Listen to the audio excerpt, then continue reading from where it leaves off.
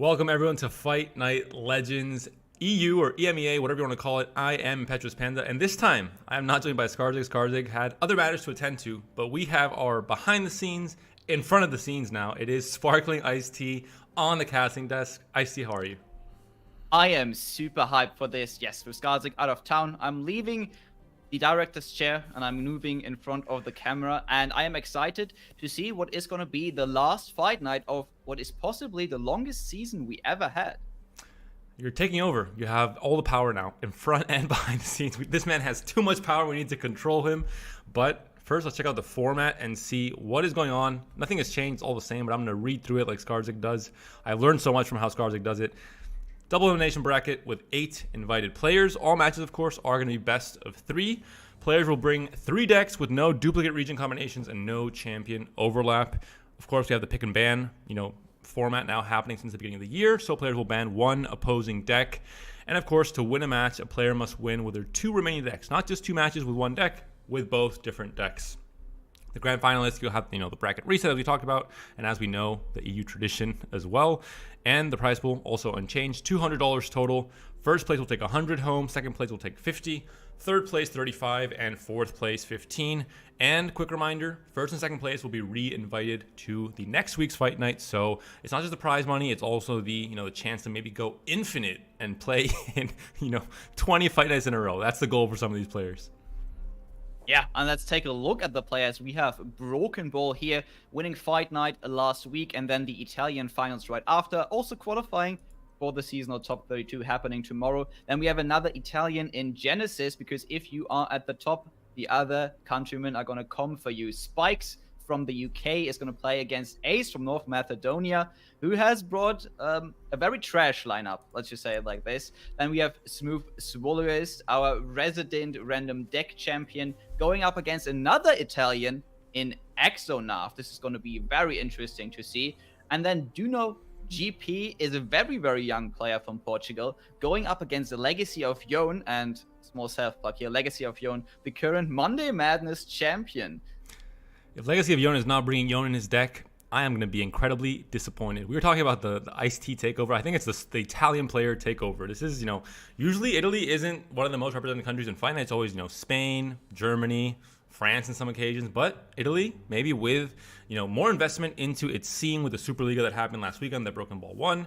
Players are getting more invested. Players want to get better, want to improve, want to compete, and elevate their gameplay. And Fight Night is definitely one way to do that with the open signups. So really cool to see kind of the immediate, direct impact of that tournament and of the investment from the Italian scene. Yeah, I'm super excited to see it. And as I mentioned, now that BB has the crown on his head, everyone is going to come for him. These Italian players are going to be super stoked to go up against Broken Ball. But before Axenarf can maybe get some revenge, because Axenarf was also in the Italian league, made it into the group stage, unfortunately did not make it, and into the playoffs, losing to BB in the group stage, has to get through someone else first. And this is going to be the first match of the day, Smooth versus Axenarf. Let's check out the player cards now. I mean, you guys all know who Smooth is. He was here last week. He's been here in many different editions of Fight Night. He's in the top cut for the seasonal as well tomorrow. He's from Germany, age 21, and extremely grinding control. I think he's a player that has played all kinds of different playstyles. I think he sometimes plays the very serious lineups and kind of the, really, try-hard lineups, let's say. Other times he kind of shows off his deck building prowess and how creative he can be. I definitely got to know him, first of all, as a deck builder and kind of a very creative person in the community, then more the try-hard side, and now kind of it's a mix of both, depending on his mood, I think. Yeah, that makes a lot of sense. We remember Smooth for the triple Yordles and Arms lineup that he brought and won Fight Night with, but he is going up against Axenarf. Again, very, very insane Italian player that also likes to play the more serious decks. We see here favorite deck combo Lee Sin, and although Lee Sin unfortunately is out of the meta currently, it just shows the type of player Axenarf is. Doesn't like to joke around, likes to play the good decks, and we will see this in their lineup as well today. At age 28, a bit more on the experience side, but I think Smooth has played enough tournaments nowadays that I would put the experience at about the same.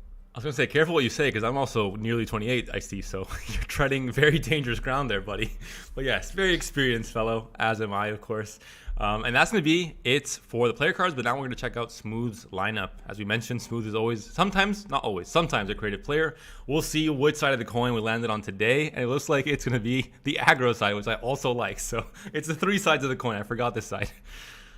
Yeah, we're starting with Pirate Aggro, and as I mentioned, Smooth also brought the triple Yordles and Arms lineup. So what does he have in store today for us? I'm gonna spoil it a bit. It's gonna be a triple Decimate lineup, swapping out one broken 5-mana card for another one. Here we have the Pirate Aggro list, which is basically just the best aggro cards in those 2 regions smashed together. Not a lot of synergies, but if it works, it works.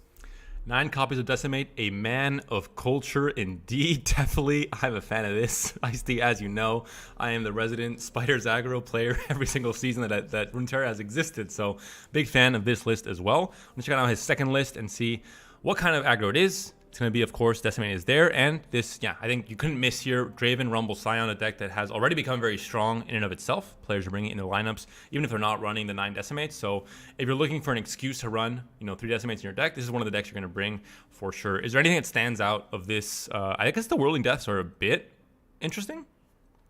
Yeah, I think it's just because you don't main deck 3 Dravens, but you would like access to the Whirling Deaths, especially if you're running Rumble.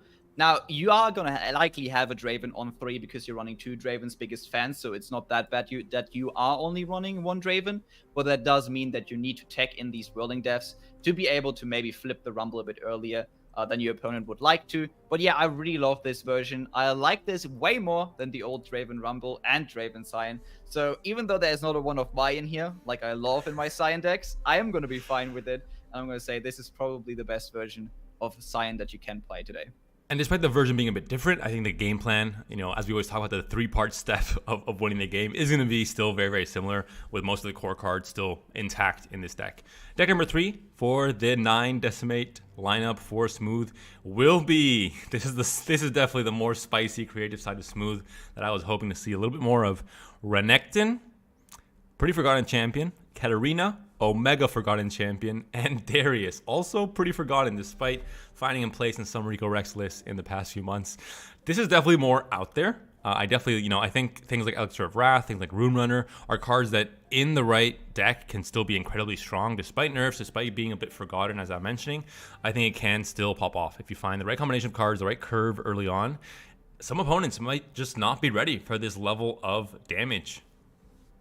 Yeah, and unfortunately, this is not quite the Salty Simon deck back in the day, where we were running just 17 1-drops and a Dream. This is a bit more mid-range, and you know what? I think I like this a bit more. This is a bit more consistent, although I don't know if it's going to be quite enough for today.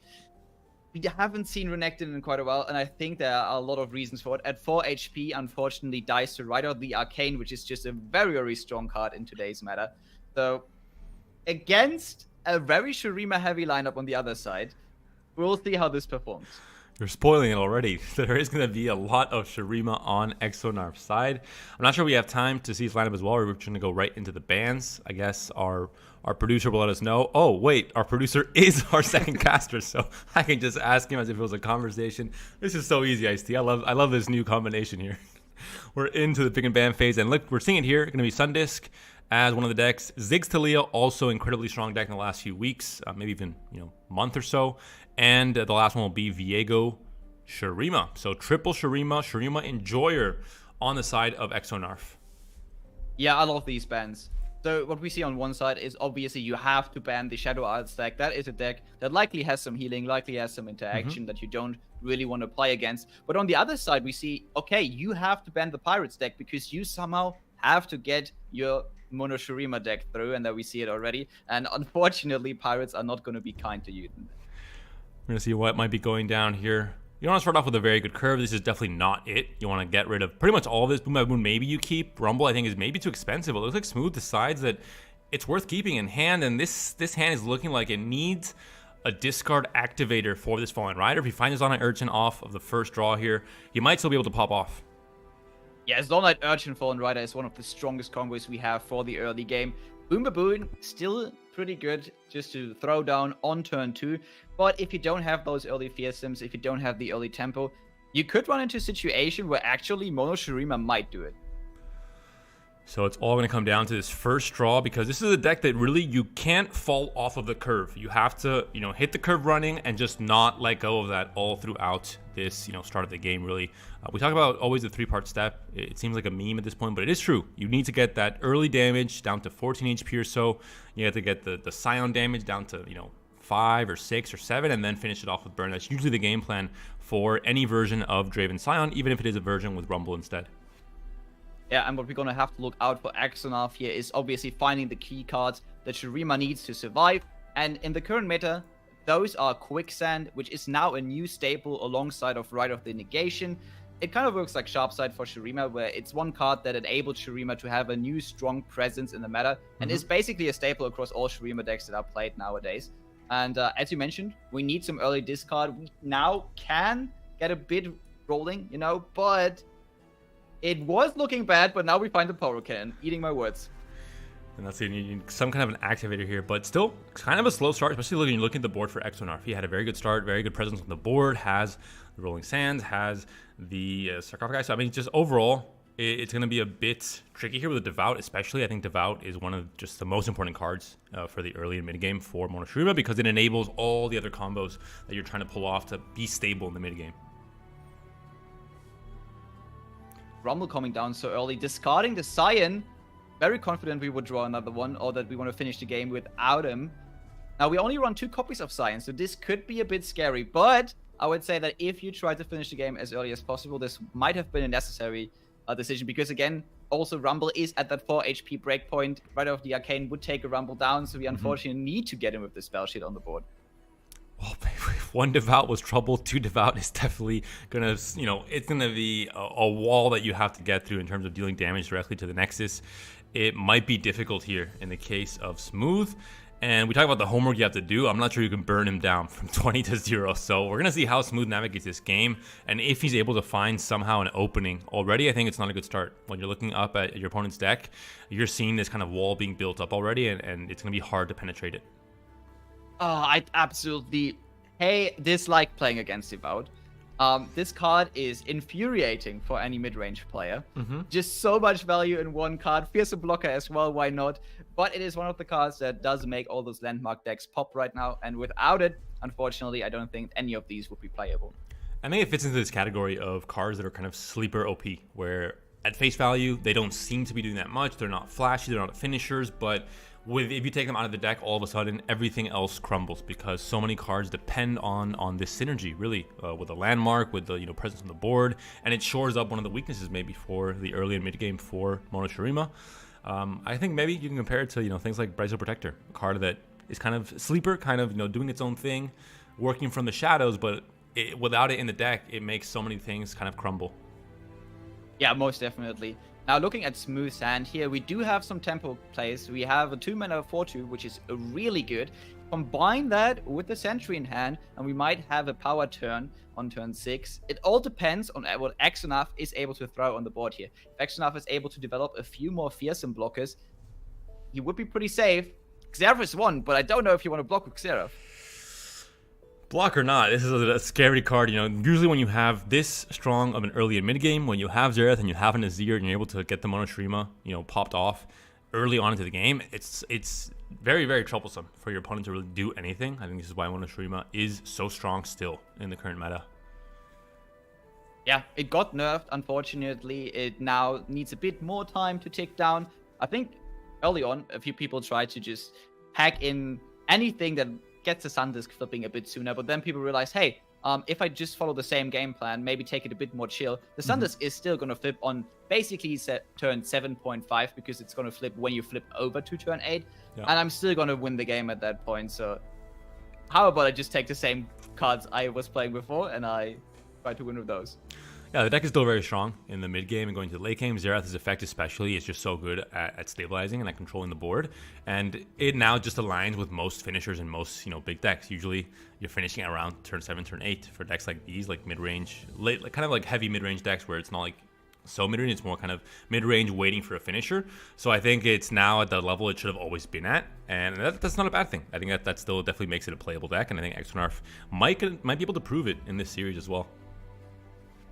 Yeah, you're looking at Smooth, and you're not looking at a man that is happy right now. Looking at Smooth's hand, we do have a couple of tempo plays available next turn. I don't know if it's going to be enough if the Axenarf is still at 14 HP there. Now, if there's also a quicksand available for Axenarf in the coming turns, I think this is basically in the bag for him. But we don't know. Smooth doesn't know. Maybe Axenarf is just sitting on a couple of Aziers. Some damage is being done. 14 HP, we talk about like the homework being done. Not in the way we expected with like the typical Fallen Rider and like early Fearsome package coming in, but still, Rumble, I think, is showing up that slight delay in the game plan for Smooth. And we're going to see. He has a Might in hand as well. You can sneak in a lot of damage, but as you mentioned, Quicksand would stop most of that. I mean, it depends. There's still a spell shield on the Rumble as well.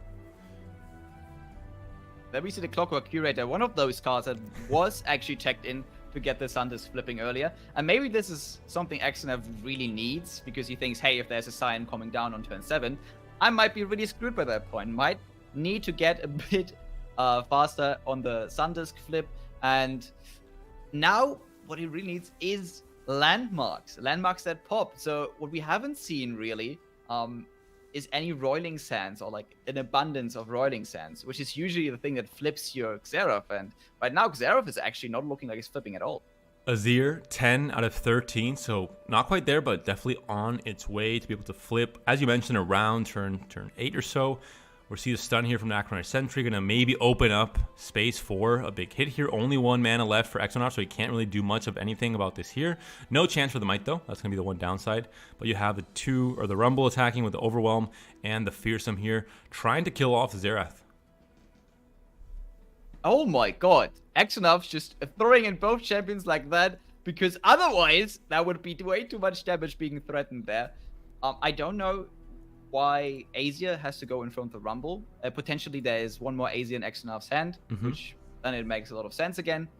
But man, that must feel bad. So both game plans not going perfect, but with Axenarf being so delayed now, I think Smooth is in the race again. The one problem is that for Rumble to come down as it did with a spell shield, you had to pay the price. You had to pay, a lot of your hand was gone, and you're maybe missing the chance to refuel now and to find those last few burn cards for Smooth. You finally get excited here at the top deck, great, but your opponent's still at 13 HP. You don't have a Scion yet, and you're going to need more burn, or overall just more cards to work with going to the late game if you want to close this game out. So we're going to see what the top decks are for Smooth, and if he finds ways to aid this problem that he currently has. Yeah, Rumble can try to reload your hand with the Mecha Yodels, but unfortunately, the way Rumble works is once you get one of those Mecha Yodels, the cost is only going to get reduced. It's not like you can get multiple Mecha Yodels all of a sudden from this Rumble. So even with one additional Mecha Yodel, I don't think Smooth has quite enough to close out the game in the next couple turns. But this is a triple Decimate deck, right? We can hope for the Decimate top decks. Goes for the Get Excited, gets the Trump Tecker. No relation to past U.S. presidents, of course. This is just a different mecha altogether. Thank the Lord. And we're just gonna slam right down because you have the mana for it, so why not go for it on this turn? Yeah, and that looks like a sweet open swing. Now for Smooth, well, what does he draw? Well, that is nothing.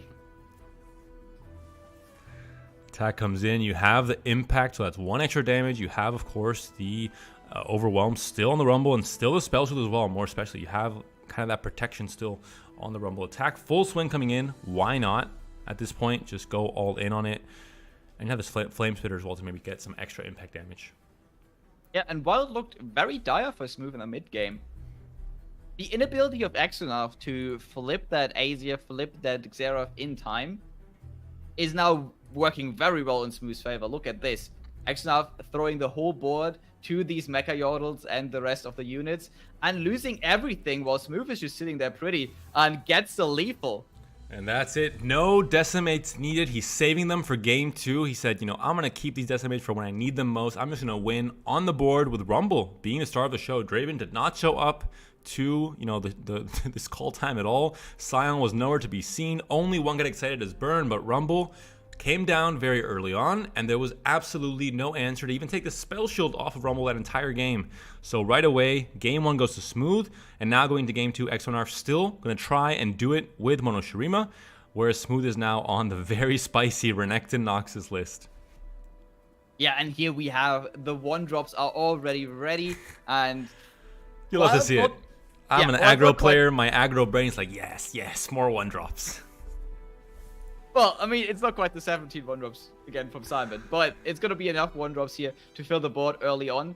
But Axenarf can actually fire back, has a 1-drop of his own, and this is this new strength that Shurima has. Not only do we have key cards like the Quicksand, we also have a pretty early curve if we mulligan for it. We have 1-drops in there, we have 2-drops in there, we can have the 1, 2, 3 curve. The unfortunate part is that it is not going to be enough if our opponent is just going to be able to throw down 3 1-drops on turn 2. Let's see if Smooth is going to be able to top deck another one. Smooth considering maybe the always the long time decision between the Precious Pet and the rear guard on turn 1. It wasn't the third 1-drop actually coming in, and instead Elixir of Wrath. So now I think this is what he was thinking about. He wants to maybe play out the Demolitionist on turn 2. If he plays Precious Pet, he cannot do that. He would obviously just kill it, and it's not really worth it. So at this point, he knows the trade is going to come in from the 2-1 on to the rear guard. So might as well make use of that extra HP and take it down with Demolitionist in the process. Yeah, and this is probably the worst attack an aggro deck can have. You know you got to swing in. You know you're not going to push any damage here. A 1-4 blocking your way all of a sudden. Yeah. That was maybe the small punish to the game plan that Smooth was trying to set up for this turn 2. Oh my god. Okay, Axenarf is actually just curving down here. 1, 2, 3. What's next? A 1-6? Where's Bubble Bear when you need him? Oh my god. Wait. Isn't there a 1-6 from Shurima which literally heals your Nexus and your units? Do you have a champion Don't do level? it. Don't caster curse. It's going to suddenly pop into Axenarf's deck, and Smooth's brain will melt, and the game will be over. All of a sudden, from the void. I think Smooth would get an auto win there because from the top rope, it's like a we're going game 2 and we're already losing control. Ice T. We have to keep things professional and in control. I know it's aggro. It gets us all very excited. At least maybe that's just me, but we have to try and control it here. And looks like well, Smooth has a bit of a landmark synergy going on here as well. plays out the Rolling Sands. Yeah, and also has some Slay synergy. So even if we get a couple of bad trades going in the next turns, we have some value there because we can draw, can deal some burn damage, and this deck can kind of go the burn route. So we have these Ruinous Paths, which again, they drain 2, they draw us a card. We then also have the Triple Decimate, as you mentioned, but this deck also plays the Nocturne Fervors. So we actually have quite a bunch of burn in this deck. It's not quite as much burn as, for example, Spider Aggro would have or Pirate Burn would have, but I think it's enough to close out the game while not really pushing any damage on the board, because right now it does not look like we're pushing much damage on them. I have to say, I do miss playing Ruinous Pass. I know when it came out, I was playing the Shurima, Shadow Isles, very like Slay heavy aggro deck that was just a lot of 1-drops. It was a really cool card, but then it just kind of fell off once a few cards got nerfed throughout that expansion. The Slay cards, the cheaper Shurima cards that were really popping off at the time, got nerfed, and it just wasn't the same. Stalking Shadows especially, that really gutted a lot of archetypes. So I'm glad to see someone playing Ruinous Pass and aggro once again. I think it's a really cool card to include. Yeah, definitely. It was included in a couple of versions of, I think, Zillion Echo, but it was quickly taken out again. Yeah, we haven't really seen this card outside of Shellfolk, for example. So I'm also glad to see this card being there again. And I really like the old Shurima Noxus aggro lists. Yeah. Yeah, this is an interesting play. So Axenarf just really wants to flip the AZ this time making sure that the AZ actually gets flipped in the future. Swinging in here, knowing that this is a good trade for Smooth. Actually, this is an even trade. And you get a bit closer to the AZ flip. This time, you do have a couple of landmarks to threaten the flip for the Xerath as well. Xerath here, not only a flipped unit, but as a level 1, actually quite scary. Because we have a bunch of 1 health units on Smooth's side that would actually be threatened by it. And Smooth, for whatever reason, could maybe not see the trade as that valuable, but because you want to activate the Slay, you want to get that Ruinous Pass activated, he takes it on the Soothsayer, trades 1 for 1. Essentially, I think it's still going to be an even trade, despite it maybe opening more bench space for Axenarf to develop this turn. That was maybe the one small downside, but I think, Smooth still decided it was worth it to develop his own idea and his own game plan of playing on the Ruinous Pass, cycling, and as you mentioned, cycling and applying burn as well, despite this card maybe being more of a healing card in some cases. Right now, it's just dealing direct damage to the Nexus, and that's what Smooth wants. 9 HP on the Nexus now for Axenarf. Now that the top decks begin, do we find the Decimates? Do we find the Noxian Fervors? Get a Katarina. The best card in this matchup. It's Well, one additional burn. You asked for like this great present for Christmas and you get socks instead. That's what Katarina showing up there. The top deck is like, I think. No Decimate, so you don't get the direct burn you're looking for. If you're Smooth, it's really all you really want at this point. Trying to end the game as soon as possible before Monoshirima, before the Sun Disc takes control. Actually, I'm mathing it out in my head. So, Katarina is technically a 15 mana Decimate. Actually, 16 mana Decimate. That might be a bit generous, Ice-T. Just a little bit. So we get a Blade's Edge every time we play her. Costs 3 mana the first time. Blade's Edge costs 1 mana. And then we just have to play a couple more times. But the Blade's Edge is going to be free at that point. Katarina's busted. What have all these pro players been doing all this time? If you have enough mana and enough time, she's infinite Decimates. We have, though, the Precious Pets attacking with the Fearsome. I'm going to see how you're able to block. It's really just going to be the Devout. But then, yeah, you have a problem with the Rune Runner as well. And you need a high HP target to block that. So it's tricky here for Axenarf. How much damage does he want to take? Looks like he's going to commit down to 4 HP at this point. 6 mana to work with, though. So maybe has ways to, maybe a Quicksand to take off the attack entirely off of this Precious Pet. We are in an awkward state where both players don't really want to sacrifice their units. You see Smooth not attacking with a couple of units here just because Smooth might actually need blockers if this goes wrong in the next couple of turns. And on Axenarf's side, yes, we're going to eat some damage from this Rune Runner, but at the same time, we don't really want to sacrifice our Aesir. From this, I think we can speculate that there's no second Aesir in Axenarf's hand because he really, really wants to protect this one.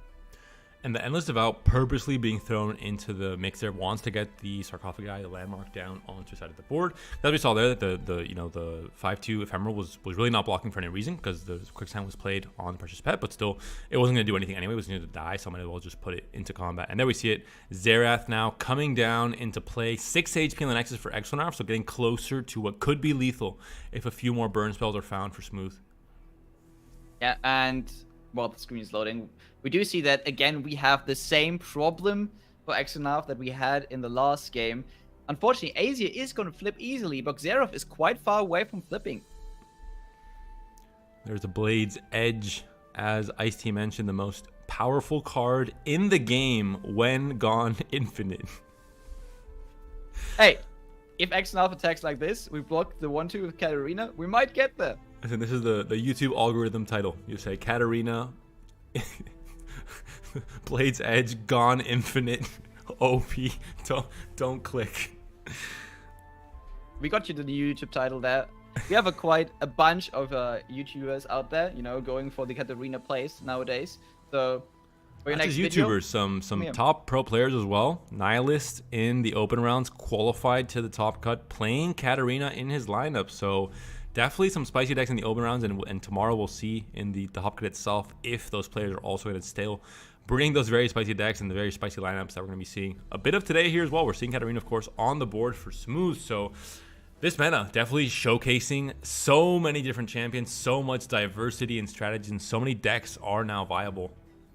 The first time that Rite of the Arcane has ever been played on a Katarina. Historic moment, as we tend to see him on Fight Night. And you love to see it, right? Because this is the end of a very, very long season. So the man not becoming stale, actually evolving almost every week is just fantastic to see. And while some players obviously will complain about a few decks that are just meta staples, I think everyone can realize that LoR is still probably the card game, the most deck diversity out there. For sure. Always so many different strategies being developed all throughout. Katarina takes the hit there for Smooth. 4 mana still to work with. Not really much you can do here at this point on defense. Can maybe, develop the Sentinel Charger, but not really much of a point here. I think he's still very healthy, 20 HP. Gonna have to sacrifice a lot of his board here, though.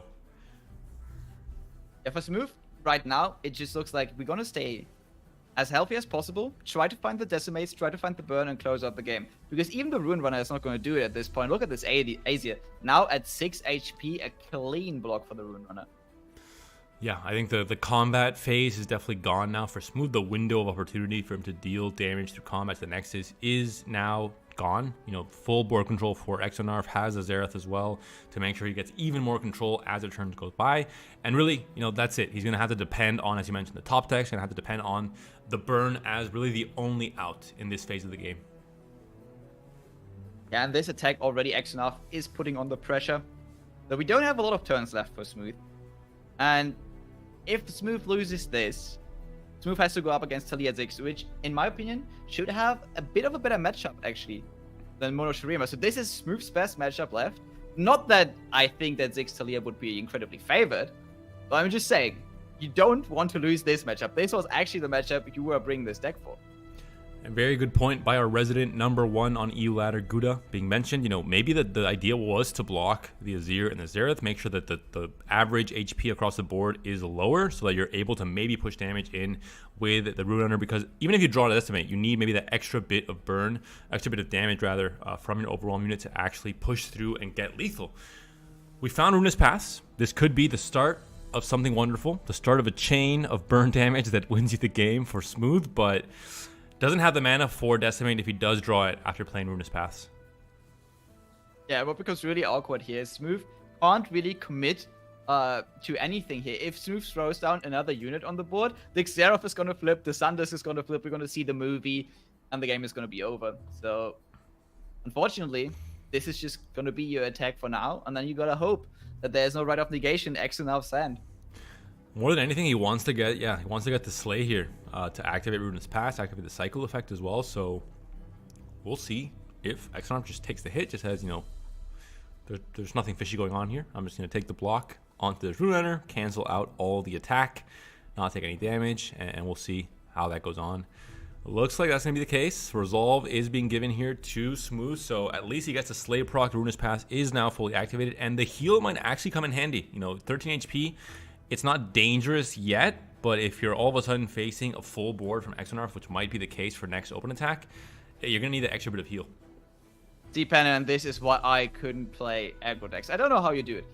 This is just so scary to play, because anything Axenarf has is going to derail. I would have surrendered like 2 turns ago. That's why it's never scary for me. I surrender before it gets scary. Oh. Ancient Hourglass. Right obligation. Oh, we want to flip the... Okay.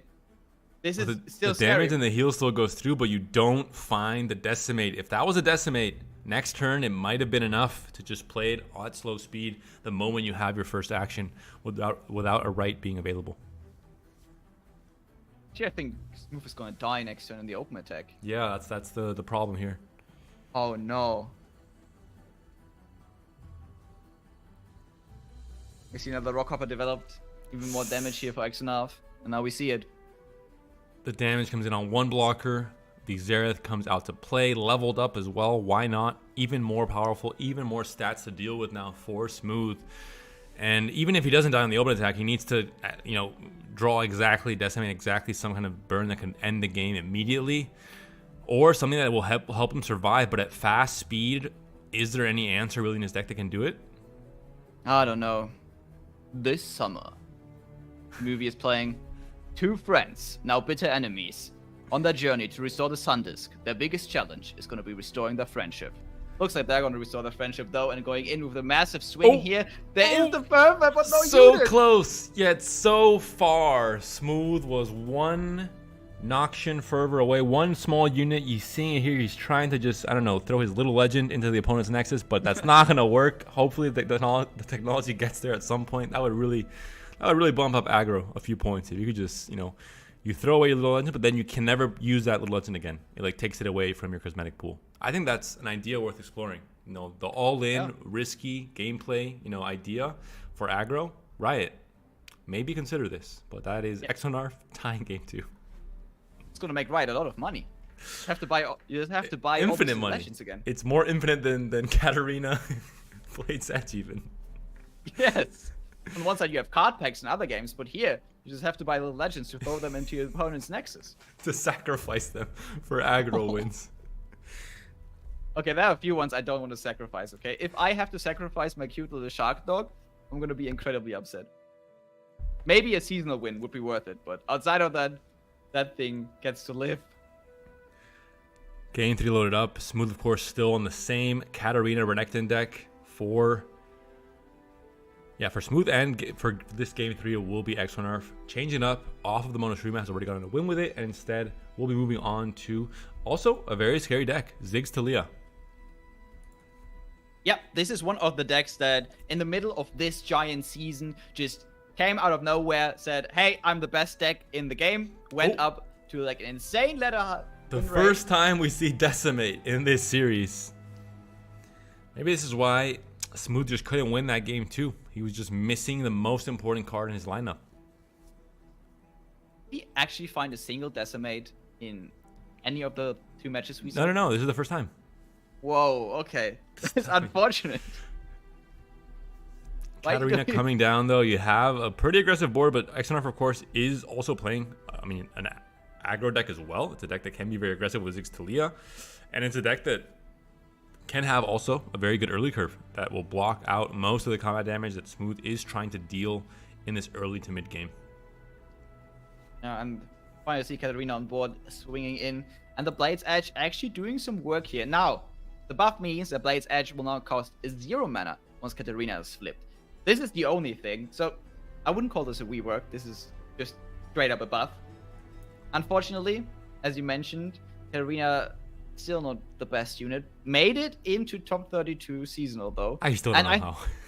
Yeah, I don't know either. But I think it was a teammate of Smooth on Ace. It was, yeah. From Team Keg, it was Nihilist. He's from the UK, some UK rep. We also have Spikes in this tournament, so UK also making a bit of a comeback, hopefully, onto the scene. After, Gems kind of didn't really compete at a high level the last few months. Turtle as well has been a bit, MIA. But Spike's making it into the Fight Night today, and we have Nihilist in the top 32 that will be playing in tomorrow's seasonal, and he did it with a super spicy lineup for the open rounds, hoping to bring the same spice tomorrow. I already told him if he does, he's going to be broadcast round 1 for sure. I want to see Katarina for the first time ever on a main seasonal broadcast. Yeah, that would be awesome, because I think a lot of players would not expect it, especially because the seasonal has a lot of casual viewers as well, who don't really necessarily follow the open rounds or the competitive scene. So seeing Katarina there all of a sudden is definitely going to surprise a few people. But here Renekton is unfortunately just going to be a blocker, and it's not going to even be enough. The Ziggs is going to survive, and our favorite Croc is not really going down with a fight. Not ideal. Only the pressure pet surviving here. 15 HP on the Nexus for Axenarf. So, starting to whittle it down little by little on Smooth's side. Has the Runeterra pass, and in this case, this is why I liked the card so much when I was playing, at the very beginning when it first released with Shurima and that aggro deck with Shadow Isles. When you played other aggro decks and you had Runeterra pass all of a sudden and Doom Beast, it was like, okay, GG. Like, you can heal so much and drain kind of with Doom Beast as well. So it was really, really nice where you could kind of win those races. And it might be something similar here, where that might be the edge that helps keep Smooth stable and alive and able to kind of outlast Axenarf in that race. Yeah, and look at this incredibly awkward attack here. Not for Smooth, for Axenarf, because Axenarf now, either you block and you lose your Ziggs, or you let this go through, you take the 2 damage, Smoothest can play Katarina, Blade's Edge is gonna kill your Ziggs, still dies. Yeah, this is just incredibly unfortunate for Axenarf. To see now Smooth considering his options, but really it's gonna be Axenarf, as you mentioned, that has to consider what he will be doing next. 5 mana to work with. Gonna play out the Rolling Sands and get some extra card draw, extra cycling, some more options, and also gonna set up a few of these traps for any units that come down. The sacrifices are going to be necessary on Smooth's side. So is Katarina going to be the sacrifice? I think with the temptation of that Blade's Edge, I think, you have to play Katarina at this point. Yeah. So very clever from Axenarf there. Decide, okay, I'm not going to throw in my Ziggs, not going to block here, because I'm just going to flip him. In order to get that Blade's Edge, Smooth has to play the Katarina, which then triggers the landmark, which triggers the Ziggs level up. The good thing for Smooth is the vulnerable is on the Katarina now, and Katarina most likely is going to go back to hand if we don't see a quicksand on the other side. It is going to be a gamble though, because unfortunately Axenarf still has those 3 mana available, and that is a breaking point. Quicksand, the staple card, obviously also in Ziggs Talia here, and that could be very awkward for... Never mind. Also a cheap blocker here, so Axenarf has a lot going for him. Can block Fearsomes though, so cannot block the Precious Pet. Yeah, and we also gave up on the Quicksand. Before, Axenarf was kind of threatening the Quicksand. And now Smooth can swing in freely with the Katarina again, because all of a sudden Smooth doesn't have to care about the Quicksand anymore. There's attack coming in, 13 HP, 7 if nothing gets blocked, but of course Axenarf wants to try and stay healthy if possible. Ancient Hourglass on the Ziggs, just using it as a blocker for the Katarina, kind of getting rid of that 4 damage and the quick attack. You know, would have made Ziggs an easy target there in that combat trade, and now Ziggs is back. 4-2 stat line, still healthy. Couldn't be killed last turn, and 11 HP is not the end of the world for Axenarf. But as we mentioned, if this becomes a sort of race, Rune's Pass is a really good card to have in hand for Smooth. Yeah, especially because it looks like these two will trade even, although we're going to buff up the Ziggs to push massive damage here, but it's not going to be enough, and it's still an even trade. And this is where the Rune's Pass is really going to stop Axenarf in his tracks. This is the idea where you know, using double Absolver just to push damage, you're kind of going this all-in strategy, kind of all or nothing. 4 cards left in hand for Axenarf. Rune's Pass says, you know, chill out. I'm going to heal back up a little bit. I'm going to, you know, do damage in the process as well. Cycle for Smooth. So maybe sometimes aggro decks have to pivot off of their game plan and say, you know, maybe now you're the beatdown. I'm going to go a bit more control-y. I'm going to outlast your damage and end up winning it in the end. And it looks like Smooth is actually outlasting Axenarf. Axenarf with one big swing that not quite does anything. Like, yes, Smooth is on 7 HP, but has a fantastic open attack. It's just That has to be it, no? take the win here, yeah. Is there a card that I missed that was released recently in Shurima? I mean, is this a Spirit Fire angle? It might be. Uh-oh. Wait, does he already have access to the Let's check the deck lists. Wait a minute. I would love to see it, but I would be very surprised. Axenarf, deck 3. I can confirm there is no Spirit Fire in the main deck. Oh, that is just unfortunate. And even though we can get on the board here, I still think Smooth with this wide swing and the Decimate as the follow-up is going to be able to pull it off.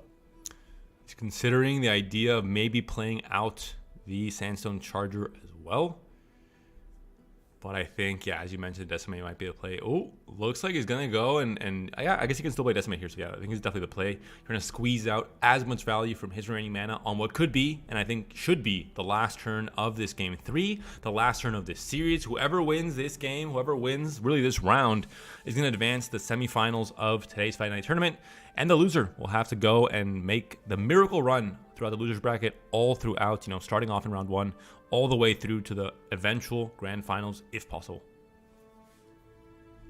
Yeah, and look at this, 7 damage already. We don't have Quicksand, we don't have anything. Smooth is going to make it happen and get the triple Decimate lineup through.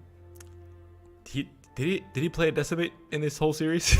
Did he play one this game? He didn't end up playing it, so I think Smooth just using the Decimates as a power play, saying, I have them in the deck. Be careful, I can use them as a you know, a menace, a threat, but not even having to pull the trigger.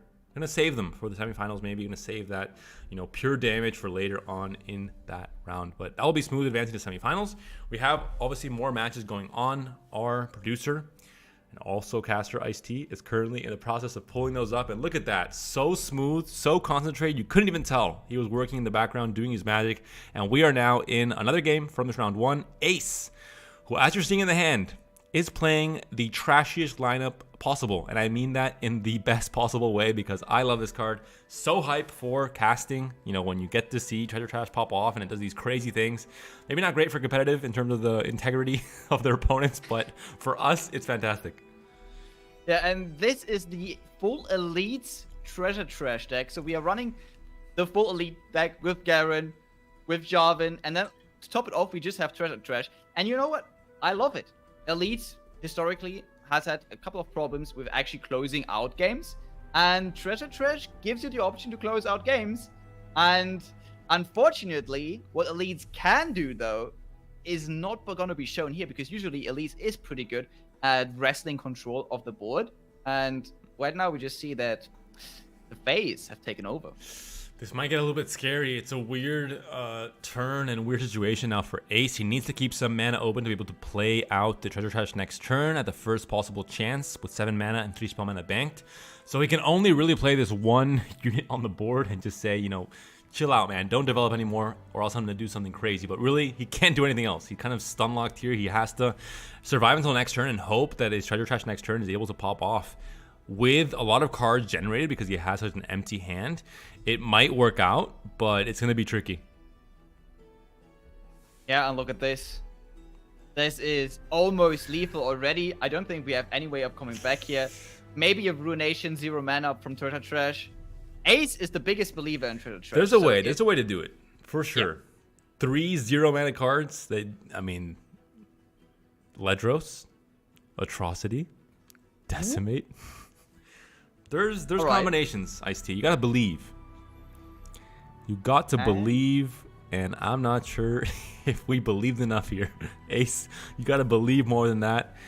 I'm not necessarily the best at this left top angle of card trivia. We're gonna have to see what the cards actually are. We're seeing the Ether Fiend there, a strong card in and of itself, but I'm not sure if that's the one that wins in the game. No, especially because you have to sacrifice one of your own units. Oh, that's definitely a problem. We have Aftershock that is technically removal, but looking at Spike's board, we can just redevelop. We have a Spell Shield at 5/1 that unfortunately is just gonna swing in for lethal combined with the Rainbow Fish. Right now, I don't see anything, and I don't think there is anything that Ace can do. Has the Desert Duel, new card from Shurima, which is basically the Shurima in single combat.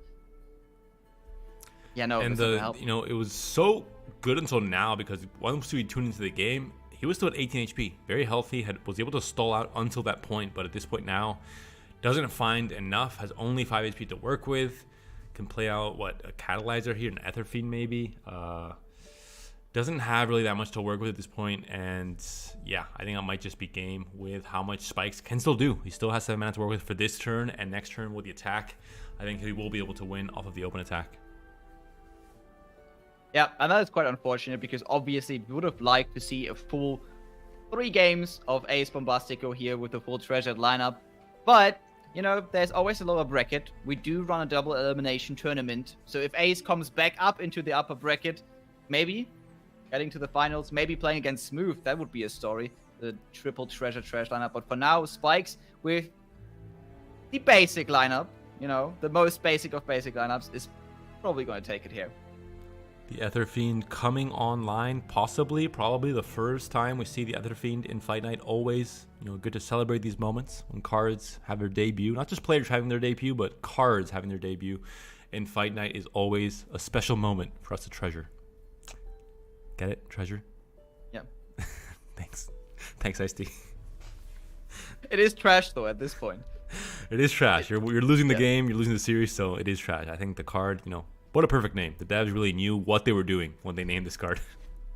Yep, it's the yin and yang. It's the highs and the lows. And this time it was one of the lows. But as we mentioned, Spikes is just running a really, really solid lineup here as well. Ophelio is one of the strongest, if not the strongest deck currently. I think next to Pantheon. And we're going to probably talk about this in the future rounds. But we don't really have any Pantheon today, which surprised me. Well, I'm all for it, so don't jinx it. We're gonna see 7 Pantheon decks next week. Oh no! You have to get ready with the Caster Blessing, Caster Curse. There's a lot of power to have on this broadcast, especially in Fight Night. Really, it gets amplified even more so. So you have to be very careful with what you say and what you don't say, especially what you think. It's true. That is true. I think the most powerful Caster Curse I have ever seen was someone missing Allegiance with just 1 non-allegiance card in the deck. Yeah, we see the single combat here. That is actually going to keep us alive. Oh, is there another round of treasure trash coming online? Wait a second. The draw comes in. Playful Trickster. You don't have the mana for it. You have the Pokestake. Only going to put him down to... Oh, never mind. That's exactly lethal. Yep. Because of the level up on the Fizz. So... we got ahead of ourselves there. It will be game over. No second treasure trash opportunity for Ace in this case. And the shiny vote comes out. The fist bump from Spikes. Spikes will advance to the semifinal of today's Fight Night tournament. And Ace will have to fight his way to at least the loser semi so we can catch him in that round when we go back down to loser bracket. But I would really hope to see more of the treasure trash deck in action. So we gotta wish Ace the best in those next few matches. But do we have any more matches to go off of on this round 1, Ice-T? No. That is it. And again, we hope that Ace makes it. Ace is obviously a snail. They are known slow starters. So I put my hope into Ace. Let's see what his round 1 lower bracket opponent is. Okay, I lost all hope for Ace. Ace is facing Broken Ball, our multi-time Fight Night champion, Superliga Italian champion, qualified player to the seasonal top cut tomorrow, has somehow found his way to the loser's bracket, and now no one is safe. This player is, in really hot form right now. He won last Fight Night. He won the Italian Superliga. He's hoping to win tomorrow, the seasonal, and as well in Fight Night. This is just an appetizer for him, so he's hungry. And Ace, maybe not in Italy, but in France, they definitely eat snails. So, I mean, he's maybe in trouble, I think. He might be in trouble. But we see that Genesis actually took the game over Broken Ball. Again, there was an Italian matchup. Now going up against Spike. Smooth, we saw him win versus Axenarf, is going up against the youngest player in today's bracket, Duno GP, who took the win over Legacy of Yon. That looks like a stacked upper bracket, but the lower bracket is also going to be really interesting. We possibly have another Axenarf Broken Ball matchup waiting in the lower bracket round 3. It's going to be really exciting to see how this plays out. That will be it for this first round. We're going to maybe a bit of a longer break because we have our behind-the-scenes guy having to deal with more stuff overall, so we need more time to process everything going to round 2. But don't go anywhere. Stay tuned for more Runeterra action in a maximum of just 5 minutes, so still not too long of a break. We'll see you guys soon.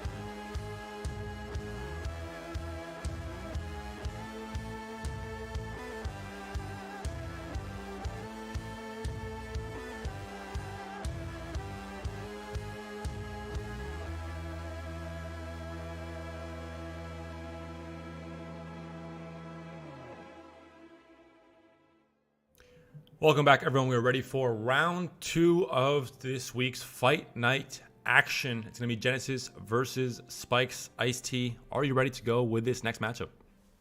I am so ready to go. I want to see what Broken Ball lost against and how Genesis is going to play this one out. Now, Spikes is, for me, a much more well-known factor, but I'm still going to be excited to see Spikes again after he took kind of a break from competitive for a while.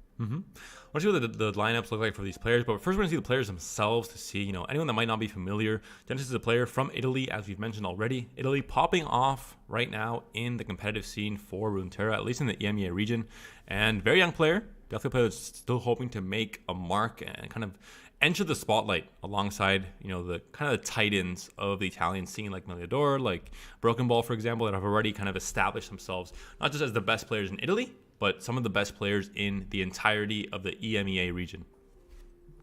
Yeah, and on the other side, we have Spikes, very well-known player, and basically here since the beginning of Runeterra from the UK. Favorite dex control is something that everyone who plays Master in EU knows, because whenever you queue into Spikes, he is on that FTR deck, just sucking the life out of everyone. One of the players that really was, I think he's had very high peaks, but then kind of, I think he's maybe been a bit inconsistent in his performance, or at least maybe in the time he's put into Runeterra, especially. I think when he's motivated, when he's at his highest level, when the meta suits him, when we had things like the Watcher, for example, of course, Feel It Rush is definitely the deck that he's popped off on the most in competitive. He's been a part of many Master Europe tournaments, so he's been around for a long time. He's had very high highs as well. And we know he's a player that when he tries his hardest, when he's at his peak form, he's able to do really good thing and find really good results in tournaments. And this might be one of those tournaments as well coming into this Fight Night tournament. So we'll see. We'll see what he can do against Genesis, kind of the established versus the non-established maybe. And the lineups, I would love to say, they're also, opposite sides of the coin, but they're really not. A lot of Fae going to be shown in both these lineups. Both players have brought Fizzafelios, one of the most oppressive and strong decks right now in the current ladder. We're seeing it here. This is the version from Genesis, I believe. Is that right? Yeah, this is Genesis. Aphelios deck, as you mentioned. The Lost My Chemical Romance band member now found himself with quite a bunch of face and works perfectly, right? Look at that mana curve. Stops at 5 completely, only 1 5-drop, and 18 2-drops. And that is not even taking into account all the Aphelios weapons, which also all cost 2 mana. And it's a deck that I think doesn't really need much introduction. It's just able to do so many things so well. The Fae package overall since its inception in Runeterra has been incredibly strong in all kinds of different shells. Certain things have been nerfed, like Yorls and Arms, and certain cards around the Fae package have been nerfed, but then that just means the players have to find a different way to utilize this package to its best potential. And this is maybe the answer now for this current meta for this last month and a half or so. Fizzafelios is the one deck that maybe is in the most control, but the second deck that has also found a way to utilize this Fae package is going to be this Teemo Tristana deck, popularized mostly by 2 Spanish players going into the open rounds especially. They both qualified, and that's going to be Sergio Tuvamos and Sir Donald. Broken Ball then took this deck into the Superliga tournament on Sunday last week, won it also with this deck, so already it has its track record proven in the highest tier of competitive play. Yeah, and we have, again, the strong Fae package here with Gleaming Lantern, triple Fae Sprout as well to get you more Rainbow Fishes, to get you more Faes that synergize with the Lantern as well. This actually looks kind of like Broken Ball's Tristana Fae deck with Yordles and Arms that we saw early on. Unfortunately, Yordles and Arms no longer playable, at least not in the current version. Now, with the Master, you had a couple of rallies. With Ionia, though, you have a lot of defensive tools, which also work quite well, especially if you are going up against decks like Pantheon or Fear the Rush. Pantheon, one of the biggest decks currently, doesn't work that well against Will of Ionia, unfortunately. And with that, this deck actually can make some waves in what I would say is one of the most Pantheon heavy metas that we currently have ever seen. And one thing to mention as well, if you're thinking that, my deck might run out of options in a longer game, Sign-In is there to kind of solve that problem. Sign-In, a card that really was a big part of Kennen becoming a thing when it was released, was maybe not the most important or the flashiest part of that deck, but really was the backbone We saw it. I believe it was Sir Donald that really, showcased how strong it was in that one fight night so many weeks and months ago, where he was just able to bounce the sign in infinitely, and it was just, so much card advantage, so much value overall. So a similar idea in this deck as well. Yeah, so very, very strong deck, very Fey heavy deck again, but the third deck is going to be way different. It's going to be Zilean Echo. Zilean Echo, a deck that Salty Simon, Broken Ball have made very, very popular. A deck that's very polarizing in terms of ladder stats not being great, but really good players still believing in it and finding results with it. Are the players carrying the deck? Is the deck just very hard to play well? These questions don't really have answers yet. I think still the community is divided on what this deck is and how strong it really is in tournaments in this current meta. But some players still believe in it, Broken Ball being one of them. And it looks like we have a second believer in this tournament as well, with Genesis bringing it in his lineup. Yes. And a small update from the production side here. It appears that there are some issues with the game of Genesis and Spikes. Genesis is experiencing some connection issues. So we are going to quickly hop into the game of Smooth versus Duno. And while they are already playing, we unfortunately missed the pick and ban. I hope we can, see Smooth going in with the triple decimate lineup again, and this time actually play one. I'm going to make a wild prediction. I think one of the decks that was banned for Smooth was the deck with Decimate. That's my really wild prediction, but I still think he'll find ways to play Decimate in this series. Yeah, and on the other side, we have Duno going in with a deck that made some splashes early on, but was forgotten quickly in this season, and that is going to be the Fizz and Riven. Now, Fizz Riven doesn't really play like Faye, but also can make use of attached cards and can especially make use of the Papercraft Dragon, which it runs as a 3-of. Meanwhile, Faze only run that as a 1-of.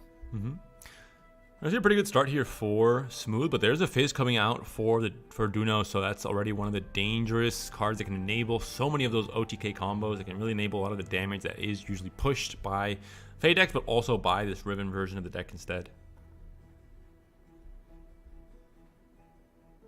Decimate is going to be an option. It is in hand. We didn't see one played all throughout that first series that Smooth was able to win, but we'll see if maybe that gets a chance here. 17 HP still in the Nexus for Duno on turn 4, so it hasn't been the fastest of starts for Smooth just yet, and this will be a game that might come down to a bit of a race with how Riven and Fizz wants to play out as well. A very aggressive deck trying to find that kind of a little bit cheesy OTK combo.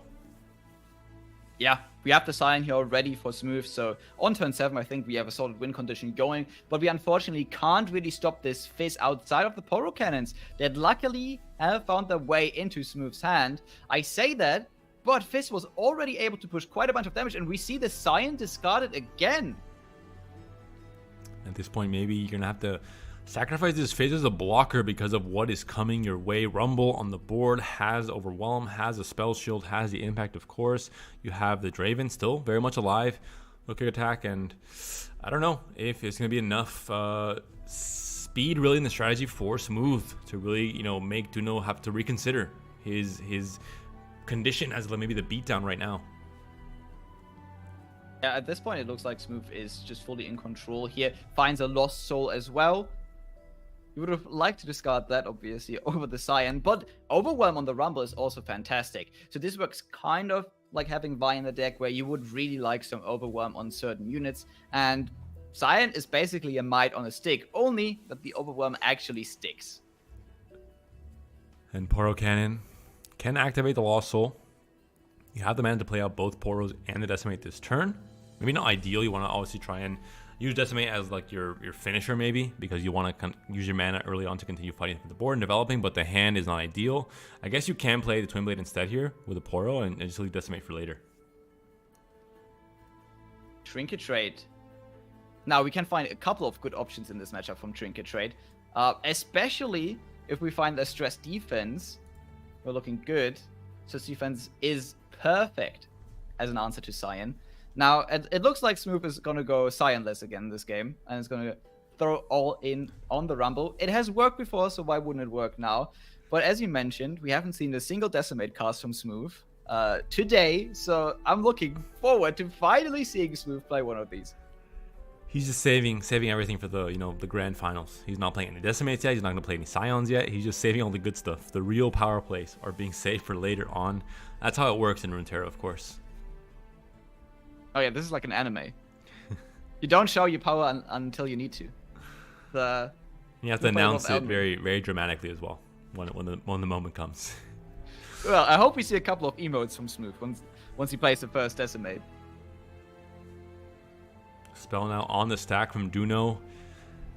A block from there's still spell shield on the Rumble, but yeah, it's 2 spells now being stacked up here. We're going to see what exactly they are from Duno and what can stop at least some of this damage coming through, because still 9 damage being threatened. Pokestick on one side, Pokestick on another. 2 sticks, 2 kills. It looks like here from the Draven and the Poro, but Rumble's still very much alive, still with the spell shield as well, and still continuing to deal damage with both his Overwhelm keyword and the Impact keyword as well. That's what I call ancient technology. 2 sticks here, taking down Smooth's aggression. That said, the Rumble is still trucking along and is about to flip. We need 1 more attack, and then we have a flipped Rumble, giving us additional value here. And it looks like we're going to have the second hand here very soon for you, so we can actually see what's going on in Duno GP's hand. No Riven is a bit scary, but a Papercraft Dragon on a Fizz is as well. The combo is starting to pop off, but there we have it. The Poro is here. 2 Pokesticks were used last turn. Is there going to be another way to get this elusive blocker out of the way, or is there going to be a way to put overwhelm damage? And there is a might here, so a lot of damage can come through. Only going to be 1 HP of blocking really done from this Poro. So is this lethal? Elixir of Wrath, you don't have the damage for the might, but you do have the overwhelm already. So 1 HP on the Nexus. But there's a second Elixir of Wrath in hand. I just saw it, and that might be it. 1 mana still available for Duno. Wait, is this... Okay, so we just hopped in a bit later, so this might be like the same Elixir. The debate from Ice-T hitting his co-caster with the 20-second debate here. I see how it is, Ice-T. All right. No, so maybe, I think it's the second one. Maybe Smooth is surviving. We're just keeping it, we're keeping it interesting for the viewer. You have to decide, it's the Schrodinger's Elixir of Wrath. Is it in hand or is it in play? We'll find out very soon. If this might not be it. This might just be 1 HP surviving for Smooth on his Nexus, and we'll have a chance to maybe win it himself next turn. Okay, I now think, yeah, as you mentioned, it is going to be the one in hand. Actually, clever. The debate on the debate. There is a second Elixir, and that's going to be it. What can Smooth do here? Absolutely nothing, and even though Smooth has an elusive blocker, it's just not enough. A small Poro against an 11-4 double attack Overwhelm Fizz. This is the power of this deck. This is what we're talking about with a cheesy OTK. It doesn't get more cheesy than this. It doesn't get more OTK than this. 16 HP on the Nexus for Smooth, but still, he goes down in, pretty devastating fashion. It does have to feel bad to think, hey, I'm somewhat in control of this game. My opponent's lower health than me. I have, Rumble on the board. I'm getting there.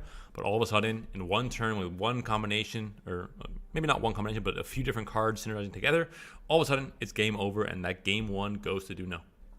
Yeah, and very well played from both sides. I really liked holding that 1 Elixir of Wrath back, because potentially we could have seen a Might and Whirling Death combo coming in from Smooth, and then that additional 1 mana spell would have saved our Fizz. So very well played. I didn't see it at the moment, but, that's why I'm playing. See Poro Cannon here, we see Fallen Rider, so we have an activator for a great turn to play, but on the other side, we have healing cards in action. We have Vile Feast, we have a 1-drop, we have Withering Wail, so, you can go as fast as you want if you're Smooth, but if there's going to be ways to heal that HP back up for Duno, he's going to be in a good position to win this game. Yeah, and look at that. Finally, we get a strong early curve from this deck, but it is probably against the worst matchup that we have right now. This is Mono Viego. Viego was played alongside of Nasus, alongside of Thresh, alongside of Kindred, but really, could you imagine a Viego deck with anything but Viego? I think there's not enough space in a Viego deck for 2 champions, so now it's just Mono Viego, the support of Shurima again. I like this deck way more than the Ionia version, and we see its strengths here because it also tags in a bunch of healing to survive against these aggressive decks. And there's, a bit of that in the open rounds. There's definitely a lot of players that are on triple aggro lineups, and overall in the competitive scene, we're seeing here with Smooth as well, bringing just 9 decimates, slamming them all in, finding the right decks for them, and just trying to do his best in Fight Night today, all the way now to the semifinal, but is in a tricky spot now against a deck that maybe is not favored, 1-0 down in the series. This might be the Smooth going down to the losers bracket after this game too. Yeah, we see already fearsome blockers being developed here by Duno. So at the end of the day, you do have a couple of Poros in hand, but you don't really have anything to swing through with. You can make a cheeky play here with the survival skills. Tag in, take out a fearsome blocker, you keep your fearsome unit. Your fearsome unit is going to stay at 1 HP though, so it's very, very vulnerable. Balfeast is vulnerable to Withering Well, and it's not like Duno does not have any more fearsome blockers to develop. We see it here. The whole hand is fearsome blockers. You can play a Decimate here, but again, this is the idea that if you're playing aggro, you want to try and play for the board in the early rounds. Try and play, to have some semblance of control over the board or some damage that you're committing to the board to be able to sneak in directly to the Nexus, and then having the burn for later. But already the way this game is panned out in the first few turns, you've kind of already given up on that. There's a lot of blockers on the opponent's side. You're not going to catch up in time, and you just don't have the units even to play. This is the one downside. You want to have this burn to draw later as top decks, but instead you have it all in the early game, and that's not ideal. We find the Viego off the top. This was the only card missing for Duno. And even though Smooth can try to go in with a wide elusive swing here, we do have the Withering Well. Never mind. We just commit the Viego, trying to further our own game plan. This is maybe opening up all of a sudden it's completely in control for Duno with Withering Whale, but getting a bit aggressive, playing out the Viego instead on this turn. Is there a chance with the burn that we have in hand for Duno to commit a misplay and going too deep on next turn, not having the Withering Whale available, and maybe giving a chance for Smooth to find some kind of a lethal? So we have 3 more healing in hand. We would need to top take 2 more Decimates for Smooth to get there. It is going to be tough, but Smooth might be able to do it. The only thing that is going to be a big problem here is that Duno is also putting Smooth on the giant clock here. Look at this. Viego already on the board, can swing in now every turn, and we can't forget this deck does play Atrocity, so it's not like we don't have any burn finishes of our own. Gonna have to block some of the damage here, I assume. I mean, you're gonna go down all the way to 9. As you mentioned, the clock is now ticking on Smooth side as well from Duno, adding in this extra pressure with Viego down on the board. Rumble is being considered here by Smooth. 8 mana to work with on this turn, has burn damage, but opts to pass here. I think Smooth was considering maybe throwing a Mystic Shot on the Viego, but I think as soon as you use your burn to kill the enemy's Viego, you already lost the game. Yeah. That is not what you want to do, and you don't come back from this. Cyan could potentially bring Smooth back into the game. The one problem is that I don't think Cyan is flipped right now. That is definitely a major problem for Smooth. I mean, he has a lot of them right now, Viego being one of those. And just the fact that he has no control over the board, the Withering Whale's in hand, and these Poros are not going to deal damage next turn, of course. So essentially, Duno's at 13 HP now, and as you mentioned, that's a little bit too far away for the Mystic Shots and get excited to get the job done. Interesting player from Duno. So the way Smooth blocked made it so that not a single unit of Duno died this turn. So Viego couldn't trigger. So Duno is just playing this out, basically, to get a Viego trigger, buff him up, get him to a 8-3, and get closer to a level up. Do you kill a Viego? It's very enticing. So the problem is that these Viego decks play a ton of protection for the Viego. But Smooth makes the read, hey, I have to do this, otherwise I lose the game in a couple of turns, and gets the Viego. The damage comes through. Ice-T proclaimed that if you play the Mystic Shot there, you already lost the game, but we'll see if Smooth wants to bring in the counter argument and finds a line that gets him the win in this game. Gonna have the Boom Baboon, gonna have a chance for the Rumble to come down now as well, discarding the Chompers in the process, maybe opening up some combat damage that we thought was maybe already gone from so early on in the game. Still has some burn in hand. We'll have to, I think, count on some Decimate top decks and be able to do it, but maybe there's a chance. The chance is very, very slim, again, because we have the Withering Well almost obliterating the entire board of Smooth, but maybe we do have a chance. Now, with no Viego on the board, we could try to draw one. It is, I think, one of those situations where you actually try and sacrifice a mana gem to get the Viego. I don't think you want to sacrifice a unit here, because again, Smooth has some burn cards in hand that could potentially cheat you out of the Viego draw. The triple soldiers come down. And, I mean, do you even attack here? You attack with the portals, I guess. That opens up the chance for the Withering Will to come down. 7 mana to work with still for Duno, so we can definitely still use it here. And we're going to see it finally coming down. The kill on, as you mentioned, 3 of the 5 units on the board here. 4 Smooth will be going down, or 6 units rather. And the healing especially. Yep, and this is a Rumble without Quick Attack. Only discarding 1 card means you don't even get the Quick Attack, and you don't get the Spell Shield. Can save the Rumble here. The Rumble's going to stay at 1 HP, so very vulnerable to a Mystic Shot, to a Wild Feast, or another Withering Wail. But for now, can mean 1 more damage next turn. Well, it's a tie on the Nexus HP at least, so you could take those maybe sometimes, but overall the Whale is just, it's really the card that, especially when you're playing a deck that has so many 1 HP units, in the case that just how these early turns played out where you had so many Poro Cannons that you had to kind of commit to the board, made you extra vulnerable to that, and we see there the kind of the blowout element. Full attack coming in here, you have to block, you're going to die if not at this point. If you're Smooth, Draven was not the top deck you were looking for. I don't think there's any top deck that necessarily does much in this case, and it's looking now very grim for Smooth. Yeah, this is the one of Draven. It's better than a Draven's biggest fan in this situation, but as I mentioned, not the top deck we want here. And Duno is almost swinging for lethal this turn. And this that deck can be very aggressive. Would be the game to win. Would be, Duno advancing to the winners final already of this week's Fight Night tournament, and Smooth gonna have to fight his way through the losers bracket with this 9 Decimate lineup that he's brought today. Just wasn't able to do it against Shadow Isles in general. It's gonna be always very, very tricky. Not that just yet though. Has a few blockers to work with. Gonna be now at 4 HP. And the hand is a bit awkward for Duno. I mean, if you're really looking at it, there's a Sandstone Charger, there's a Vengeance that, there's not really a great Vengeance target for 6 mana in this deck for Smooth. There's 2 rights, so I mean, is there a chance still, Ice-T, maybe? Alright, if we go on the super copium, we could potentially see a Cyan top deck. Wait, no, never mind, Cyan's not flip. What can Smooth get that gets him out of this situation? I don't see it. Ooh, Viego found as well for Duno. Has the mana to play it this turn. That's already, definitely not what we wanted to see if we were hoping for Smooth to find some way to get back into this game. The Waking Sands come out. Sandstone Charger comes out just to get the proc now on the Viego. And it's looking pretty doomed now for sure. I don't think there's any top deck that does it for Smooth. Still 9 HP on the Nexus for Duno, so just so far away. If it was closer, if it was maybe some amount of burn that could do it with a Decimate and then a Get Excited or a Mystic Shot on the next top deck at fast speed. Whirling Death in the units is definitely not the answer. The emo comes through, but not the one that Icy was hoping for. The Vlad raises his glass. Surrender comes through. Smooth now going down to losers bracket, and Duno GP advances to the winners final of this week's Fight Night.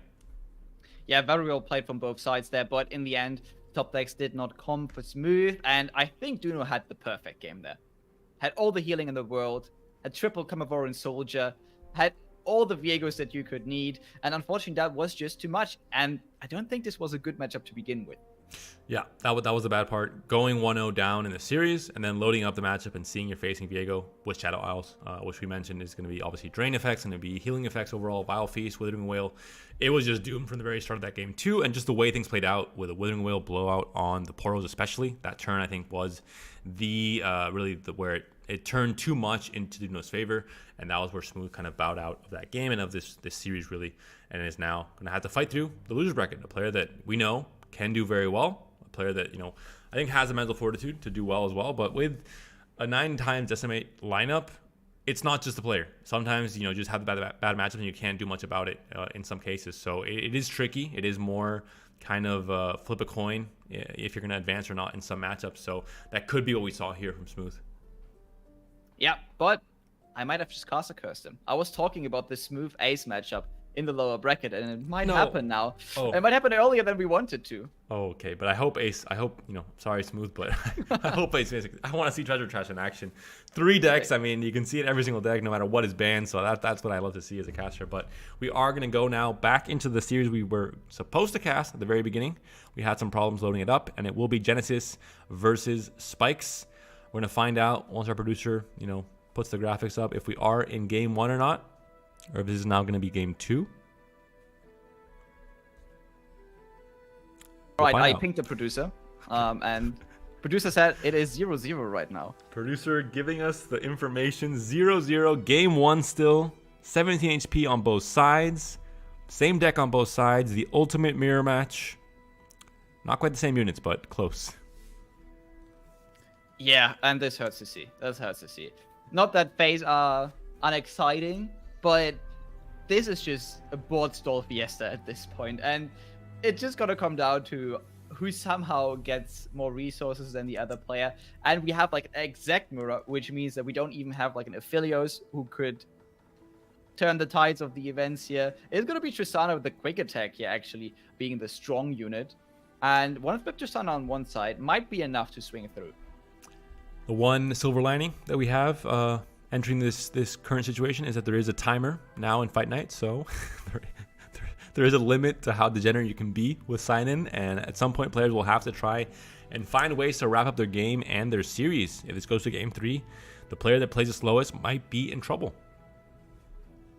Yep, and as we mentioned, Spike's not known as the fastest player, definitely not known as the slowest player. We have a couple other candidates for that in EU, but I think the clock is going to be something to be worried about, especially because we are potentially going to see a couple more Fae matchups here. Deny comes into hand now. 2 denies available for Spikes. Is it really a great deny target to hit in this matchup, though? I'm not entirely sure. Definitely not in hand right now. Only 2 Disciplines and the Pokestick as the spells that are currently there for Genesis. Right? Yeah, you're right. This is definitely a mirror match. Both players committing the Rainbow Fishes onto their lanterns. You know, monkey see, monkey do. And we will see how long this chain of mirrored events might continue. Right. Deny is absolutely awful. So denying a Pokestick is probably the best value you can get out of this. And it's not like Pokestick is a great card in this matchup either. And what we see here is just that Rainbow Fishes going to be attached over and over again. Those attached units are really, really annoying, and I think they did a great job bringing Yumi's flavor from League of Legends into Legends of Runeterra here, because whenever you kill a unit with an attached unit, the attached unit goes back in hand, the value stays in your opponent's game, and unfortunately you have to deal with it again in the future.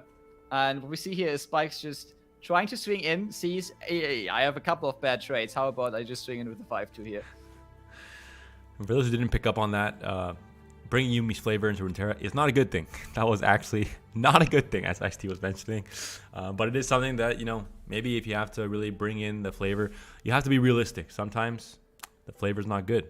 Sometimes it tastes bad, but you have to deal with it. You have to, you know, eat your broccoli, right? Yeah.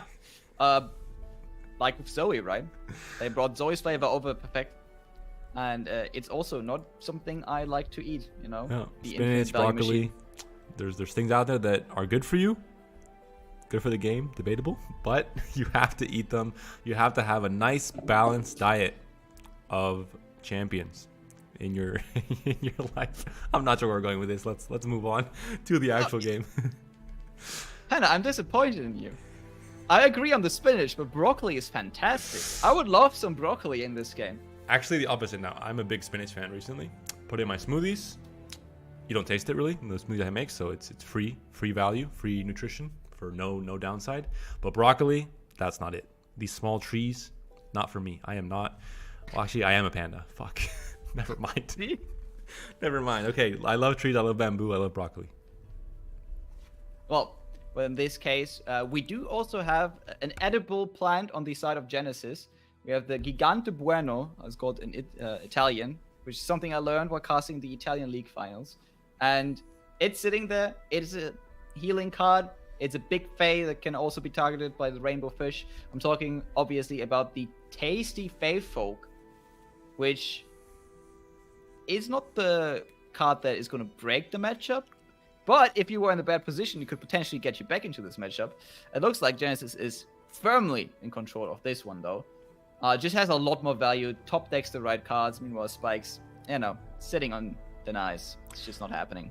And this is what mirror comes down to. When sometimes, you know, the decks are so similar, the player that ends up drawing not just the best cards, but the right cards at the right time in the right order ends up getting a bit further ahead. Whereas we mentioned it, denies, not ideal. here comes Notify saying, you know, I'm also not ideal. Put me into the hand. And now all of a sudden Spikes has 3 cards that if they were actual cards, he would maybe have some fight left in him. But because 3 of the cards in his hands are pretty much useless at this point, he's just going to fall behind in value, as you mentioned. Can't keep up with all the units being played out here. All right, small update from chat. And we were actually notified that should Ace win his next matchup, he is actually going to be up versus Smooth. So I'm going to apologize beforehand. I'm going to get a lot of flack from both for caster cursing that one. Well, I'll one-up you and tell you Ace has not advanced to the next round. Broken Ball has taken him down already. I'll spoil it. So Ice-T, when we started off the stream, he said, we'll catch Ace later. Don't worry. We'll be able to catch Hydro Trash later. But no. And Spikes also says no. He surrenders here in game 1. That will be Genesis taking that game win. It just seemed like it was a stalled out moment there. And maybe Spike's saying, hey, I'm playing for timer. I have to play for my outs. We can't let this game go on for too long or I'm going to just doom myself. And there's really, it looked pretty doomed at that point. So moving on to game 2, that will be Genesis taking the 1-0 lead. And Spikes now has to try and fight from behind to take this series. Yeah, and I can update you on the bans. Aphelios banned on both sides. So we're going to see Echo Zillion. And I don't know what we're going to see on Spike's side. It was... Maybe it's just going to be a requeue. We'll find out right now. Yeah, it's going to be a requeue. But the last deck for Spikes is Zigstalia, if it wasn't banned. So that would be the next remaining deck, if he's able to win it here in this game too. Alright, some Shurima action coming up. Okay, so this, again, is Echo Zillion. Very, very good deck, but probably the deck, now that Lee Sin is gone, with the highest discrepancy between ladder stats and tournament stats. Ladder absolutely sucks. In tournaments, though, this deck pops off. Especially when you draw 2 Fallen Felines in your starting hand. These kind of, you play them. Very bad units, just 2-1 stat line. I mean, that's not bad. Okay for a 1-drop, but they put these gray cards into your deck that are kind of going to maybe make the difference later on with all the different predicts you're able to play pretty much continuously every single round of this game. So Genesis has a very, very good start here, has a Zillion as well for round 2. The time bomb actions going as well, and is going to hope to have to find the Echo in the first few turns as well. And we already have all the win conditions assembled for Spikes. We have the Gleaming Lantern. This is all we need. I would be surprised if we don't find the Echo, just because we basically predict every turn, so we always know what we draw next turn. Ooh. Sacrificing the team early on. It makes a lot of sense. You would like to keep the board down for Genesis, because again, if Genesis gets to keep a white board and then rally, revive everything, it's going to be really annoying. But if you keep the board nice and small, even a revive and rally might only revive like 2 units. And Teemo's like interesting as a 1-up, but he's not the centerpiece of the deck strategy. You're not playing a mushroom deck, so it's fine to just throw away Teemo, get a good value trade, and go next. If you can sometimes get Teemo on 1 with a attack token and get some mushrooms in the deck and get some damage, great, but it's not what you're building around when you're playing this deck. Alright, I told you. We will find the Echo. Gleaming Lantern is down here as well. So, as you mentioned, the game plan for Spikes is definitely, in order. It's kind of, he's following the game plan pretty much perfectly, turn for turn. And we'll see how far that will get him, going all the way into turn 6 with Sign-In possibly coming down. Alright, do we have any fancy name for this deck? Because we have Aphelios. What is this Susana deck called? Last time I named a deck, the community kind of hated me for it with Pink City, so I'm gonna pass on your question and let someone else take the hit. I think the Runeterra community is god-awful at naming decks. I still don't know. That's why I came in with Pink City, but apparently that was also god-awful, and I've seen some much worse stuff, so I'm not even sure what's going on in the creative space of deck build, or deck naming, rather. Some very good ones, though, but most pretty atrocious, to be honest. Yeah. Even Echo Zillion. Why is this deck not named Back to the Future? We have an old man, we have a young boy, they're going on adventures, but somehow this is just named Echo Zillion. Questions we all have when we go to sleep at night, and sometimes they're just never answered. Ice-T. Yep, just very unfortunate. But what is going to be answered here are all of Genesis prayers, because it looks like we are not only flipping this Echo, we are flipping the Zillion too. Tasty Faithful may be coming down, just going to get some stabilization on the board, but it might just be Tristana instead. Quick attack, of course, with attack token. Works out pretty well at this point. You just want to, but first the Faithful with the discount only for 1 mana, and now you can play Tristana as well. There's not going to be a blocker that can really do much of anything to stop most of his attack coming in from spikes. Oof, Tristana not flipped is one off. That is tragic because it doesn't look like we're going to flip her in the next turn. We have 2 sign in and a deny. This is not really going to help us right now. Zilean is going to get his second bomb here. So this 5-1 is going to die as well. Only attacks with a 5-1 knowing it's going to die anyway. So now Genesis has to decide, do I want to block here, take the trade, or do I want to just take 5 and know it's going to die in the process? Taking 5 damage for this is a pretty good deal, I think, for Spike. Slowly trying to chip away at the Nexus for Genesis. And there's a time bomb coming through. The Zilean leveling up. So unlimited power. Doctor Strange, number 2 recently came out in cinemas. Maybe Zilean getting some inspiration there. I think there's a lot of similarity between those 2 characters. Oof, no? I watched that movie. I was not impressed. Wait, hey, whoa, don't spoil anything. I have to watch Yeah, I'm not gonna spoil anything. I'm gonna admit something to viewers. I'm not much of a Marvel fan, and when these big movies come out that you kind of have to watch, like I like the first Doctor Strange. I am always in a pickle because I have to catch up on a lot of ones that I haven't watched yet. I haven't watched the last Infinity War movie yet from the main Avengers series, so I'm catching up still, and it's a long one. It's 3 hours, so I have to find some space for that between all these tournaments. All right, you're gonna be in for a rough ride though, because I think you have to catch up on like 20 hours of TV shows as well. So yeah, I've heard. I'm trying to find the time for that, but maybe I'll have to finding just skip. time. Finding time. That's what Echo and Zilean do so well. Echo on the attack, quick attack, not just any attack, a quick attack as well. No blocker. Well, it looks like it's gonna be a Gleaming Lantern possibly committed here. Someone took 5 for free last turn, Genesis. In this case, maybe Spike's trying to return the favor, but in the end, putting down the Gleaming Lantern as a blocker just to make sure his Nexus health stays a little bit healthy at the very least. Yeah, I'm looking at this game state. It's just not quite the same as Tristana phase was before, because what we see here is basically that Tristana is still not flipped and has a really hard time to ever flip without Grandfather Fae. Now we finally find one. And that means Tristana can do some action here, but it might be too late because we also find a Hexite Crystal of Predict. Oh no. Everything is going right for Genesis, but not much is going right for Spikes here. There's a mushroom. What do you mean? Everything's going perfect for Spikes. A mushroom hits the Nexus. What are the odds of that? Nopify is found. You have Deny as well, so you have many ways to stop the Chrono Break at this point, which is definitely something that you want to have going into the late game. Yeah, I think the Nopify has to be used here to defend against the Crystal. We definitely know the Crystal's coming because it's a revealed card. Now we see one of the more scary cards. We see the Quicksand here, and this is something that Spikes has already respected a couple of turns ago when he decided to not swing in with Tristana. And I think at this point, with full hand, Spikes still has to respect it. Rainbow Fish being hovered now by Spikes. 6 mana to work with now.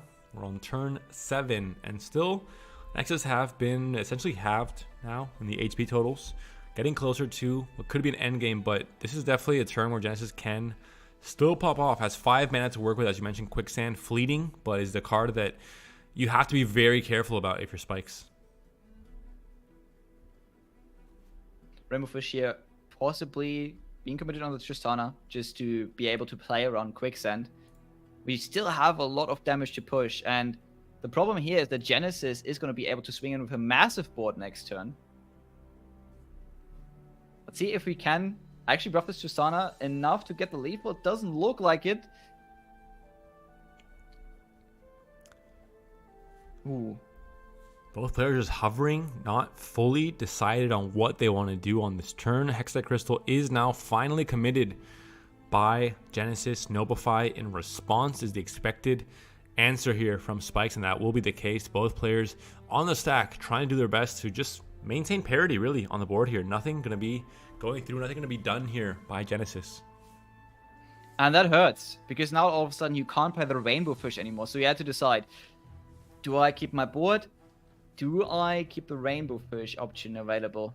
And it appears that Spikes now sees no out and thinks, hey, I can't afford to play around Quicksand any longer because otherwise I'm just going to get rallied to death next turn. Tristana now committed onto the attack.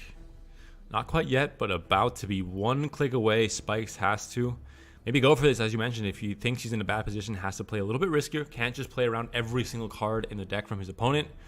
Gonna commit. Oh, the 2-in-1, the Tasty Faithful and the Tristana Quicksand hitting them both would be pretty devastating. Yeah, not only do we not get the lifesteal, we also lose to Tristana. If Genesis gives the Echo up, giving the Echo up is a play that we see a lot more often than we used to. Just because you're very likely to find another one. But it appears that Genesis actually values this Echo so much, wants to keep it alive, wants to get a couple more draws next turn, possibly. Maybe setting up the second crystal as well to kill Tristana as well. So there's like kind of a small silver lining where you say, hey, I keep the Echo and also I keep open this chance of having a much more devastating crystal if I'm able to find it off of the next few predicts. Off of the Zillion, actually. So the crystal's there. There is still Deny in hand. There is going to be a Twin Disciplines as well if you want to keep the Tristana alive. But this is the scary turn now for Genesis. All right, the Sign-In comes in, and as you mentioned, Sign-In brings a lot of value alongside with it. And it actually protects the Tristana from this crystal. So we can full block here. We have the Deny for the rally. We have one more turn for Spikes. Can Spikes find the lethal with those 2 Rainbow Fish in hand? There's a full attack coming in with the crystal also going to be there as the backup. Just to make sure to clear out everything that didn't already die with these trades that are happening now. We're seeing the Sign-In barely surviving. That's going to be the case there. One Sign-In dying though. 2 of these Station Archives with the extra buffs from the Voice of the Risen. And Tristana having to also be put into the blender, it looks like. That will be the case. Yeah, if you don't sacrifice this Tristana here, you have to deny the crystal. And you want to keep this Deny open for the rally. Oof, this leaves Spikes without a win condition next turn. So even if Spikes survives this one, I don't know how Spikes gets to the lethal. Taking 7 here, it looks like, from the Echo. Well, you definitely can't take 11. My EU math makes it so that does definitely not check out in terms of surviving for the next round and trying to win the game if you're Spikes. Spikes, of course, 1-0 down in this series already. This could be a game, or a series-deciding game, rather. If Genesis is able to take it here, he would move on to the winners final, facing off against Duno GP. But how much damage do we have in Spike's hand? So assuming we survive all of this, we have about... Okay, we only have about 9 to 10 damage in hand currently. This is not quite enough. Going down to 1 is pretty risky here, but that looks like what Genesis wants to do, or what Spikes wants to do, rather. And is there a punish for that? I mean, the crystal obviously is... Oh, wait. That's the time bomb. And the time bomb especially. I mean, the whole board would be cleared by the crystal. Oh, no. This is going to be super sad for Spikes. Sees the crystal, denies it, and the time bomb comes in just to end this one. Ah, that hurts so much. The fist bump comes in, and that's going to be it for Spikes in this round. The mushroom comes in for the wrong player. That would have been the cherry on top if the mushroom came in and killed Spikes as well. But the time bomb comes through, and that's going to be it. The Nexus explodes. Game 2 goes to Genesis as well. A clean 2-0 sweep of Spikes. The Italian player coming through. Moving on to the winners final, and that will be Duno versus Genesis, 2 players that I believe have never made it to winners final, so both having a very good performance in this week's fight night, whereas the, let's say, big names, Broken Ball, Ace, Smooth, all dropping down to losers bracket in the first 2 rounds. Yeah, and you really have to give it to Duno's lineup here. It is the lineup that BB brought to the Italian finals, and it is just doing fantastic. I mean, Genesis lineup, I'm sorry. And we see this is probably one of those lineups that tomorrow is going to be big. I expect a lot of Pantheon lineups, but I also expect a lot of Double Fae and Echo Zillion lineups. Echo Zillion is quite a bit harder to play than Pantheon, so we have a more exciting lineup in this case, but I feel it is also the lineup that could potentially take the W because it counters the Pantheon lineup. Yep. That will be it for our round 2. It was pretty extensive. We saw 2 almost full series at this point with those 2 great matchups in the semifinals. We were to see both because, you know, there was such a quick matchup in that first game we were able to cast with Smooth. But that will be it for round 2. We're going to go to a very short 5-minute break. We'll be back with the winners final between 2 players that are trying to make a name for themselves in today's tournament, Genesis versus Duno GP. So don't go anywhere. We'll be right back.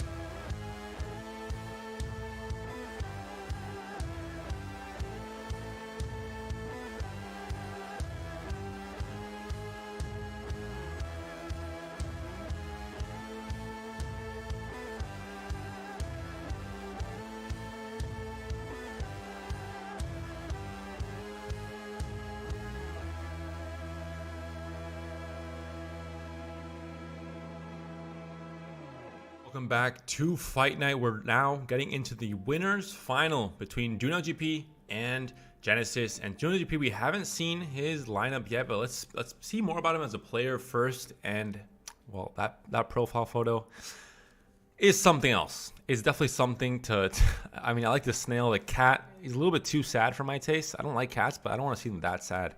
And we're talking about broccoli and spinach. Lettuce doesn't have much taste either, so I get why the cat might be sad. I think this is Yumi gets what Yumi deserves at this point. But yeah, very young player out of Portugal. Favorite decks control. This is definitely not a control season we have, but there are a couple of control decks you can actually play. So let's take a look at the lineup to see if Duno actually brought some control decks.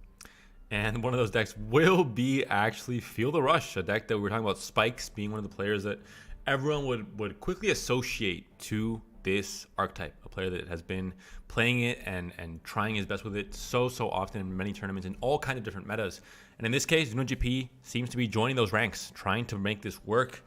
Is there anything that you would say? I guess the Viridian Ice is definitely a new addition with the last few metas, with Trundle Timelines making it a very popular option, and players maybe realizing how strong this card can be despite the kind of odd effect. So Buried Ice that stairs is very interesting. I think there are two things which make this really strong. Not only is it a one-sided ruination possibly, but with the added ramp, it's way easier to get to, and you kind of need to tag it in because you need it that stairs anyways, because we have so many landmark decks running around. Yeah, so really it's just kind of a thing that with how a reflection of the meta really, and it says, you know, you already had this incentive to run it when you're thinking about your deck building and what options you have, but the meta kind of says, hey, now you should definitely run it. So it kind of makes that kind of question or that option in your head a little bit easier as a deck builder. So I think it definitely makes a lot of sense. Everything else is pretty standard. The buff to Vengeance a while ago to 6 mana is definitely good for this deck. Atrocity is still there as kind of a possible out as a one of. And in open decklist format in tournaments like these, it's always a great option to make your opponents fear these kind of one of cards that they have to be playing around at all points in time, because they don't know if you have it in hand, if it's in the deck. It's always going to be something they have to be thinking about throughout the entirety of the series.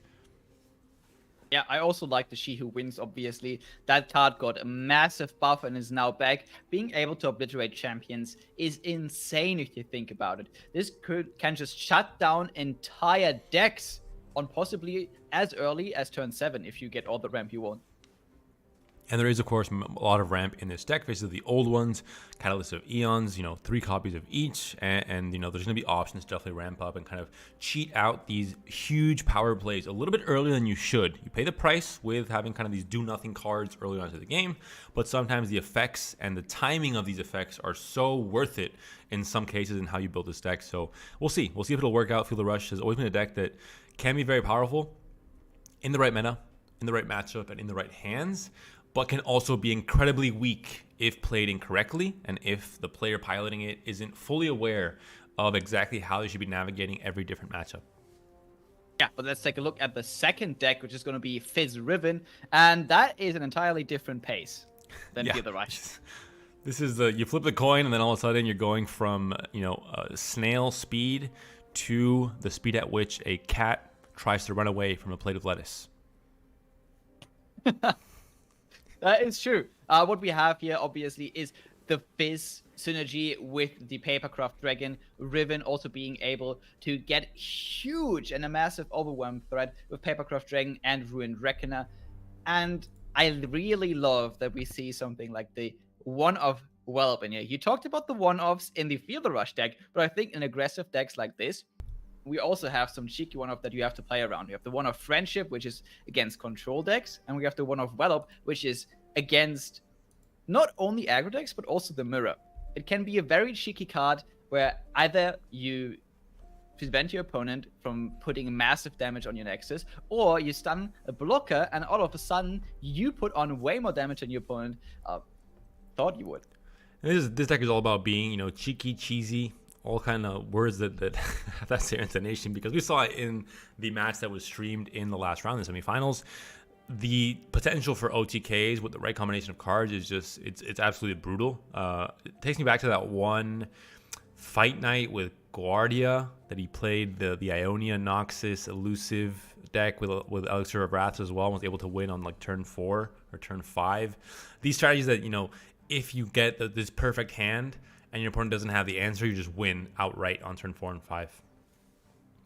Yeah, this deck looks really threatening, and it is one of the decks that, while it has been missing for quite a while, I think it was a favorite of a lot of tournament players as well. And it is one of the decks where you can absolutely steamroll your opponent if you find the right place, but you also have some late game with the attach and the fizz being able to survive a lot of control tools and then being able to provide you additional value.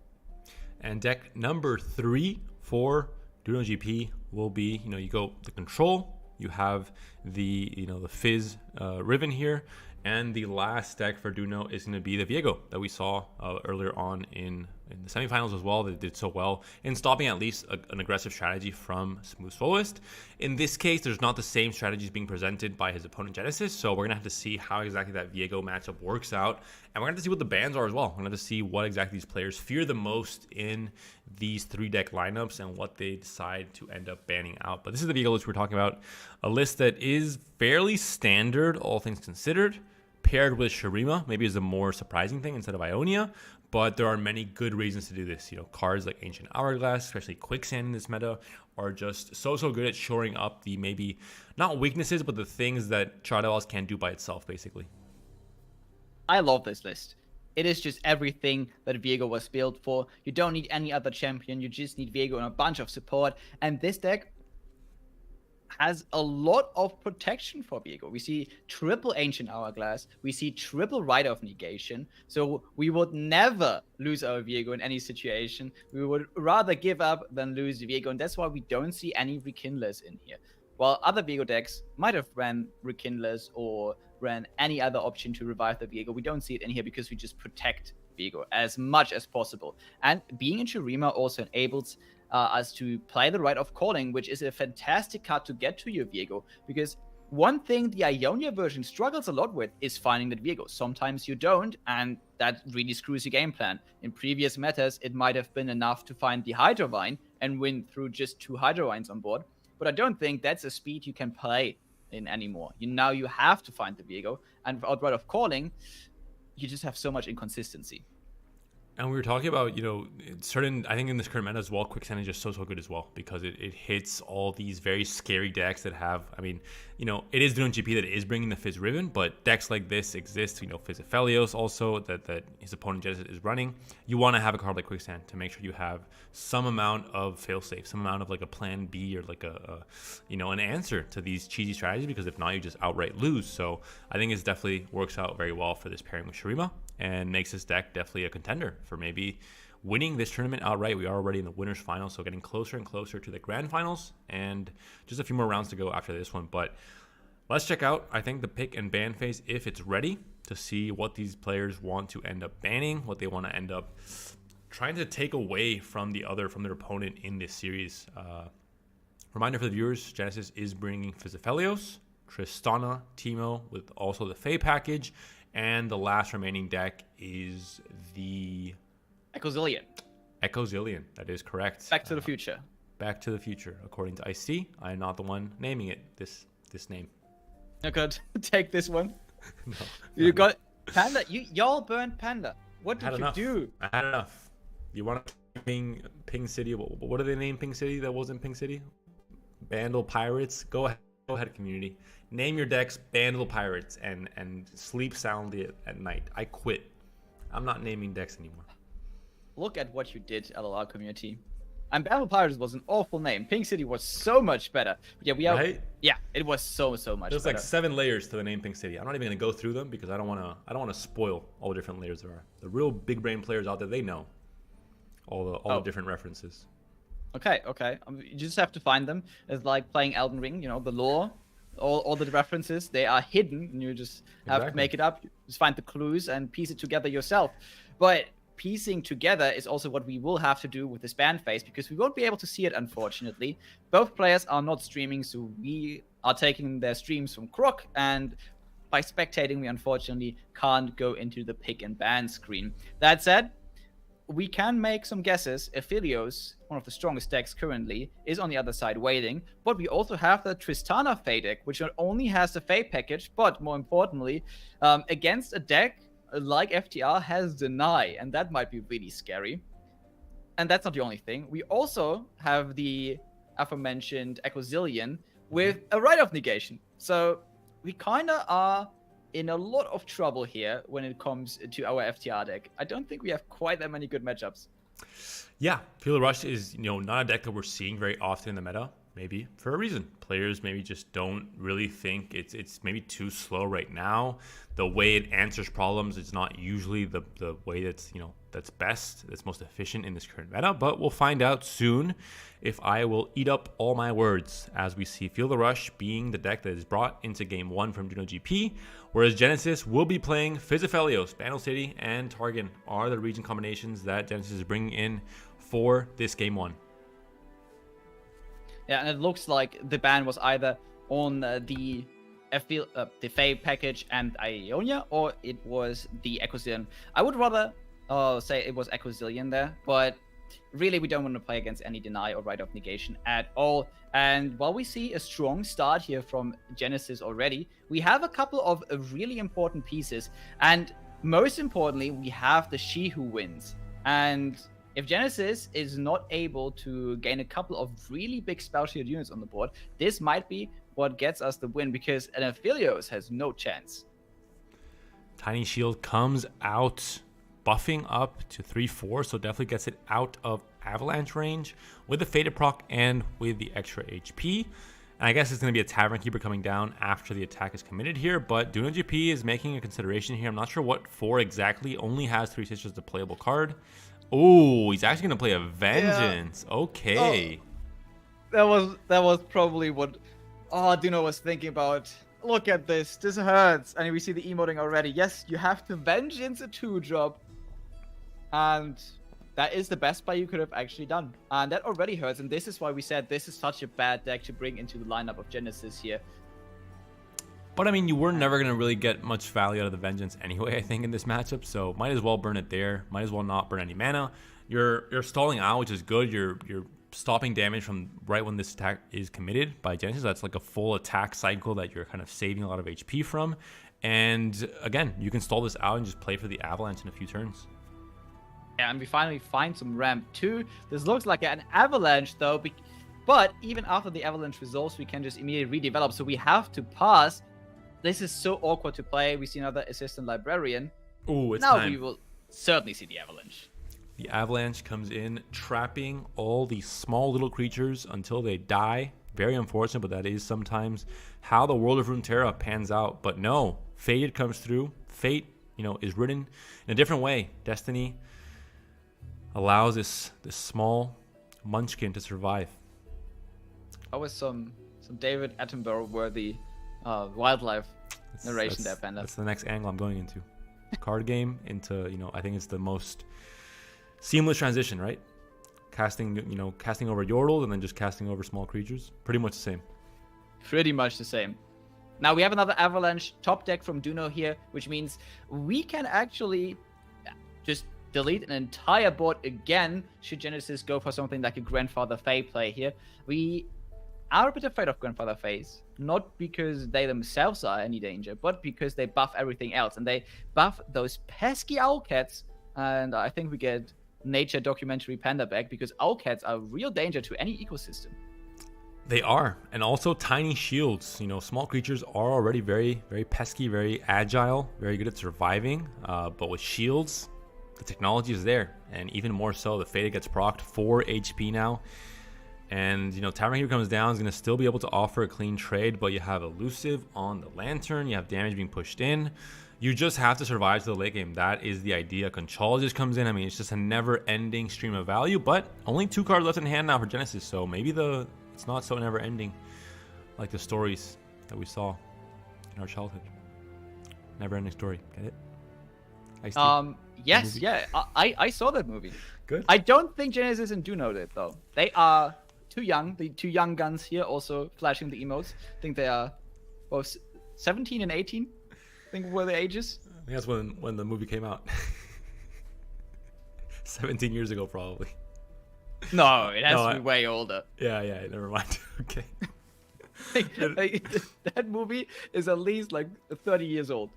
40 years old. I don't know. Second avalanche comes through though. You survive one avalanche, all right, but 2 avalanches, there's no chance for these small creatures. They will not make it through, and that is the truth of the Antarctic wildlife documentary we are filming here. Ice-T, the producer and cameraman, I, of course, a narrator. And these 2 players are the creatures that have to really get through this harsh landscape. Fizz, more elusive, can go underwater. Definitely has a higher chance to survive the avalanches. And in this case now going to be accompanied by Aphelios. Creature not from this planet, so definitely high chance of surviving avalanches. It's an alien, it's a rare moon creature, but those have found their way into the world of Runeterra as well. And again, we have some ramp here, but we unfortunately do not have the capabilities of getting to the Chi who wins in the next 2 turns. So never mind. I'm caster cursing Genesis here. I don't know. 10 mana to work with. Crescendum comes down for Genesis, and we'll see what Duna can do with all this mana. Finally getting to the big power plays that he so much desires is where the deck really starts popping off, and really the whole deck is built around surviving to this point. Not the best 2-drop to pick up here without the extra effect being procced. Pretty vanilla 3-2. You love to see this if you do know. And yes, this is 8 damage, but you take those 8. Because you were just passing, hoping Genesis would attack with his board. Because otherwise, you would have actually had to commit something. Now, you can possibly let this resolve, play your ramp, play She Who Wins in the following turn, and absolutely annihilate everything Genesis has on board and in hand. There is the voices of the old ones coming out. Tryndamere number 2, Bird in Ice number 1 being drawn. All the big boys are now, big boys and big girls are now in hand, and big spells, of course, gender neutral. And yeah, like you mentioned, it's gonna be it could be a blowout turn next turn with the mana to work with here for Duno GP. Yeah, I hope Genesis plays around it.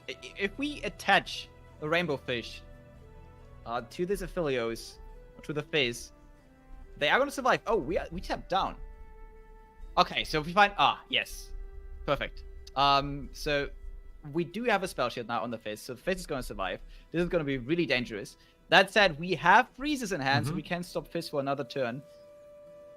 She Who Wanders coming onto play. Aphelios, not from this planet, but neither is She Who Wanders. So all of a sudden, the 2 powerful beings get balanced out and everything obliterated in hand.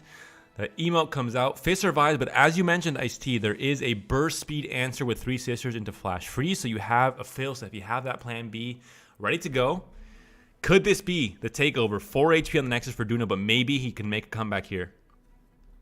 Oh, and it just looks like Genesis was massively punished for not developing earlier. And we pre-commit extra attack on the Fizz because we don't have any other spell. No, wait, we had another spell. Ooh. This is just a perfect freeze. Flash Freeze comes in. You can't block. You don't have an elusive blocker here, but you also just don't take any damage here from the Fizz. The impact also does not go through without any attack on the Fizz. And there's nothing Genesis has in hand to do much of anything there. And as we mentioned, the cards were obliterated on the board and on the hand, which means that Genesis has very few outs. He's now at the mercy of a top deck, at the mercy of this Fizz, maybe doing something. But it's looking now pretty doomed for Genesis and all our Italian fans trying to cheer this player on. Duno making a comeback. Tryndamere doing his best. We have Battle Fury in hand. Do you put Tryndamere's Battle Fury on the Tryndamere? You go full circle. So some of these Fey decks do run one-off Hush. I don't think Genesis is running it though. So it would be actually just very safe to get the lethal here. I don't think you're going to lose in the long game either because you have a bunch of healing spells. You do have another Vengeance, but if you can go for the lethal, you definitely should. That said, again, Duno, very young player. And while Italy is losing here, we might be seeing the next Portuguese hope. Battle Fury is committed. 16 is more than 10. Lethal is presented. Game 1 of this winner's final with a shaken Caitlyn can go to Duno, and it does.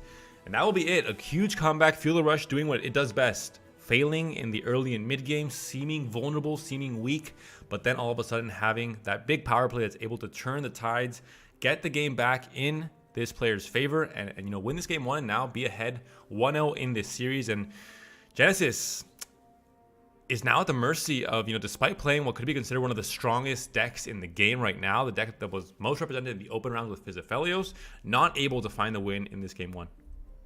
Yeah, we saw Duno started, was a control player, did play control, played it exceptionally, and now we have to see if the other decks can also make it work. And it seems like the deck that is going to be left over is actually the Mono Viego deck.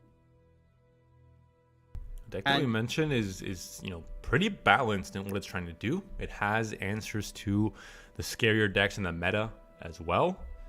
And it's an okay start here. Treasure Seeker, a very good curve, Aspiring Chronomancer, Cameravan Soldier, double Viego. I don't know why I called him Viego there, but that was a weird one. But has all the right cards he wants to have in hand to start things off, at least to have a presence on the board. Oh, this is looking perfect, as you mentioned. On the other side, though, Fizz early on is also pretty good. We find attach units, and we can win the game on Genesis side. As you mentioned, I think before the games even started, Quicksand, really strong card and really strong defensive tool here. But those attach units are the annoying part about the Aphelios deck, because you can't Quicksand the attached keywords. And does it look like we find another 3-stack Cameroon soldiers here? This is absolutely insane. We're just power buffing the Viego. Every game Duno plays this. Let's see now what the option will be for this turn. Fizz is down for Genesis is one of the you know, obviously the cards you want to have online and starting to deal damage and do its thing early on to the game. But dealing damage is definitely what Duno is doing as well. 14 HP now on the Nexus for Genesis. Brings down the Gleaming Lantern. You have a Treasure Seeker now once again on the board here for Duno. Yeah, and this is one skill as casters we have developed. We can tell you exactly what this board is looking like from Duno's side, even though we don't see it right now. We just see an enlarged hand. So, Panda, would you start? What is the board right now for Duno? Do you remember? There's a Treasure Seeker. Hmm? Now we take turns, right? Now, what else? All right, I think I just saw a Cameroon Soldier. So we definitely also have one of the Mists. And I think, and I might be wrong, but I think there might be a Chronomancer there. A Chronomancer, that's a good guess. I'm going to agree with you on that one. So I think we got it. That's the full board. Anyone with a, you know, not visual memory, too bad. Try and do your best, because Duno is, yeah, he's definitely taking a good long look at this. Oh, well, there's a lot of stuff there. No, it was 2 Treasure Seekers, Panda. The classic bait. There was, you know, I said one. I was hoping you would say another one, but you missed it, Ice T. So yeah. I mean, you gotta remember, okay? You gotta do better than that. Memory failing me here. See, that is why I'm not top 10 ladder. I wouldn't remember such things. Same reason why I'm not top 10 ladder. Definitely nothing to do with deep not being meta. Hey, it might come back. We are getting some deep support in the next expansion. I'm not gonna curse it. I'm not gonna cast or curse that. Okay, that's too important of a topic for me to even talk about on air. I'm gonna let just the devs do their thing, do what's right for the game and for the people of planet Earth and the ocean, of course, and bring back deep. Save the turtles. And the pandas. We're almost extinct. Save the turtles and the pandas. To creatures who do need the support, as well as deep. But in this game, it looks like Aphelios needs no support other than his trusty phase, because look at this. We have a full board. We have, again, a super low curve. We can trigger Aphelios every turn, get those moon weapons cycling. And even though we do have the Viego already ready for Duno GP, once we get the very annoying attached units, once we get to the Rainbow Fishes, there is nothing Duno can do. We can't stop them. And there's Viego now coming down to the board. Aphelios also down on Genesis' side. So the temperature rising here. Viego and Aphelios, 2 champions that definitely are you know, working towards the climate rising all over the globe in Runeterra. Its community definitely susceptible to you know, how good looking both of the champions are. So maybe that can definitely affect something in this game. Yeah, both straight out of a Twilight movie, out of a Forgotten cast members. But if there's a Runeterra movie, I think we know who's going to be cast as both Viego and Aphelios. Robert Pattinson will find his role in multiple champions, I think, in Runeterra's vast lore. I would support it. I would definitely support it. Robert Pattinson is a fantastic actor. I like the Batman movie. Yeah, Lighthouse as well. Definitely a resurgence in his career. Yeah. But we'll see if there's going to be a resurgence in Duno GP's game plan, because everything is definitely there now. Fizz, Aphelios, Alcat's getting to, going up to some ridiculous stat lines here. 6-3 now for this Alcat. A bit of a stall on the board, though. Yeah, but the stall actually benefits Genesis, I think, because at this point we do have an elusive unit that our opponent can't deal with. Not only does the elusive come from the Rainbow Fish, so we can't quicksend it, it also has Spell Shield, so it's pretty much safe from any vengeances this turn. We don't have enough mana to commit Vengeance and Vile Feast, so we can't pop that Spell Shield. So we are able to push a lot of damage. Once this unit eventually does die, we have another elusive unit in Fizz. We get the Rainbow Fish back, we can cycle it onto another unit, get another elusive threat going, and this vehicle is just not flipping fast enough for Duno to handle this. Alcat getting out of control, but Kai Sandspinner trying to just rein it in, trying to lasso this Alcat back to planet Earth, because 6-5 stat line has lifesteal as well. It's going to keep Genesis very, very healthy at this point, and has a spell shield to work with. Pen, I think I'm going to disappoint you there, but I think the Owlcat is a flightless bird. Yeah, that would make sense. Otherwise, it's just going to get, too powerful. I don't know if you've seen these zoo tier lists on YouTube, but it would be pretty high up there on pretty much any animal server. I think the description of Owlcat is already quite gruesome, and we saw what it can do here. Protected by the heroic refrain. Also, Genesis, I think, is in a commanding position with that play now. And as we mentioned, even if that Owlcat gets killed, the Rainbow Fish doesn't die and can just be cycled onto another unit. Rite of Negation now picked up for Duno. Is this card really relevant in this matchup, though? Is it really going to blow out any big plays from Genesis? The best target you can find here is an Aphelios weapon or a Pokey Stick, and trading 4 for 2 mana is already pretty bad. But if you have to sacrifice a mana gem or a unit alongside of it, it feels even worse. Our only hope is this Viego might be flipping and we can steal an elusive unit from your opponent. It doesn't look like it, though. Some blocks being decided now by Genesis. Gonna obviously try and stop most of the damage being threatened onto his Nexus right now. 6 HP for Duno, so he's in a precarious position at this point, especially with Fizz on the board. Fizz is a unit that at any point in time can pop off, and you're going to be in big, big trouble simply because of how he works, how he's able to kind of counter and fizzle away the spells that are targeting him. Yeah, and this is only really winnable from Duno if we find a quicksand next turn. Not necessarily to take the elusive off of a unit, because you already mentioned it's unfortunately not really a thing with the Rainbow Fish being there, but just to, get the attack values a bit under control there. There's a level up on the Viego, the Alcat taken down as well. Lantern also goes down in the process. 10-6 stat line now for Viego, but 16 HP still on the Nexus for Genesis, so still very, very healthy, and 6 HP for Duno. Both players have almost 10 mana to work with at this point, so we'll see how the rest of this turn ends up playing out. The attack has already been committed by Duno very early on. Alright, here's the thing. If we somehow are able to kill the Aphelios, Viego is just going to kill this Fizz, providing Genesis doesn't develop anything here. And Viego threatening to kill the Fizz is very important, because this is something that Fizz can't hop his way out of. The Trickster, unfortunately, is unable to do anything against skills or spells that do not go on the stack here. And yeah, there we go. We kill the Aphelios. Oof. But never mind, says Genesis. Heals the Aphelios, not only prevents Aphelios from dying here, also possibly enables the flip, as well as protecting the Fizz from the Viego effect next turn. And yeah, as you mentioned, there was going to be ways to heal up this Aphelios and keep it alive. The Vile Feast, I think, was a very large stretch to assume that you would get the kill on the Aphelios, and we see it here. There was going to be an answer. 5 mana now still to work with for Genesis. What can Duno do the rest of this turn, though? Has a Vengeance still up for 6 Vengeance is really expensive, but it seems it's the only way. But at 5 mana, I think Genesis has something to just throw on the board and protect this Fizz. Like, if push comes to shove, we are just throwing this Rainbow Fish on the board. We just, feeding the Rainbow Fish to Viego. It's a nice meal. It's full of protein, and Fizz is going to stay alive. The Hourglass being committed now here onto the Chronomancer. And the Aphelios still not targeted with the Vengeance just yet. Duna just wants to keep blockers on the board. Mm-hmm. And is actually presenting a board that can't really be gone around if we don't find more elusives here. Fizz himself is not going to be enough, but the Aphelios staying alive is threatening in multiple areas. Because, again, if we find more weapons, if we somehow get to the Aphelios flip, we have one more weapon in hand here.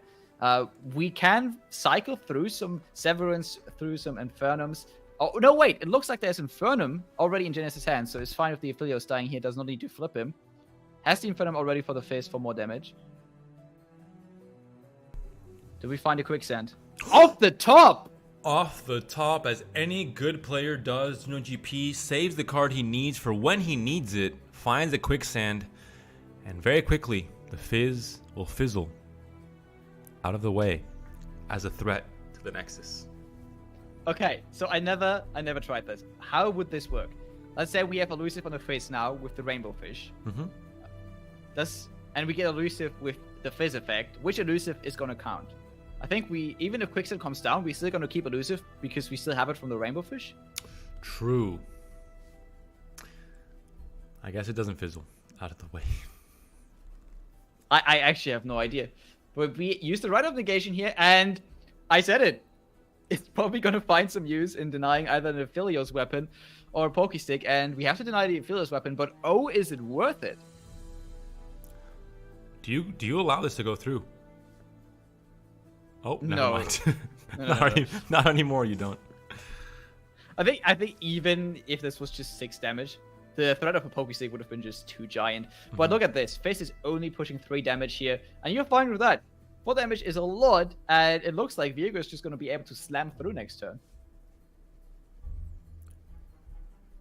And that's going to be, just not enough damage this turn. Only 3 mana to work with now for Genesis. Viego, just incredibly large stat line going to the next round. Will Duno have what it takes to win this game in the end, despite being just so low on HP right now? Ooh, the Gleaming Lantern being thrown in here. This is just, again, more food for Viego. And it looks like Viego is still going to kill the Fizz, though. So we do have the Lantern as the blocker, but I don't think that's going to be enough.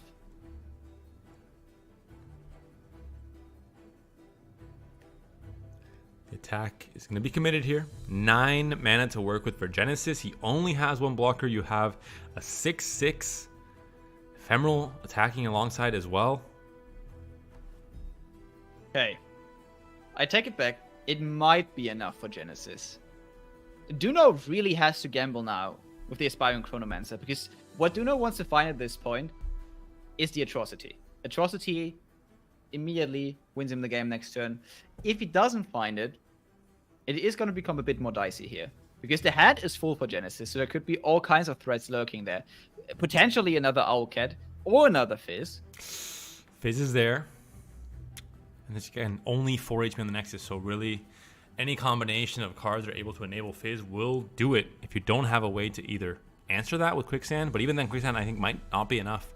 I think, as you mentioned, it has to be Atrocity possibly. Well, it looked like the game was going back into the favor of Duno, but there's just so much value in this Fizz Aphelios deck. Even though the curve stops at 5, every low mana card that Genesis plays just provides additional value. And we see that even a 6 mana Vengeance is just too expensive because it just takes down a 3 mana Aphelios. There's a Chum the Waters being played out. And at this point, you just need to keep the Fizz kind of safe from the Viego. Chronomancer doesn't find. Do you skip here? Do you glimpse, actually, to find the Atrocity? You're going to have the mana for it. I guess it's better to hit the glimpse. Instead, is there Disruption, though, available? I guess you just want to have the actions for it. There is Disruption available if you play it on the wrong unit. I think if you play it on Viego, it's fine, but then you are sacrificing Viego, so what do you really gain at that point, you think? It is going to be tough, but you do have to go for it. And I don't think Genesis would go for an open attack here because there is just Fizz and you need to get the elusive somehow. That said, if you have... Oh, wait a second. That's going to be it. That's going to be it. Player surrenders, Zuno surrenders, Genesis takes the game 2, ties the series 1-1. We will be having a game 3 for this winner's final. And it was just a little bit too much. You just didn't have the right answer for Phase. You lost too much HP too quickly in the mid game and just weren't able to capitalize on that last turn. There just wasn't quite enough damage. I think Juno could have maybe played a few different lines a little bit differently. That maybe would have had a different outcome. But in the end, was lucky enough to find the quicksand when he needed it and just didn't have that next kind of lucky top deck going to this last round. Yeah, I don't know if this was a skip or if there was actually the decision to go for the Hydrovine. Yeah. I'm not sure either. I didn't quite see it, but either way, game 2 is lost. Genesis ties the series now. We go into game 3. Duno still on this same deck with the Viego Shurima, and Genesis is now playing Echo Zillion, trying to channel his inner Broken Ball, his inner Salty Simon. Already beat Broken Ball today, so maybe Broken Ball has to channel his inner Genesis to get back into the upper bracket. Not sure if you noticed, but the players that pop off with Echo Zillion are players that have 2 names with the same, starting with the same letter. So Genesis already made a misplay. He has to add an adjective with G to his name, and then I see the clockwork ticking in your head. I see Salty Simon, Broken Ball, Goated Genesis. Yeah, I think God Genesis was already something we had. We have so many players named Genesis in Legends of Runeterra. We have way too much, entirely too much. Grumpy Genesis. How about that Grumpy Genesis. Yes, I like it. I have to see a bit more emotes from Grumpy Genesis, though. A bit more sold. But we're going to get there. In the meantime, Duno GP is on a fantastic start, but the hand is mellowing Gleaming out. Genesis. Ooh. Considering his love for the Fae package, I think that is the way to go. Genesis, I will take a PayPal payment later for the great name that I've just given you. And the chance to be good at Echo Zillion. You need to have that requirement at least, but we'll see if you can prove me wrong in this game 3 of this series. We're going to get back into the game before we get too far away from the gameplay that's going on right now.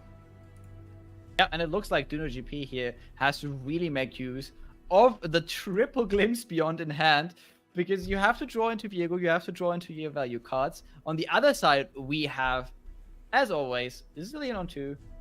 Perfect. All we need. You predict Zillion and Echo, and we win the game, and only we draw more spells for Duno. Oh no. It's going to be tricky now. We're going to see what the hand or what the plays are from Genesis. Chronomancer comes down. As always, you want to kind of accelerate towards the Echo level up and get Echo down early, Voice of the Risen, of course, and really start creating these boards, these full boards especially, that benefit from both the Chrono Break, if all the units die, and from the buff of the Voice of the Risen. Now what do we find? Oh no! Ice-T, the caster curse, man. You can't mention the spells in hand. You have to just kind of don't even talk about it, or else more spells come into hand. That is casting 101 on Fight Night. We have too much power up here. They should really tone it down a bit, because sometimes it gets out of control, and this is the case now for Duno. Too many spells to work with. Oh, okay. So, I don't like this. I think there was another play that would have been better here. Well, I mean, those are units at least. Those are units at least. But listen, this was maybe a 2-head play, and maybe it was a 5-head play.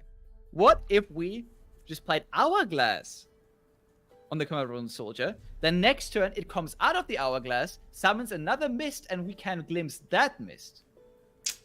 That's the long-term plan. That's thinking ahead. Many different plays. So that's Ice-T for you. Someone that is definitely thinking through all the line. Maybe going a bit too deep. Yeah. I have outthought myself a bunch of times already. And there is the Echo level up we were talking about. Very consistent in this deck, which is why I think it works so well. Echo when not leveled up, you know, a target of Mystic Shot just a little bit too weak. In this case, pretty much always comes onto the board already with 3 HP, so stays quite healthy and stays out of range out of a lot of different removal spells in the game right now. Yeah, and we just see two different games being played. We see not the perfect, but a close to perfect game being played here from Genesis, finding everything he needs, and we see a very sad game being played from Duno. Yeah, we even find the Voice of the Risen, why not? That is a totally valid emote. Like, okay, what do you have? So far you had nothing. Full attack now coming in. You do have quicksand, so it might be pretty relevant here with the echo. Only the echo attacking. Glimpse Beyond being committed here onto the ephemeral. Chance to find even more spells, but also a Kai Sand Spinner. This hand just looks so sad. It's not completely dead, but just not finding any Viegos is just... We mentioned that this deck is a lot more consistent than the Ionia deck already. Wait, you have the Rite of Calling, but if you find neither Viego nor Rite of Calling, what can you really do? And look at this. We have to play the Sandstone Charger because otherwise our hand would be too full and we would potentially lose a Viego just by overdrawing him.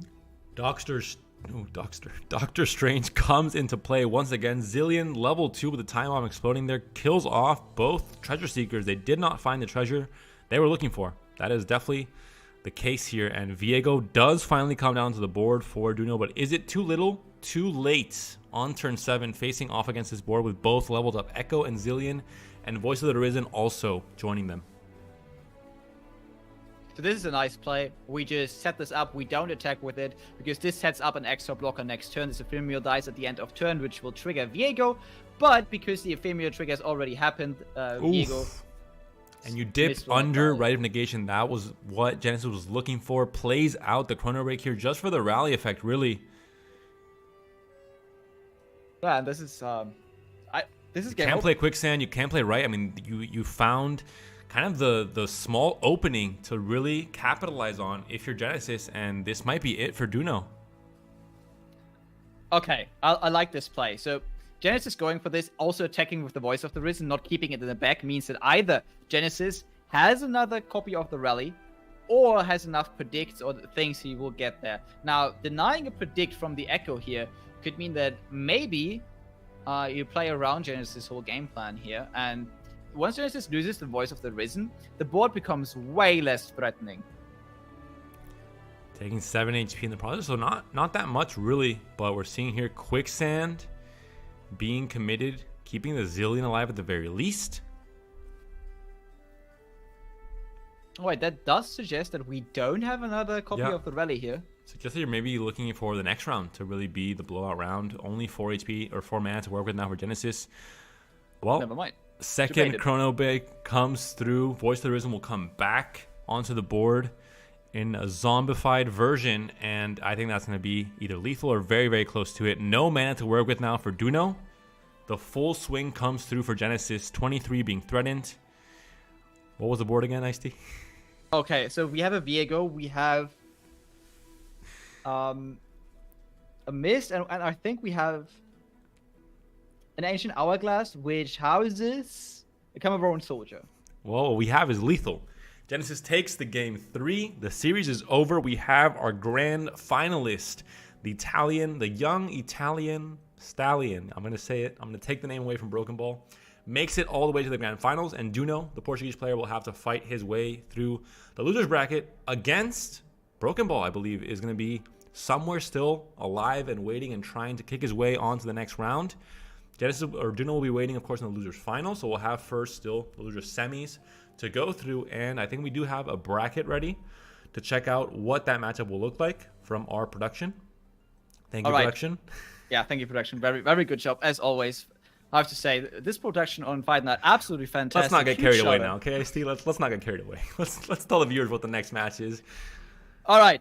We went in with 3 Italians vying to get the Fight Night W, and we still have 3 Italians in the bracket. So Broken Ball and Axenarf are now in a loser bracket round 3, fighting it out. Whoever wins this goes up against Duno, and either we have an Italian versus Italian matchup, or Duno gets back and might fight for revenge against Genesis. And there's not just one Italian stallion, there's 3. So we have a whole stable being built to house these powerhouse players. The Italians are taking over Runeterra. You talked about the powerhouse nations, Spain, France, Germany, but all of a sudden Italy is not just, 1 or 2 players that are very, very good with the rest of the field kind of, slacking behind. Now all of a sudden they're coming out of the stables and they're ready to gallop their way into the finals of all these tournaments. And we'll be seeing Broken Ball versus Axenarf next after this very short 5-minute break. So don't go anywhere.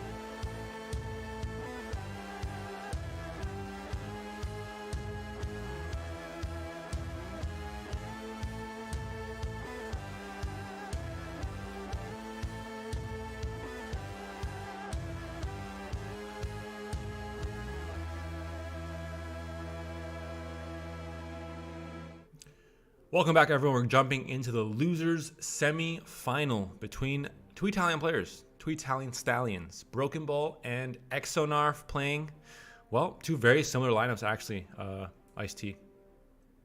Very, very similar lineups. And we have seen Shurima taking over the Runeterra meta in the last couple of months. And it seems that Shurima has also taken over Italy. And it has become a desert because both players are playing triple Shurima lineups with only one deck difference where Mono Shurima is the choice here for Axenarf. B-Ball has brought, and I think this is by now the BB special, he stole it from Simon, who I think also stole it previously, but who cares at this point? Who cares? Has brought the Ecozillion. And as we all know, I think it makes sense to see all these Italian players on Shurima. The Gobi Desert is, of course, in Italy, right between Rome and Milan. For all those geography whizzes out there, they know this is a factual thing that I'm mentioning here. So makes sense for Shurima to be the region that all the Italian players enjoy so much. But we're going to check out the lineup for Broken Ball, a player that we haven't seen on stream yet because he dropped to loser's bracket in round 1. Uncharacteristically for Broken Ball, who is a Fight Night champion, of course, multiple times. But this is, of course, deck number 1. I think no surprises for anyone. Ecozillion, the deck that, is Broken Ball's baby. He's maybe the one player that is on the side of the discussion, trying to say, hey, this deck is definitely still fantastic. It can work in tournaments, and he's the one that is finding these results in pretty much every tournament he enters. Yeah, I really love this deck, and I think Broken Ball, had some growing pains with this deck. Was actually really down before Simon taught him the deck, and afterwards Broken Ball just brought it, as mentioned, to every tournament. Really high performing deck. In and out is the Mystic Shot, and we see it here in again, which does suggest that you want to have an extra option for some burn, or to trade with other Ecozillion decks or with other low curve decks. Overall, this deck does have the strong synergy of being a deck that can rally, and we know every deck that can rally is absolutely broken. It is the best mechanic in all of Runeterra. No bias here, but I absolutely love it. And with Echo being constantly flipped here, he is not quite as bad as a lot of people thought he was. I think back when we were super down on Echo, it was actually people playing Echo a bit wrong. This is a champion that you only slam on the board when he's flipped. Yeah, I mean, scarzig and I mentioned it when Ecozillion first started gaining traction. I saw it as a kind of a joke because I just never had any trouble on ladder facing off against this archetype. Maybe not this deck specifically because it was not so refined before, but this archetype just never seemed to make much sense on ladder. But then the best players, or some of the best players in the world, started refining it, started finding the ways that it would work from a game plan perspective, and now we have this Ecozillion deck that is still, it can find very good results in tournaments. But deck number 2 for Broken Ball is going to be another deck that is finding a lot of great results. Very, very scary with this Shurima mid-range package that worked in Mono Shurima. Why not? Why won't it work in a deck like this one as well? With Ziggs and Talia, and just very explosive mid-game for this deck. Yeah, this is a deck that has, fascinated quite a bunch of people because I think a lot of people were underrating this deck for the longest time. And even though the Arsenal seemed to be like the one big thing in this deck that was the saving grace of Talia Ziggs, nowadays we actually notice that, this is a mid-range deck and it has a lot of power and finishes games without the Arsenal ever hitting the board. And this is why Arsenal has been cut down to a one-off. We also don't see Herald of the Magus anymore. That is just too slow. We are a mid-range deck and quite a fast one at that. We have insane combos like the Ancient Hourglass on Ziggs or in Talia, and then duplicating it with another Talia. We have the Absorber, which is just a great finisher for any Shurima deck, but especially for a deck that deals with blockers as easily as Ziggs and Talia do. Yeah, Arsenal definitely has been disappointing in the last few years. Moving on to deck 3 rather, we're going to see now. It will be Viego Shurima, a list that I think all 3 Italian players in this tournament have actually brought. So a list that is gaining a lot of traction among top players. All 3 players that have brought this deck are all in the top 4. So I think that already speaks for itself. It says, hey, this deck is definitely working out. And we saw it a few times in action as well. It's looking quite powerful. It has the answer with quicksand to so many different threats in the meta right now as well, with Viego as just a really, really good finisher. Yeah, Viego is a card that, when it was released, was not quite as powerful as the other event champions. So we saw, obviously, that Aphelios banned the whole meta around him. Viego didn't quite do that, but nonetheless, Viego is a really strong card that if put into the right deck, can absolutely demolish your opponent. It's really annoying to play against a flip Viego, and it is really hard to stop him from flipping if your opponent is running the right synergies. And that's going to be it for Broken Ball's lineup. We can go ahead and show Axenarf or not, because it's pretty much identical. The only difference is Axenarf is running Mono Shurima with Sundisk instead of the Echo Zillion. And we're going to jump right into turn number 3 of game number 1 as production starts putting up the names, putting up the numbers. But 0-0 for now. This is the first game of the series. Losers semifinal. The winner here will face off against Genesis, another Italian player. And that will be, or rather, Duno GP, and then they'll face off against Genesis in the grand finals. Genesis, of course, waiting very patiently after having won that winner's final match against the Portuguese player. But starting things off, I mean, it's going to be the Ziggs Talia for Axenarf versus Broken Ball's Echo Zillion. Yeah, Panda leaking the script, obviously.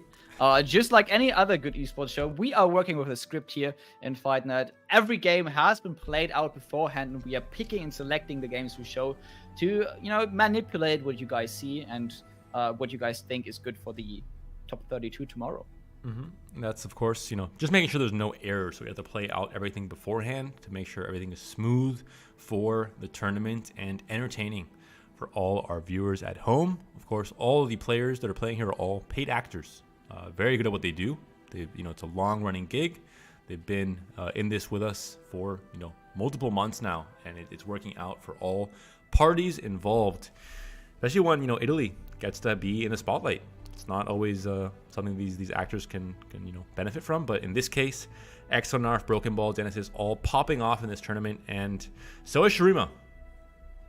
Yeah, especially here, the Ziggs already with a couple of landmarks on the board, which means that Ziggs flipped is not far away, and once the Ziggs is flipped, we do have the strong combos. We have the Absolver. We have not only the landmark combo with Ziggs itself, but also with Talia, where we can, for example, just put that Ziggs into a landmark, double the landmark, get 2 Ziggses. They are gonna absolutely pop off, fire on the opponent's Nexus, and is Ziggs the plural of Ziggs? Ziggses? I'm not sure about that one, Ice-T. I think it's Ziggai, no? Is it the guy? The guys. I don't. The guys.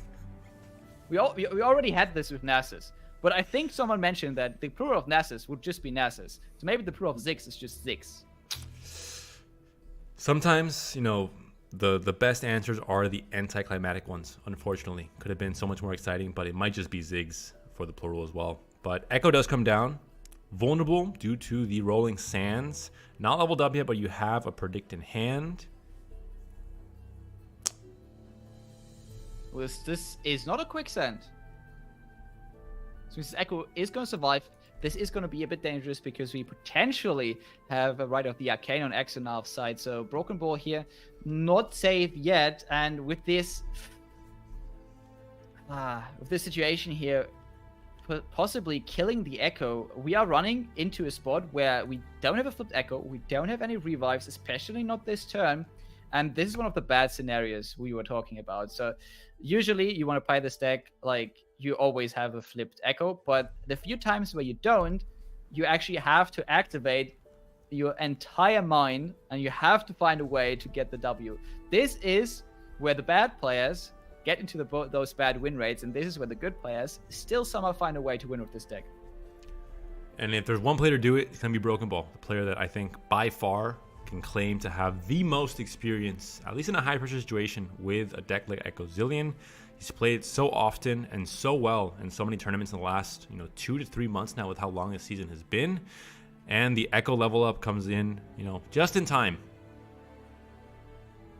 Just in time, we do flip him. This was so important. Now, this Echo still dies and can't be revived, but at least we got future revives going for us.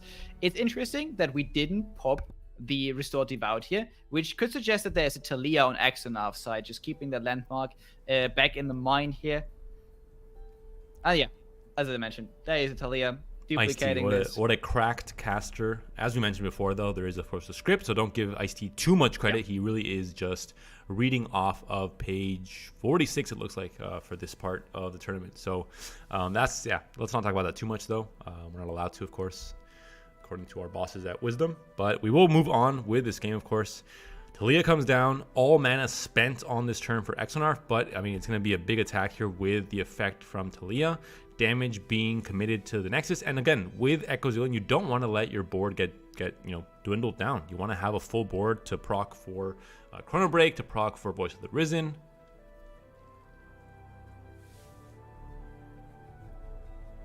Okay, we find a couple of good blocks here. We obviously have to block the Talia. We can't just take the 10 here. We would rather just take the 2. There is currently no threat of overwhelm here. With 2 mana available, Axenarf unfortunately can't quite go for an Absorber play. But this sets up for a giant lethal turn on the next attack token for Axenarf. BB has to find a way to put some pressure onto Axenarf. Echo Zillion is not a deck that can just win with a defensive play. No, you actually have to actively pressure your opponent, force them to spend some resources, trade their board, and then you can win. There's a time bomb coming down, killing off the Chemist at the very least, making the board a little bit less wide, but when those landmarks end up popping, it's going to be a lot more board presence for Axenarf here, so you have to benefit now from this attack. There's a chance for Time Trick, there's a chance for Station Archivist to do something here. 8 mana to work with for Broken Ball in this turn. This is a tough turn to play out. Do you predict first? Do you see what you get? Do you attack in? Maybe, feign a bit of confidence here. And your opponent thinks, okay, he certainly has it ready if he's attacking in like this. The chance for a lot of mental warfare to come online here. Unleashed Energy comes in for Axenarf. The Ziggs level up. Ooh. That's a fantastic play. Not only do we have an additional blocker now, but this Talia is also just surviving any block she takes. Yeah, much beefier with her stats, able to survive. And, the player, Axenarf, goes down to 10 HP, but not quite anything too scary here from Broken Ball. The Voice of the Risen gets taken on the process. Station Archivist comes out, finds the Chrono Break, as all good players do. Broken Ball, of course, has also read the script. He knew that was coming, so he just committed that attack right away. Puts down the Chrono Break onto the stack. Is there going to be any answer from Axenarf here? That is a question. 6 mana to work with. A Rite of Negation would be a complete blowout here, but Axenarf is taking sweet time thinking about this. But yeah. Oh, he has it though. Rite of Negation is found, and Broken Ball's dreams fizzle for this turn at the very least. Zillion comes down as well. I'm gonna rename to Broken Dreams in the future, but Zillion might not do much here because I think that there's also Absolver in Axenarf's hand. I think I'm spoiling again here, but it just looks like this is going to be the turn where Axenarf completely pops off. We have a quicksand. Yeah, there's an answer here from Broken Ball. He has kind of that failsafe to maybe survive one more turn to try and make the magic happen on his next attack token turn, but Endless Devout comes out. Once again, that's the second one this game, or the third one possibly even. All right, another Voice of the Risen, though. This makes this board way more threatening, and we now have multiple ways to block this Endless Devout. Ziggs can't attack here, just because we can comfortably block him, trade him. Maybe this is suggesting that Axenarf does not have the aforementioned Absolver in hand, and is looking to, draw this game out and win in the next couple of turns instead of committing all in on this attack. Gonna take 6 here, which is not the end, or take 5 rather, not the end of the world. And the Time Trick can still find a possible solution. One Rite of Negation was already played out from Axenarf on the last turn. There are going to be 2 copies of this card in deck, so there's still a chance of the second one in hand, but it's quite unlikely with only 2 cards right now in the hand for Axenarf. Kind of running out of fuel at this point. All right, and Broken Ball gets to keep most of his board, trade down Axenarf's board, and only takes 2 damage here. I think if we find an Echo, we are looking quite okay for Broken Ball. Yeah, if Desert Dinosaur comes out, the board is pretty scary here. Rite of Negation is played from Broken Ball with most of his mana here. Really, he's just looking for that one combination with Chrono Break next turn. It's not the scariest board to work with, though, at this point. Has another Time Trick. That's 2 mana has to be spent to even try and find the out. You find the Chrono Break. This is pretty big here. Yeah, we can swing in already. Either force Axenarf to take a couple of bad trades or deal massive Nexus damage. And then if we rally, I think Axenarf is going to lose almost all his units here. Needs an hourglass. Or a second Rite of Negation. If Broken Ball can find Chrono Break every turn, why can't Axenarf find the counter? Both Italian, both good players, both playing Shurima. Very true. Why wouldn't you find the counter here? Both Stallions. Obviously, I'm a bit biased towards Broken Ball here, and we've seen Broken Ball in the Italian league win quite comfortably in his matchups versus Axenarf. But Axenarf, I think, comes in with some revenge on his mind. Ooh, Arsenal comes down, but that's all that you can do on this turn. But you find the lifesteal. Oh my god, that is the perfect Arsenal. There's a quicksand though. So wrong. There's a quicksand though. There's the a quicksand can stop the lifesteal at the very least. So how do you? Is there really any way to? Yeah, I don't think there's anything you can do here. I mean, I guess if you bait into the blocking the 4 attack unit, but I don't think Axenarf would do that. Yeah. All right, what do we find? An Absolver? Okay. This game's wild, Ice-T. This game is all over the place. I think you want to guarantee to kill the Arsenal this turn, I guess. Is a consideration. You don't want to use it. You don't want to attack last turn because you're not going to find lethal, I think, with a quicksand. On the time bomb, this kills the Arsenal.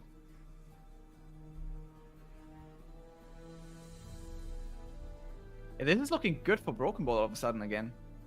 Another Talia comes in, and never mind. And that's the final play for Axenarf. The last card in hand. But what a card. Talia is fantastic here.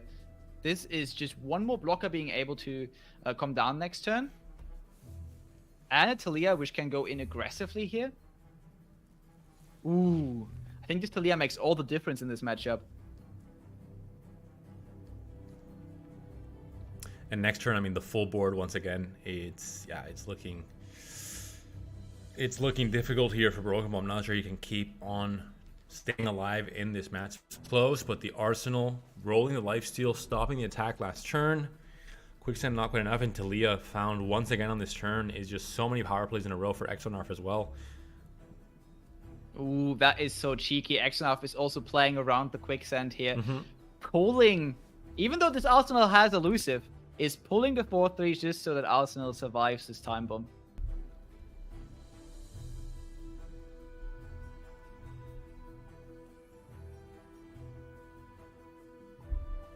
It looks like this is going to be enough. I don't think there's not much that Broken Ball can do next turn. The board is going to be absolutely massive for Axenarf. Do we find an Echo? That could be maybe what gets us into this game. It's an... Oh, wait, no, never mind. We had the Absolver. That's true. I forgot that we predicted that. Feral Prescience Power Spike on turn 10. I don't think that's quite what you were looking for. I don't think any of these cards are what you're looking for either. The Fizz Shimmy on the side of Axenarf. The Italian mind games begin after game 1. Comes to what it could be its conclusion. You love to see it. Axenarf saying, you might have won the Italian league. Well, you know what? I'm coming for the crown. Only game 1 though. The series is not over just yet. Broken Ball can make a comeback in the next 2 games, but that is Axenarf taking game number 1 in this series between Broken Ball and himself. The Italians fighting off to try and find their spot in the losers final to face off against Duno GP, the Portuguese player, the only player not from Italy in the top 4 for this week's fight night. So Italy, despite the results, despite who ends up taking it in the end, can already be very proud of how good they're looking going into tomorrow, into the seasonals that have quite a few Italian players as well. Broken Ball is of course there, Melodor is there as well, Gutshot is there as well, a player that maybe is more new, coming onto the scene, coming onto like the high level play in a seasonal Top Cut. Yeah, I'm really excited to see what the Italian players can do tomorrow. As well, I'm also excited to see what the German and Spanish players can do. Spain looks very strong, but we have a few German players that I think are going to do some work tomorrow. I'm putting my hope into Smooth. It might have not, worked out for this fight night today, but I also think that Smooth is going to run a very different lineup. It's fine. Smooth is pulling off Simon. Does badly in Fight Night, and then pops off in the seasonal. It's going for the debate. I think Simon, though, went for the exact same lineup in that seasonal that he went on Fight Night. Because no one expects you to actually do that. Simon is just really big brain, gracefully, or rather gracing us with his presence in the chat. I'm sure all our chatters are honored to see Salty Simon, a multiple-time Fight Night champion, coming along on a Friday night and just, giving out some knowledge onto, he is the creator, or maybe the popularizer, if that's a word, of Echo Zillion. And then Broken Ball just yoinked and tried to make it his baby. As Broken Ball so often does. Yeah, recurring thing. Watch out for this guy. If you know Broken Ball, you might think he has invented every deck in existence. That's why I'm not giving him any of my deep deck lists once the new expansion drops. I'm keeping them all for myself. That is a good idea. But let's see if Broken Ball can win this matchup here and at least, get a bit further in the tournament and get the title of the Equazillion populator. No, not populator. That is wrong. That was very wrong. Well, when you say you already know, it sounds wrong. Popularizer. Yeah. Popularizer. No, I'm kidding. That's also wrong. It's also wrong. No. What are you doing? I'm taking advantage of your non-native English, Ice Tea. It hurts. It hurts a lot. It do be how it is. It looks like this game, though, is going a bit more smoothly for Broken Ball because we have a couple more predicts going on here. So at least this time, we will actually be able to slam down a leveled Echo should we find them. That said, on the other side, all is going according to plan so far. We have a Cameroon Soldier. We are on the board. We just need to find Viego, and Viego is super annoying for Broken Ball's deck. Zillion also coming down onto the board very, very early on. We're going to see what Viego is, what Axenarf's deck is able to do, because we've seen Viego having a pretty good results overall. Maybe not so much in that last game we saw in the winners final. It was a tricky matchup overall, with the Fizz just being a little bit too out of control, and just not really, again, that mid game was a bit too much. So we'll see now if Axenarf is able to control it. And the biggest thing, of course, is going to be Rite of Negation. That's the card that I think is kind of the very polarized, very binary. You either have it or you don't. If you do, great. You're able to solve those Chrono Break turns. If you don't, maybe it's game over. So it's not great for games to be decided on off of just one card, but that is sometimes how some of these metas play out. I mean, a lot of Equazillion games are decided on one card, and that is going to be the Chrono Break. It's super important to find, and we will need to find the Echo. So far, even with all this predicting, we haven't quite seen him, which is strange, but sometimes happen. We always say in this deck, you basically choose what you're going to draw the next turn, but even then, sometimes you do low roll and you don't find the Echo. This looks like it's one of those games, because at this point, you do want to have an Echo. Could be a skipper. It could be a Chronomancer into just predicting the next time and then maybe skipping, getting the chain of predicts going on and making sure Echo definitely comes out leveled up when he is eventually played onto the board. The full attack comes in. Not so much attack connecting, obviously. Without Echo, without Voice of the Risen, most of the attackers in this deck are pretty pathetic. Only one attack on the Zillion, 2 on the bot. This might be a bit of an awkward turn for BB. So if we want to make use of our mana, we might need to predict again, or we just have to play the Voice of the Risen. But there is Viego, and again, we can't really stop Viego from flipping. We have to attack to finish the game. This is going to give Viego triggers. We don't really have hard removal for the Viego, so we are stuck in a situation where if Viego flips, we're going to just lose Echo every time. Oh my god, what a game. Is the Echo at this point, is it too little too late though for Echo to come down and start swinging things back in Broken Ball's favor? The swing comes in. No Fearsome Blocker. Just take casual 6 damage. No, we actually take the full 8 here. We don't want. Apparently we can't afford to lose any other units here. Also, obviously, if we trade down the 2-1, the Viego gets another trigger. We don't want that as well. As we mentioned, we can't really do anything about flip Viego, so we want to delay that Viego flip to as long a way as possible. Now, with the Voice of the Risen in hand, we do have a really strong turn. Time bomb pops, opens up a slot for Voice of the Risen. And will the Chrono Break come out from its prison in the deck? I hope so. Because otherwise this is just an easy 2-0. Also, nice poetry. I think we have a LOR poetry Discord. Oh. Somewhere around in the LOR community. Might have to go and smurf on that then. Yeah, it's I think it's a pretty popular one. You have to look it up. We're gonna see now. There's gonna be a time trick to work with here for Broken Ball. Gonna have one chance to try and find the card that might do it, but it might also just be answered by a Rite of Negation, because there are of course 6 cards in the hand for Axenarf, 10 mana to work with to deny all of Broken Ball's dreams. Oh, as you mentioned, BB has one shot. It's the opportunity of a lifetime. The attack comes in. Still no. Time trick, no. Not going to do it yet. Going to see if maybe Axenarf commits most of his mana, thinking the Chrono Break isn't quite there yet.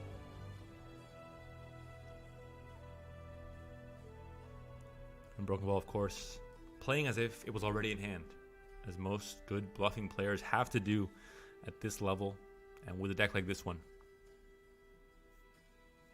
Alright, this is the Valfleece. It's an Ancient Hourglass to deny the Echo Trigger. Luckily for Broken Ball, we can't play around this. We find the Chrono Break. Alright, perfect. Perfect, but there's still 5 mana up for Axenarf. Has the possibility, with 4 cards left in hand, a 25% chance at the minimum. Or could be more. Could be 2 copies of Rite of Negation in the hand for Axenarf. It now comes down to the staple cards. We mentioned this so many times. Rite of Negation, Quicksand. Those are the staple cards in the new Shuriman meta. Let's see if Axenarf has it. First of all, Axenarf would have to pass back, at least bluff it. Don't spend any mana now. And he does. Chrono Break on the stack. Is there going to be a Rite of Negation to stop this? There isn't. It goes through. No. Broken Ball never punish. The Italian Stallion runs loose, exits the stable. Can he find the win here and tie this series? I don't think there's anything Axenarf can do at this point, and this is just Axenarf's worst nightmare. Axenarf played around it as best as he could, tried to deny the Echo Trigger with the Hourglass, but unfortunately Broken Ball had all the tools in hand and finds the lethal. 1-1 now in this series. Broken Ball has to move on to his next deck. We don't exactly know what the bans were, if I'm correct, so we're going to leave that as a surprise element. We're not going to spoil the script. Going to keep it all fresh for the viewers and for us as well. And Axenarf, of course, is stuck on this vehicle list. He has to win with his last remaining deck. That's going to be this Viego Shrima list that has a lot of great tools, but like you mentioned, and as I mentioned, rather, not you. I'm not going to give you credit for this one. Sometimes these games just come down to having this card or not having it, and there wasn't a Rite of Negation. If there was, maybe the game's over. Maybe Broken Ball just runs out of fuel and can't do it, but there was no answer there, and just Broken Ball, uncontested, able to play out Chrono Break and win the game easily. All right.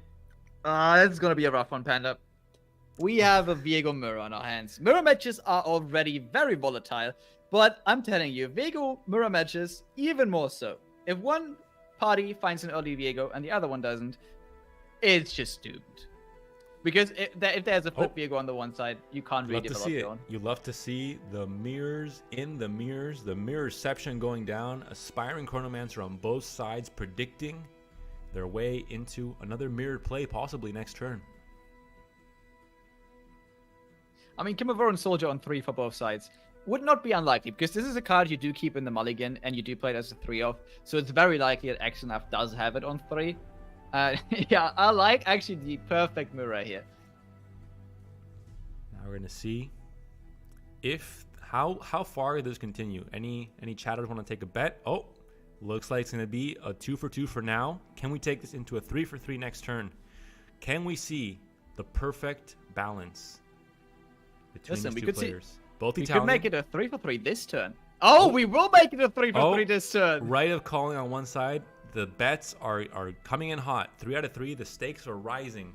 Does anyone in chat want to make a crazy bet and say maybe 6 in a row? That would be a pretty crazy one. What do you think, Ice-T? 6 in a row, I'm taking this. Oh, there's a Viego that's already lining up the perfect turn 5 play that guarantees that Broken Ball's going to put it down. Is there a Viego on Axenarf's side? We'll find out in 2 turns. But for now, everything has been mirrored. 3 for 3, all actions balanced. The second is fine. Surely not. Oh, yeah, BB is going for a play here that disrupts everything. Disrupts the order, but is there going to be... Oh, Axenarf breaks the chain. Treasure Seeker comes down instead. And that Treasure Seeker cannot really aspire to as much as Broken Ball's play can. Viego is already in hand for Broken Ball. That could be a pretty massive advantage if there isn't a Viego on Axenarf's side. Now we see Viego, and now we will see Viego on Broken Ball's side, I imagine. With the Quicksand backup, this is really scary for Axenarf. Does the attack come through? That's really the question here. You have a chance for Awakening Sands. The attack is committed. Alright, do we go for it? Do we go for the Quicksand player? We do. Let's see if there's a Quicksand on the other side. Alright, we could also just find our own Hourglass on Axenarf's side and save this Viego. I don't think he would ever swing in here with no protection. Oh, okay, I'm gonna... no. What? Axenarf, what have you done? He's going off script, Penna. He's going off script. It was the Treasure Seeker. It caused imbalance in both the deck and the hand, and Axenarf lost it. He just tipped too far to one side, committed the attack there with the Viego. No protection, no Quicksand to throw in the opponent's Viego's face, but he has a second Viego. That is why he said, nope, this is not the one. The chosen one is number 2, and a second Viego comes down to the board. All right, looking at Broken Ball's hand here, we can play another Cameroon Soldier. Then we have the Glimpse Beyond to make use and trigger Viego, which gets our Viego very far ahead of Axenarf's Viego. I think it's going to be the play here. And you're just going to be, a little bit more ahead of your opponent's Viego at this point, it looks like. Waking Sands is now committed, making the attack a little bit less appetizing for Broken Ball here. Who decides to pass, get another blocker here from Viego on this turn. Still has the Glimpse. I think this could be used for a Ghost block potentially. Are you familiar with, Viego mirrors? What ends up being the catalyzer that really, tips this one way or another, Ice-T? Okay, listen, this is a very 5-head concept. But if one Viego flips, the other player loses. That is definitely something that viewers at home would have to consider when watching a mirror like this one. Because it is true. I can definitely confirm. That is a very true statement. Ice-T, of course, our resident Viego expert, has been studying Viego, not just for his chiseled abs, but also for his gameplay in the current meta.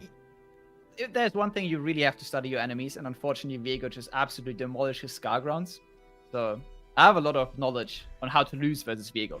Maybe not how to win with it, but losing against it, it beats deep as well. So I've been studying as well to try and figure out why that is, because I thought deep was very strong overall. But yeah, Viego definitely stumped me in trying to figure that out. But looking at the board now, Broken Ball's Viego just a little bit further ahead, but Kai Sandspinner now also getting vulnerable to Axenarf's. And remember, this is a second Viego, so if this one dies, only the third would be able to come back.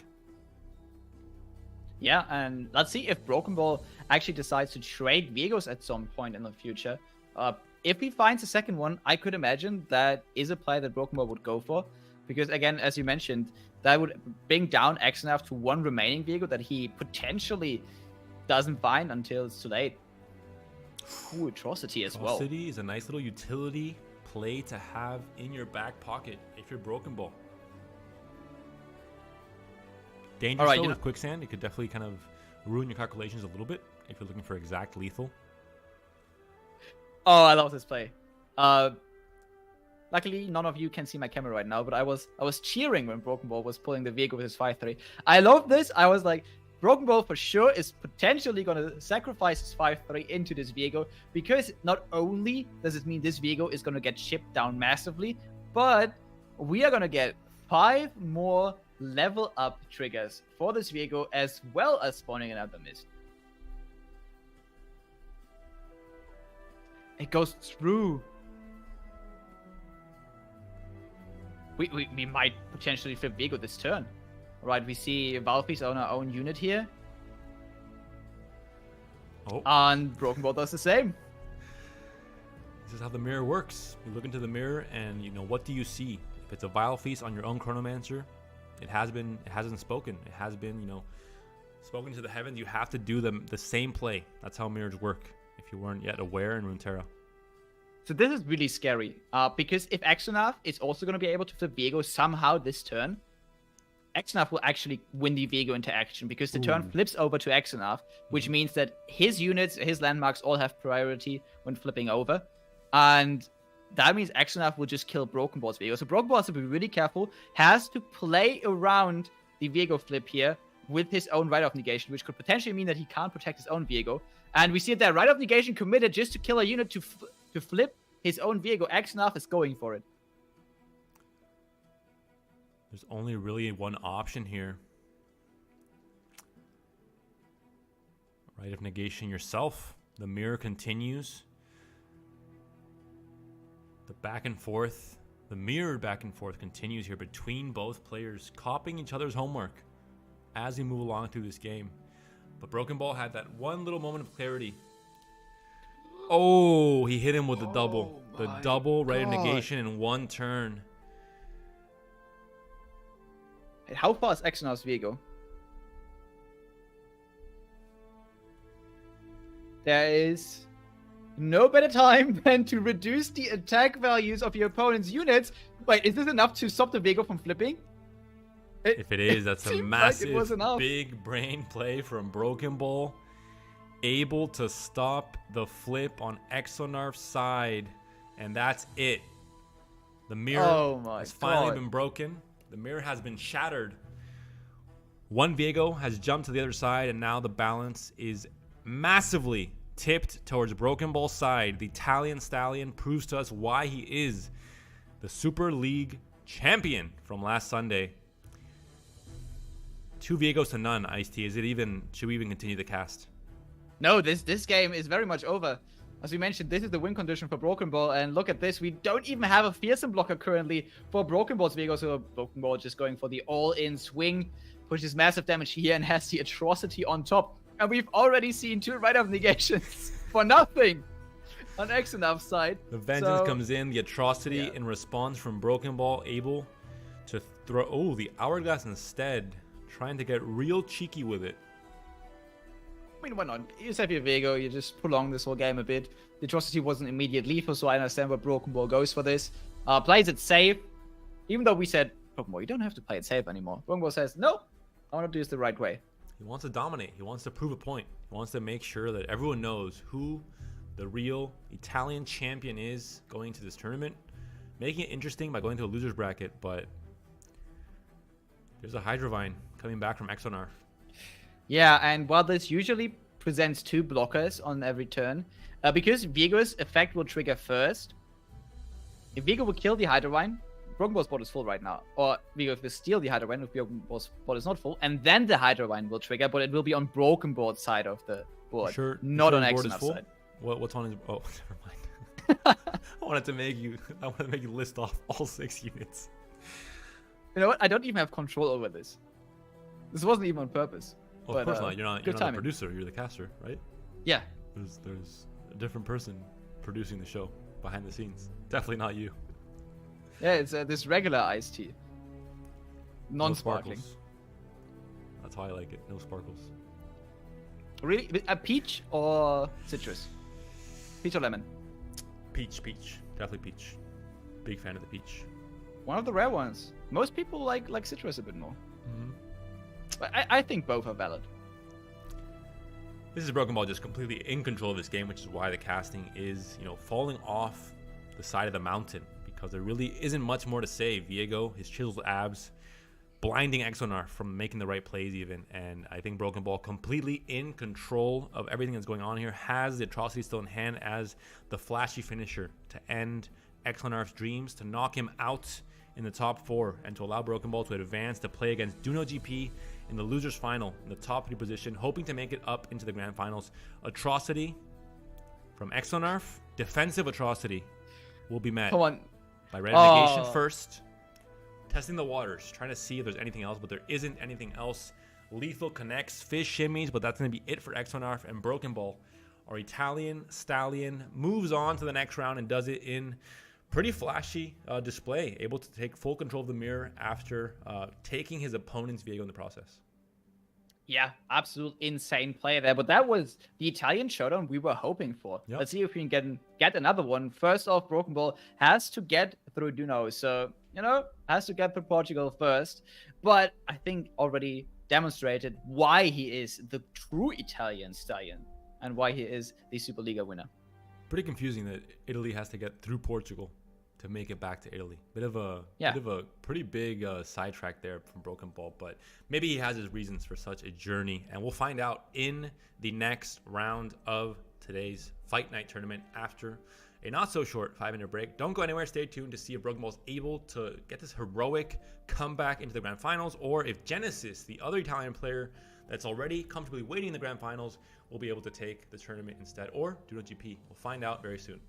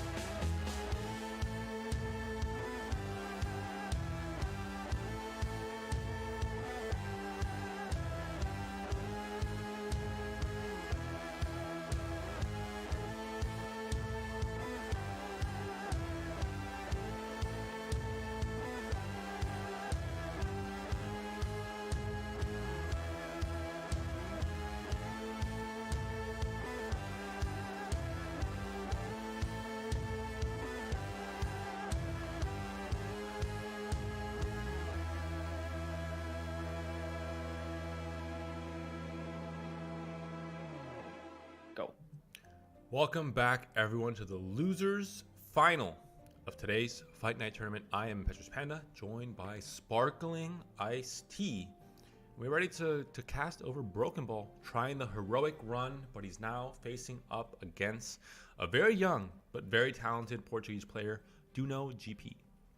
Yeah, and this is going to be an exciting matchup because Duno GP has obviously the will to fight back and go back up against Genesis to get some revenge, but has to go against one of the best players in EMEA. And I think the lineup is going to do a huge favor here for Broken Ball as well, not only the experience, because as we remember, Duno GP is running that FTR deck, and I think Broken Ball's lineup has a couple of good options to play up against this.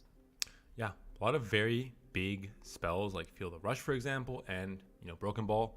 A Shurima enjoyer, someone that really revels in the fact that the desert is so vast and that there are chances to get lost in the sauce, and he's going to be able to really find Rite of Negation in pretty much every single matchup against this Feel the Rush, for example. Even against Atrocity in the case of this Viego list with Shurima, we might see another Viego Mirror, which Broken Ball has proven he has ample experience in. Yeah, as you mentioned, Rite of Negation, at least a 2 of in every single one of Broken Ball's deck. We saw Viego already. Now we see Ziggs Talia, also double Rite of Negation, and a couple of landmarks. Landmarks also something that Field Rush historically can't really deal with. It's really scary, and the Endless routes are going to carry that matchup alongside of the Rite of Negation. And the third deck with Aquazillion is even worse. We all of a sudden not only have Rite of Negation, but we also have Rallies available, and Rallies are just a control deck's nightmare. And with the Predict, with things like Time Trick, the ways you're able to cycle and thin through your deck, it's even more consistent to find these, only 2 copies Rite of Negation, but the deck is built in a way that you're able to kind of cycle and find what you need when you need it. And so Feel the Rush might have some trouble finding a win. There's a reason why this deck isn't really as prevalent as it has been in past metas, where Control has had a much more demanding space in the meta in terms of the different the triangle of aggro and mid-range and Control. In this current meta, Control isn't really that relevant, isn't really seen as much. It exists. Obviously, some players are still so good at the archetype and at this deck specifically that can still bring it and find results, but overall, it's much more difficult. Yeah. Now, again, we have Duno GP here as someone who calls himself a Control main. So maybe, that can swing the win rates a bit more into his favor. But against someone like Broken Ball, I don't think you can make up experience and let it carry the matchup for you. Now, we have to look at the other side of the coin. So we have a very clear ban here from Duno GP, I think. We absolutely want to ban the Aquazillion deck. We can't deal with Rite of Negation and Rallies. Now, if we look at at the other side of the coin, if we look at Broken Ball, what does Broken Ball want to ban? We know, okay, he has a pretty easy breezy matchup into the FTR. But the other side of the coin is, do we want to go into the Viego Mirror again?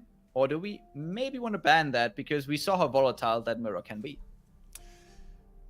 I mean, if you go off the current results, Broken Ball just had a really good win against the Viego Mirror, but I think it came down to maybe, not even just a misplay, just a sequence of events that really put Broken Ball a little bit further ahead with a very cheeky way to really take the win. It all came down to that one Bakai Sand Spinner in the right turn to make sure that the one vehicle flipped, the other one didn't.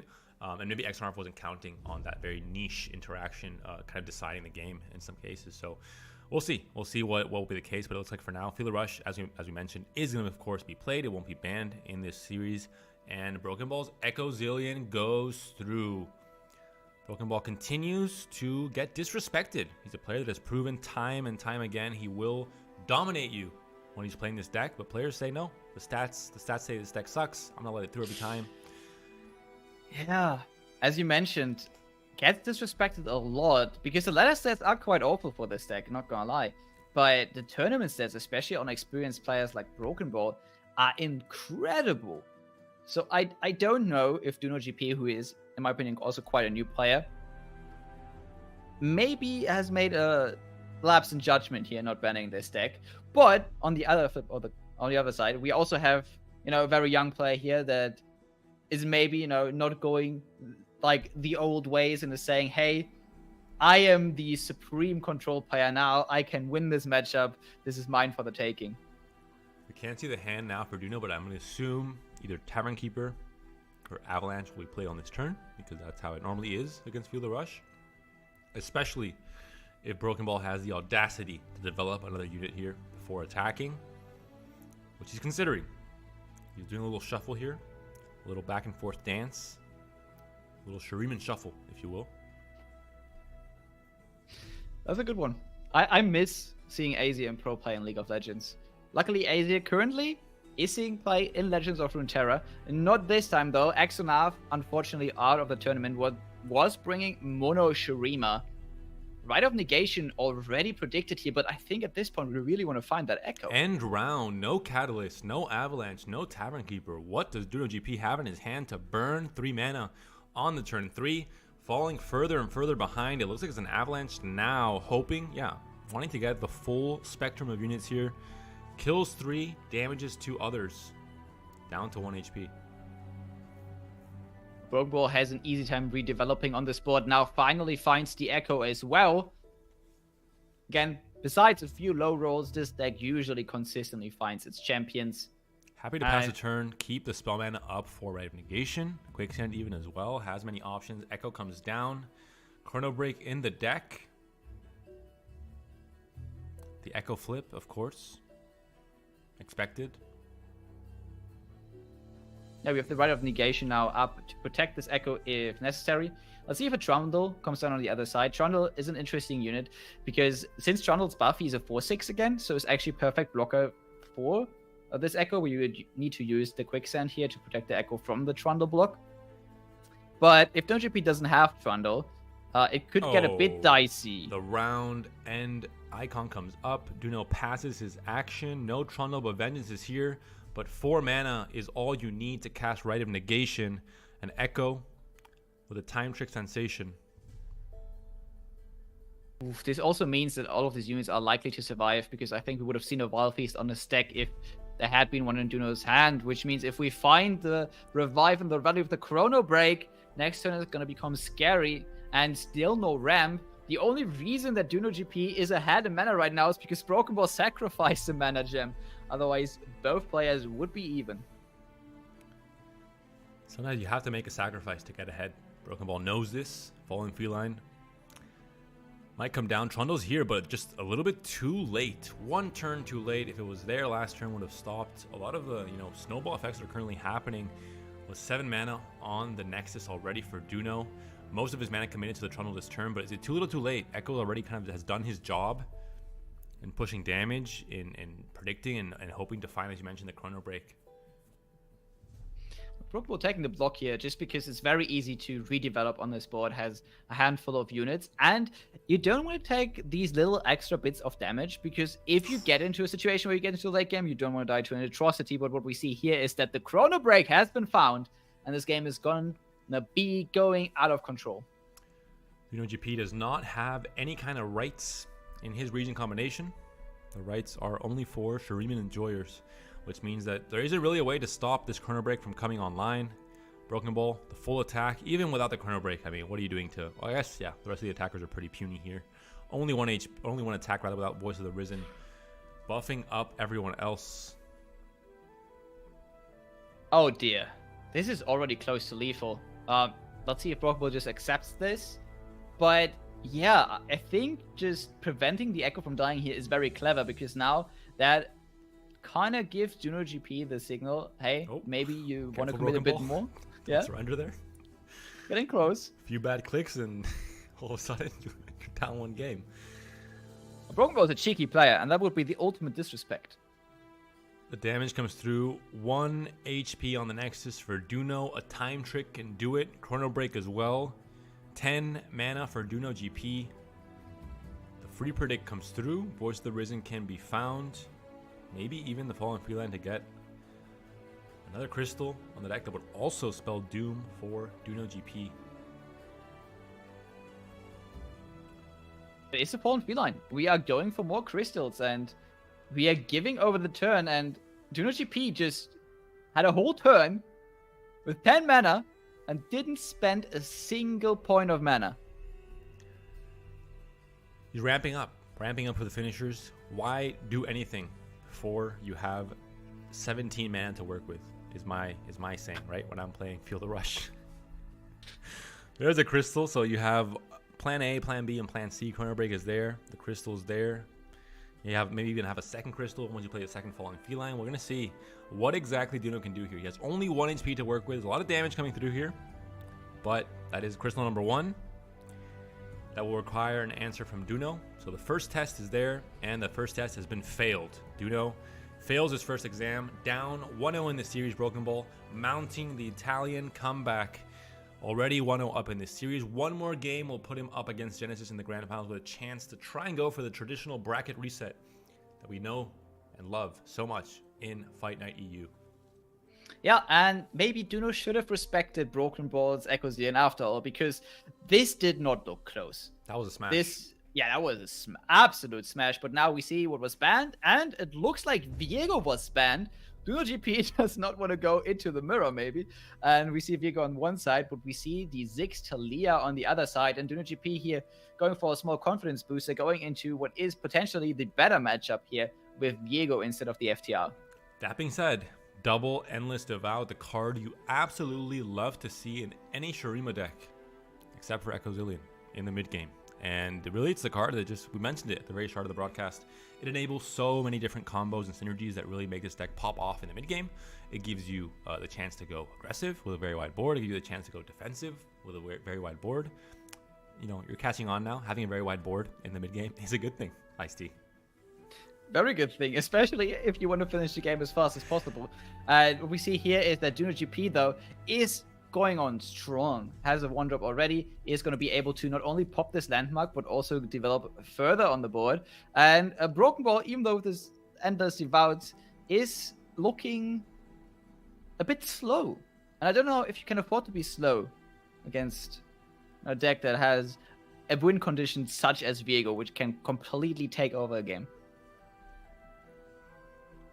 We're going to see how you want to get, obviously, the Sarcophagi on the board as quickly as possible, so that when Talia wants to come down, there is going to be the landmark to copy. Just have that even bigger board presence, of course, is the whole part of this combination with Talia that makes her oh so strong. So we're going to see the attack coming in here for sure. Explosive Minefield can be good at helping you stall out the mid game if you have, you know, any, especially for ephemerals sometimes that are, you know, big enough, you can just stun them, and it's as if you were able to just remove them or, you know, ghost block them essentially. Yeah, very interesting 1-mana landmark with a lot of hidden power inside of it. And while it was not main decked when it was released, I think a lot of people caught on how just strong the card actually is. I'm missing one very strong bundle card right now, and that is Pokestick. I think this is one of the few decks that could get away with not playing any Pokesticks. Ooh, okay. So that the block comes out. Obviously, we don't want to kill these Devouts now. We want to keep them alive as long as possible, because that would be such an insane power spike here if Broken Ball was able to get the landmark on board, copy it with Talia. Let's see if Duno has anything on this turn. A Merciless Hunter. That speaks maybe a bit against the game plan of keeping those alive. But it develops a strong unit that actually synergizes with Viego a bit, because getting 4 triggers already on your Viego is really strong. Right Negation could be relevant for a future Atrocity if it does come in later down the line at the end of this game as a, you know, maybe last chance to finish off the game on Duno's side. But right away, Rite of the Arcane comes online, threatens the Viego for all that he's worth. Glimpse Beyond on the Chronomancer. Rite of Negation on the Endless Devout. So Broken Ball does everything he wants, when he wants, and how he wants to do it. Opens up the landmark for Talia, kills the Viego, and stops the card draw. Is there anything this man cannot do? This is a bit sad. Applying Viego at 4 HP in this meta, especially against Shurima, is just not something you can do. Like, the Rite of the Arcane coming in here, taking out the Viego, is a huge tempo swing in the entire game. Now, Talia is going to be able to copy one of those landmarks as well. And if we don't find a couple of fearsome blockers, Broken Ball is going to swing in for massive damage. Desert Naturalist as well. Any viewers at home, don't blink, or all of a sudden this board will go from 0 to hero, or to 6 rather, units on the board, possibly. Because that is how fast it will happen once you get the Talia combo off. We're seeing it here, another Sarcophagus. Once you get Desert Naturalist online as well, you have Quicksand. Just to stop anything cheeky going on from Duno's side, the Arsenal is a finisher. What more do you want? The script is just too much to one side, Ice-T. We have to balance this a little bit more. Yeah, it's looking really tough. And not only that, we also have a couple of stun landmarks. Don't forget the explosive minefields. If there are fearsome blockers developed, like for example this Hydrovine here, we can stun them out. A full board of attackers will swing in next turn. There really is no reason and just no good blocks or attacks rather for Duno to make here. 3 mana to work with for spell mana bank for next turn, but what can you really do at this point in the game? I guess, yeah, Glimpse Beyond and drawing cards is really all that you're able to do because combat is definitely not in Duno's favor at this point. We just have to find a Quicksand. There is 15 damage threatening us next turn. On the open attack, with Quicksand, we can actually open attack with our Fearsomes. We don't even have to use the stun landmark here. It is way too much damage. Although the stun landmark, I guess, would also flip Talia. Yeah, I guess this is something we would want to do. The Hydrovine stunned by a minefield. Explain that one to me, Ice-T. Alright, so minefields actually should stun anything. I don't know why these minefields only stun. Minefields are quite a bit dangerous. You should avoid them if possible, even if you are a massive creature of the mist. They can and will hurt you. How many mines are there to stun all the different heads on the Hydrovine, though? Must be a lot. How many heads does the Hydrovine have? I don't know the full art. Don't check. That is some I am not. stuff. You know what? I see 2 heads there. 3 days. Oh, there's way more. Oh, there's okay. way more than 2. I was kind of hopeful there. You know, it's 2. The second minefield comes in. You thought it was just one minefield. Next thing you know, the whole desert is full of mines. Anywhere you go, no matter how vast the desert is, there's a minefield waiting for you. Yeah, the Shurima Desert is very vast, but not vast enough. The devs weren't kidding. The devs were not kidding. Do not go to the Shurima Desert. There's nothing good there.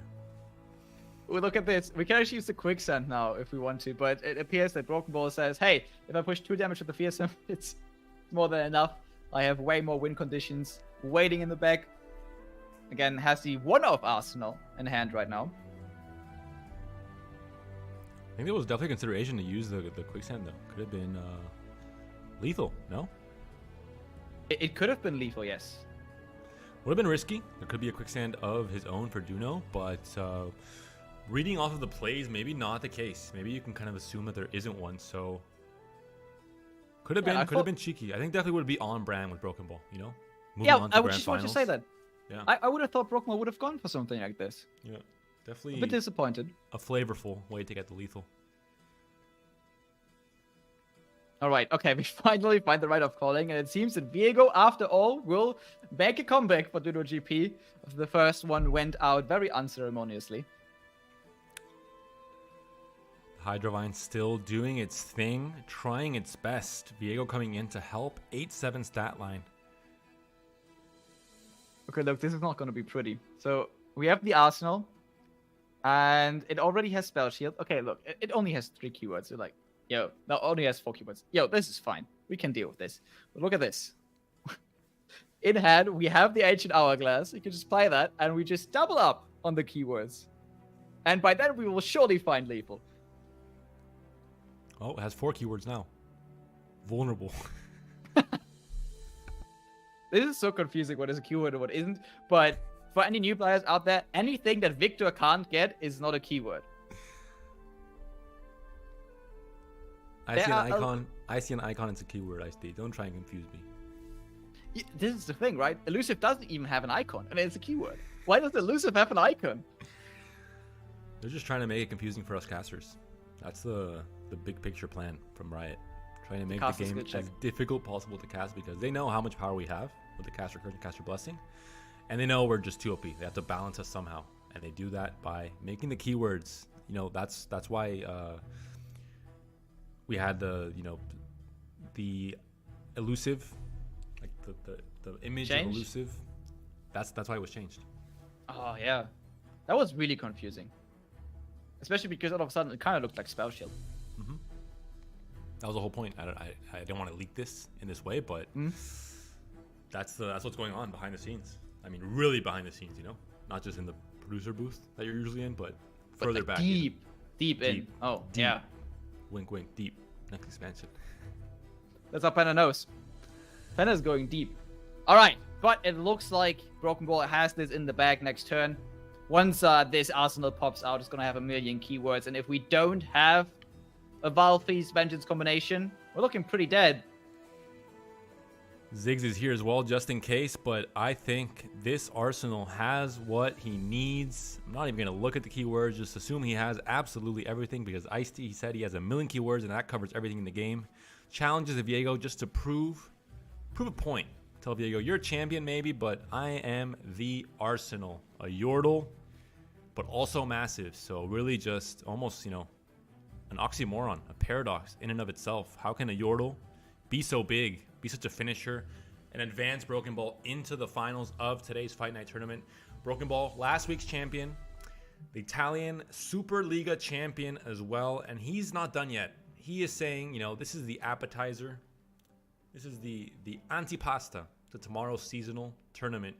And he's going for Genesis' spot in the grand finals. He has to get the bracket reset. It's a difficult task, but if anyone can do it, it is a player with the plot armor as thick as Broken Ball has it. Broken Ball is actually looking quite scary. I don't think Broken Ball has lost any tournament, anything, since 2 weeks. Went in last week, won Fight Night, qualified for top 32, won Italian League, is looking for another Fight Night final here, and the only thing that stands in his way is Genesis, one of his fellow countrymen. But, and we're going to go about this more after the break, Genesis already beat Broken Ball once, so maybe this is going to be the stop to Broken Ball's run.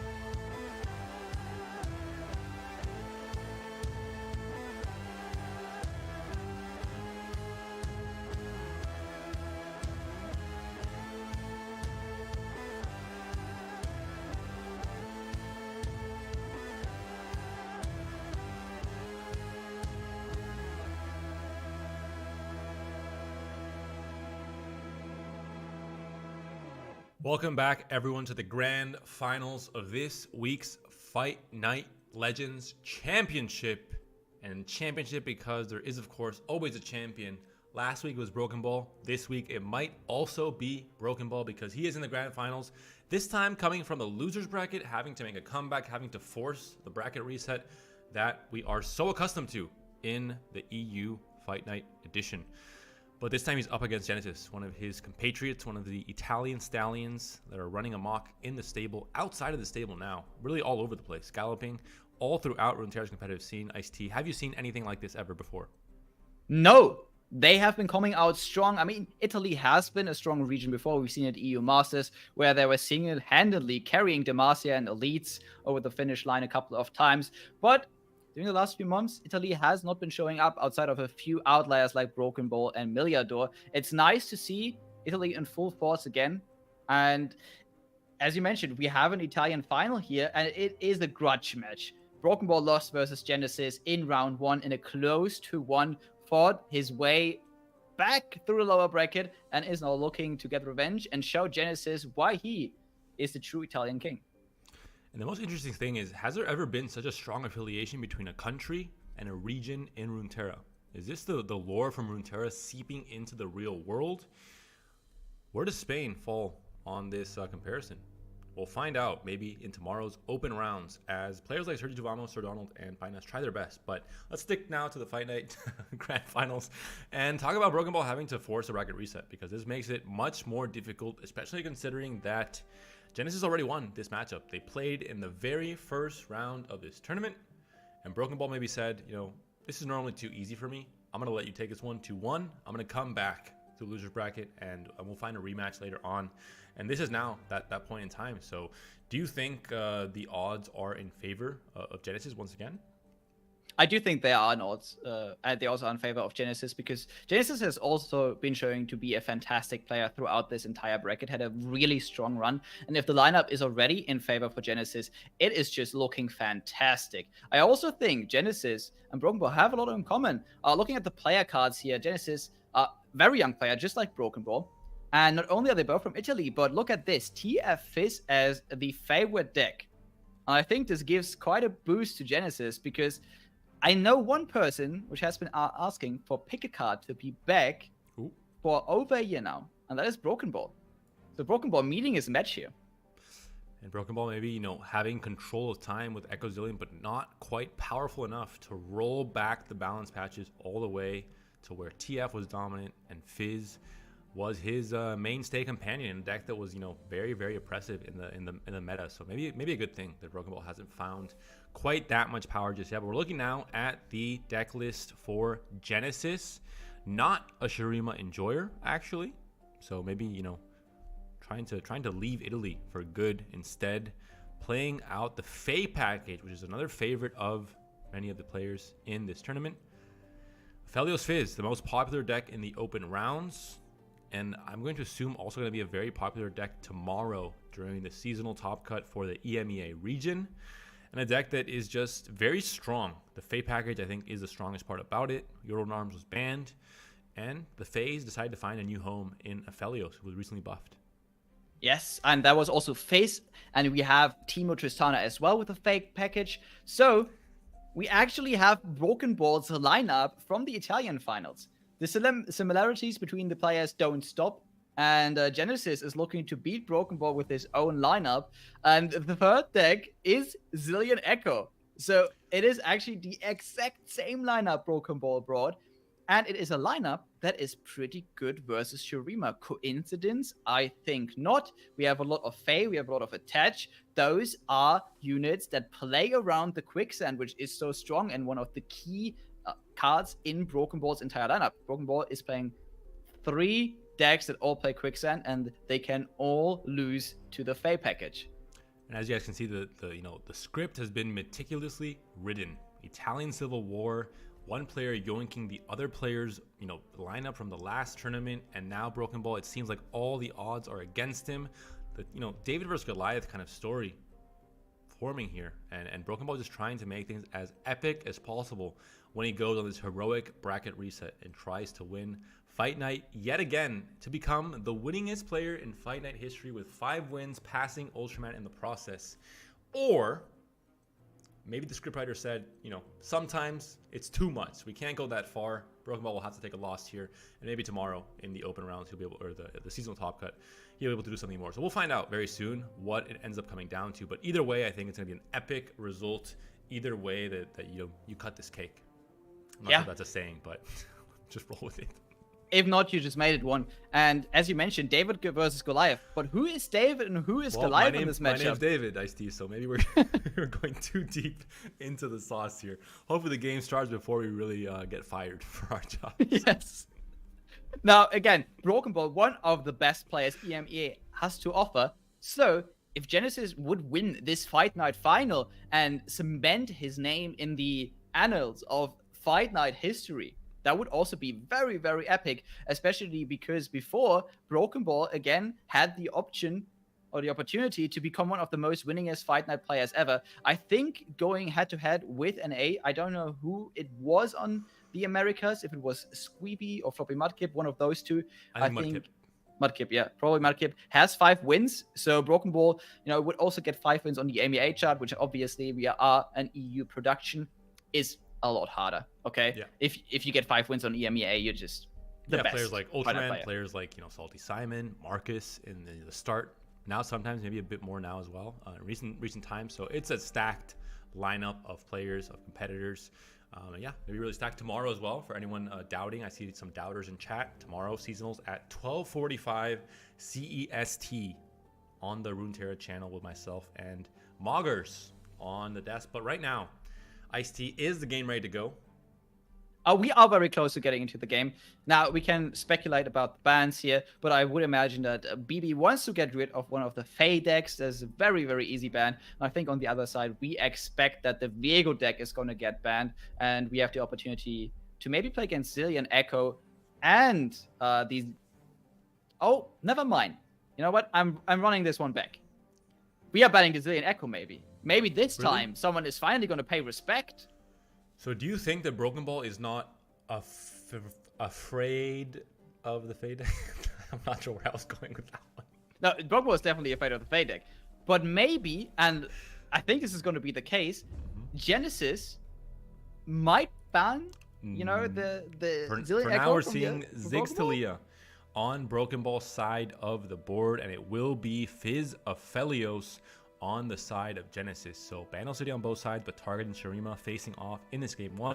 Quick reminder for viewers at home, Broken Ball has to force a bracket reset. What this means is that because there's a loser bracket in Genesis has not lost any of his quote-unquote lives. He has 2 chances, let's say, before he ends up dropping out of this tournament. Broken Ball already lost one of his lives to Genesis in the very first round of this tournament, which means that if Broken Ball loses this series, the tournament is over. Genesis is crowned the champion for the first time ever in his career, and that's it. That's a wrap.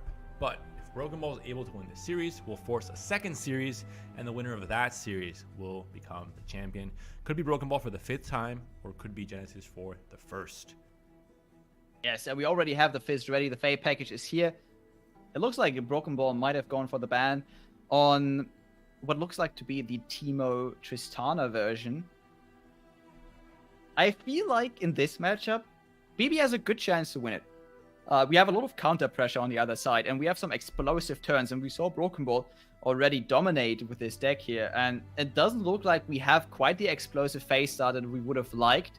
So we don't see Gleaming Lantern into Grandfather Fae, into a couple of attached units, and just an insane pace. We'd rather see a more slow game from Genesis, which could benefit Broken Ball, because if Broken Ball gets all the pieces together, he can build some massive Over-1 boards.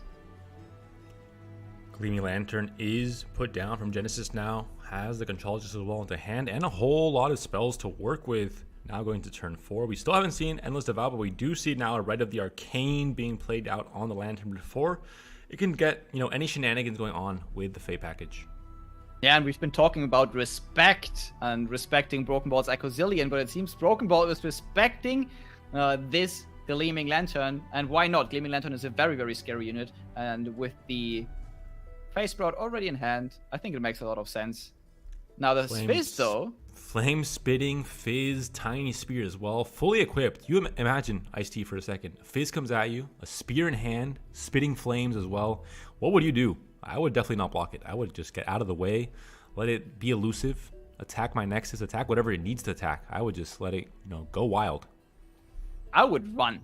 That is a scary fish. But on the other side, we have a scary madman with a couple of bombs, and Ziggs is gonna flip. And this is a really early flip. It's turn 5. Gonna definitely mount some pressure here. Gonna make Genesis have to, consider, how do I deal with this Ziggs facing up against my Fizz? You know what? The Zoe spell, it got buffed. Okay, we don't see it here. I was just thinking, the second part of the Zoe spell, the Paddle Star actually deals 5 now. Ooh. So I was like, whatever, just stun the Ziggs and throw a Paddle Star in his face. But it appears we're just going to block him. Yes, it's only 2 damage we're taking here, really. So no need to go overboard. No need to commit 5 mana here to remove a Ziggs. We would rather just chill a bit. Next turn, develop our Lantern, go wide on the board. Pressurvarium put down onto the board, trying to find ways to cycle through the deck, find, cards that are very relevant in this matchup. Cards like Quicksand, possibly, to take away keywords from Fizz. No attach unit on Fizz just yet, just him. All by himself with a spear, spitting flames, but not quite with an attached unit, keeping the elusive keyword on the unit and kind of stopping the Quicksand from being a viable answer. That is Gigant Bueno. The Tasty Faithful coming in. I think your pronunciation is getting worse and worse as we move along with this tournament. It was better before, Ice-T. It really was. It really was. But this is a unit that is very good in this matchup because it can happen that all the Ziggs and Talia burn adds up, and you kind of have to heal a bit.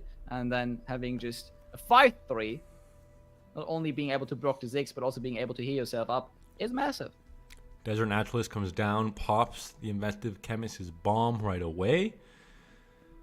It's a good play, but will it sway this game back in favor for Broken Ball? I'm not too sure. 6 HP already on his Nexus. It's quite low for this stage of the game. We're only on turn 6, and it's getting close to over because Fizz is just so good at dealing damage uncontested. Oh my god. Already on 5 Nexus HP. The only way to heal in this deck is if we find an arsenal that randomly rolls lifesteal. Now, we have seen it before, right? It has been done this fight night, but it looks very unlikely. Explosive Minefield stops the lifesteal from entering the conversation for this turn. Librarian comes out onto the field as well. You have the chance to proc Fated with the Pill Cascade. What more do you have here for Broken Ball to try and maybe push for? I mean, I don't know if it's as lethal as possible on this turn. It can't be, right? I mean, if we find... Okay, so we stun one more unit. Oh. Wait, we remove a Wait unit, a minute. we stun a unit. Only the Gleaming Lantern will remain. You're going to have a chance still to cycle with Pill Cascade. You have a chance to also find an Otterpuss as just a chump blocker here, pranking maybe another spell that Broken Ball is trying to cook up as this combination of spells is put on the stack, trying to find a way to somehow find lethal here because he knows that Fizz is going to be a problem next turn. This also activates Ziggs, dealing 2 extra damage to the Nexus. An Absolver here would be insanely scary. Ziggs, of course, is still there, dealing 2 damage on this effect of the short fuse. How short is the fuse, really? 10 HP on the Nexus for Genesis. Otterpuss comes down, the prank comes down, might peer into... Oh, doesn't even have time. 5 mana to work with for Genesis. Pale Cascade still in hand. Accepts for now because he's alive at 4 HP. Accepting this current attack. What more does Broken Ball have? Good question. If the Absolver is in, this is surely lethal.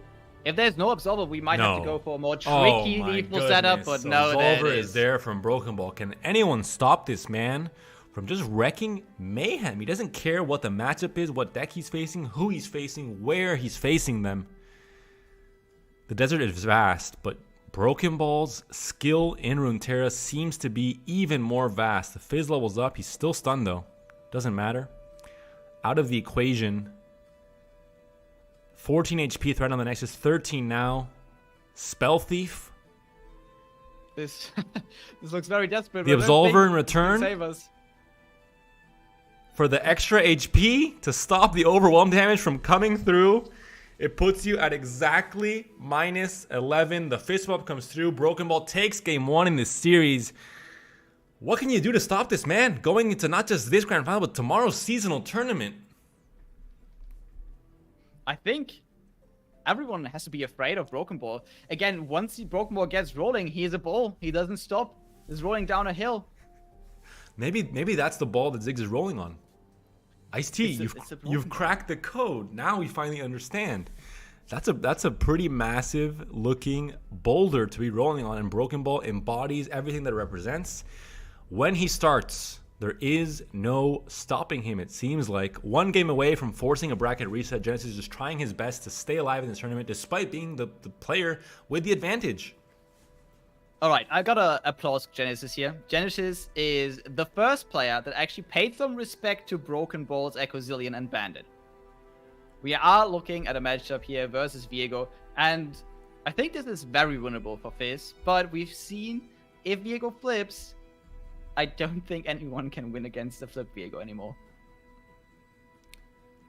The Squire comes in on the first turn of the game, deals 2 damage to the Nexus. Chronomancer comes in 2-3, able to predict, even out the curve of card that Broken Ball's trying to draw, making sure to maybe draw even the Viego for later on, a card that obviously you need to have on turn 5 ideally to get his effect ramping up and get him to flip and take over the game as soon as possible.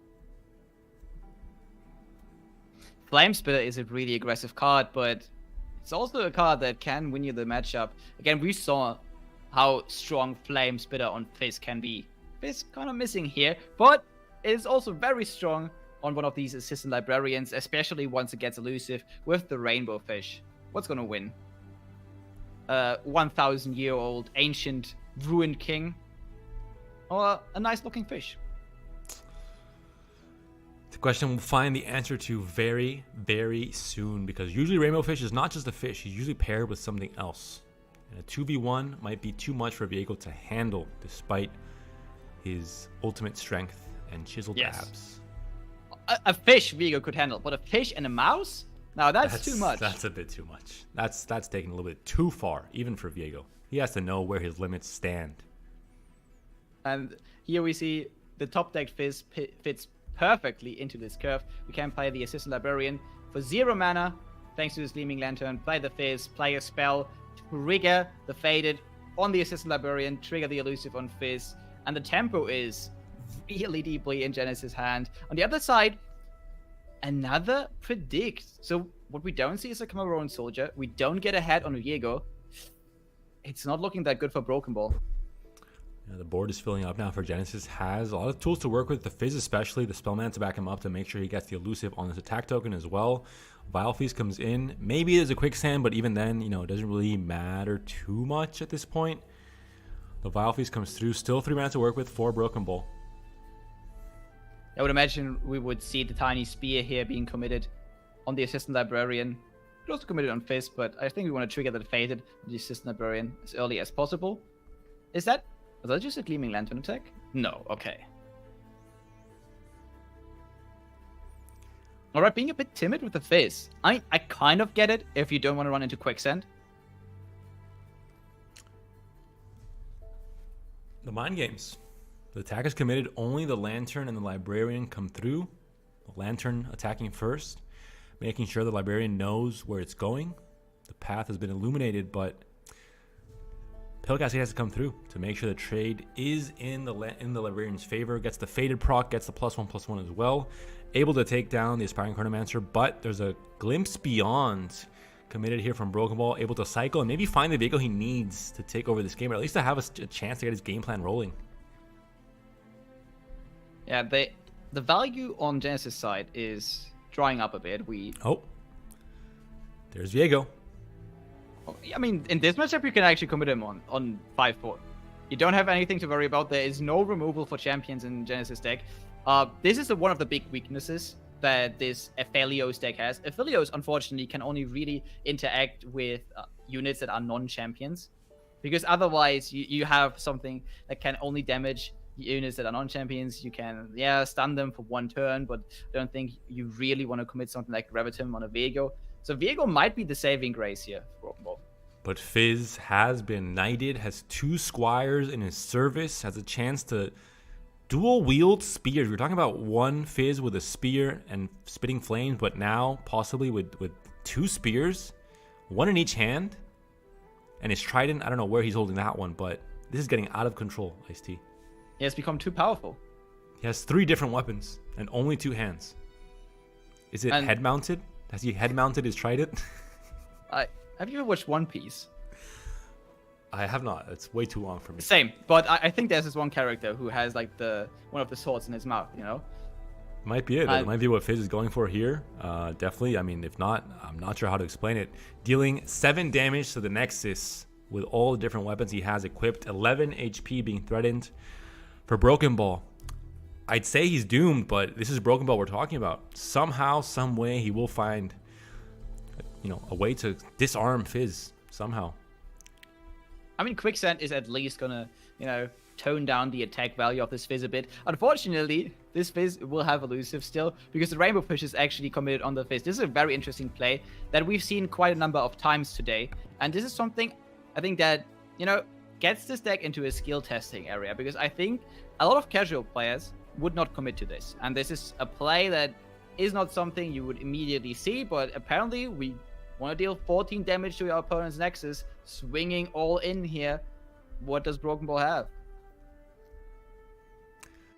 Right now, it's minus 14 on his Nexus, 2 HP away from death. Pokestick in hand for Genesis, Conchologist. And if we know Conchologist is able to, obviously, find more ways to deal direct Nexus damage, and Broken Ball accepts this attack. Drops all the way down to 2 HP on the Nexus with a Fizz still alive. The Caravan Soldier comes out. The second mist on the board. Viego, his stats being pumped up, but... Oh my god, wait a second. The double Soldier. Okay, the only threat that Broken Ball really has here is flipping the Viego, killing the Fizz. Fizz is currently his strongest unit. And unfortunately for Fizz, there's no way around a Viego trigger, but it is still going to be tough to flip this Viego, even though we just had a lot of units die here. And there is going to be a chance for, drain effects. The Hydrovine comes out now. The full attack and the force blockers on Genesis' side. The Fearsome means that only the Librarian and the Fizz can block the Viego even. Now the Lantern as well joins that party. This is a massive swing. We can block a lot of this, though. Question is, how do we want to block, right? We have to keep the Viego flip in mind. Maybe we can't afford to block one of these 3/3s. We definitely have to block the Hydrovine here. We don't have any counterplay to Atrocity. This looks good. Only 1 mana for Broken Ball, so there could still be a Rite of Calling, I guess. Depends how close it is to flip the Viego right now. I think no matter what, if you sacrifice the Hydrovine, it should get you there. Yeah. But maybe just a 3/3 would be enough. I mean, that would definitely be the option Pokemon would want to go for, but, desperate times call for desperate measures, and sometimes you have to sacrifice the Hydrovine. But no, it looks like a 3/3 is going to be enough here. Pokestick on the stack. Fizz flips. Who would have thought he wasn't flipped already, considering how equipped he was to deal damage to Broken Ball's Nexus. And still now, Broken Ball's at the mercy of the right draw at the right time for Genesis to tie this series. If it's another Pokestick, that could be it. Felio's not quite. Do you go for Conchologist instead to try and find another way to deal just one damage to the Nexus for Broken Ball when he's, right now, no mana to work with? He can't do anything to stop the plays that Genesis puts on the board. I think you go for it. Why wouldn't you? Why shouldn't he? Yeah, why shouldn't he? I mean, you can start cycling the Aphelios weapons now already. Hovering very quick there with the Viego. And we do go for it. What do we find? That is Viego in the way, but it does not look like anything that can go face. Group Shot deals 1 to a unit, but not to the Nexus. Behold the Infinite in hand. Viego with the flip. And Fizz is dead. That's his goodbyes. You know what? This phase might have died. If we get the rainbow fish back, we can build another elusive threat that can't be quicksanded. Oh my god, we can even find an elusive threat that can't be vengeance because we can find the spell shield here of the Owlcat. We're close to what could be atrocity though. 14 HP on the Nexus, 13 HP on Viego, 9 mana to work with. Ice-T. I don't want to do it, but Broken Ball is Broken Ball after all. That is true. The unfortunate part is I don't think we can buff Viego this turn. His effect already went off, so if we don't find the third Cameroon soldier, the third Cameroon and an empty board could do it, but that is just too much mana. We will never get there.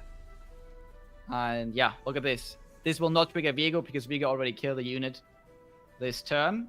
Let's see if Genesis is going to commit to the Owlcat Rainbow Fish line. It looks like it. Is there anything? I don't think you can out-heal this at this point in time. It looks like Broken Ball will have to take at least a small hit here. Not a tournament-losing hit just yet, but a hit nonetheless. Finds the Trickster as well. A cheeky play from Genesis puts both elusives on the stack, and Broken Ball took just too much damage from the Fizz earlier into the game. Finds the Quicksand, but as you mentioned, you can't take the elusive away from the Owlcat. We talk about a 2v1, but it's actually a 4v1. An owl, a cat, a rainbow, and a fish. Viego just can't deal with all of this. -2 on the Nexus. Genesis able to tie this series 1-1.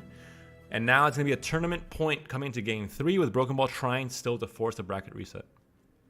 Yeah, we really saw the power of Attach there versus Quicksand. And we saw how diligent Genesis was in the win there. Went for the spell shield unit. You saw that 2 Quicksands there weren't able to stop this attack.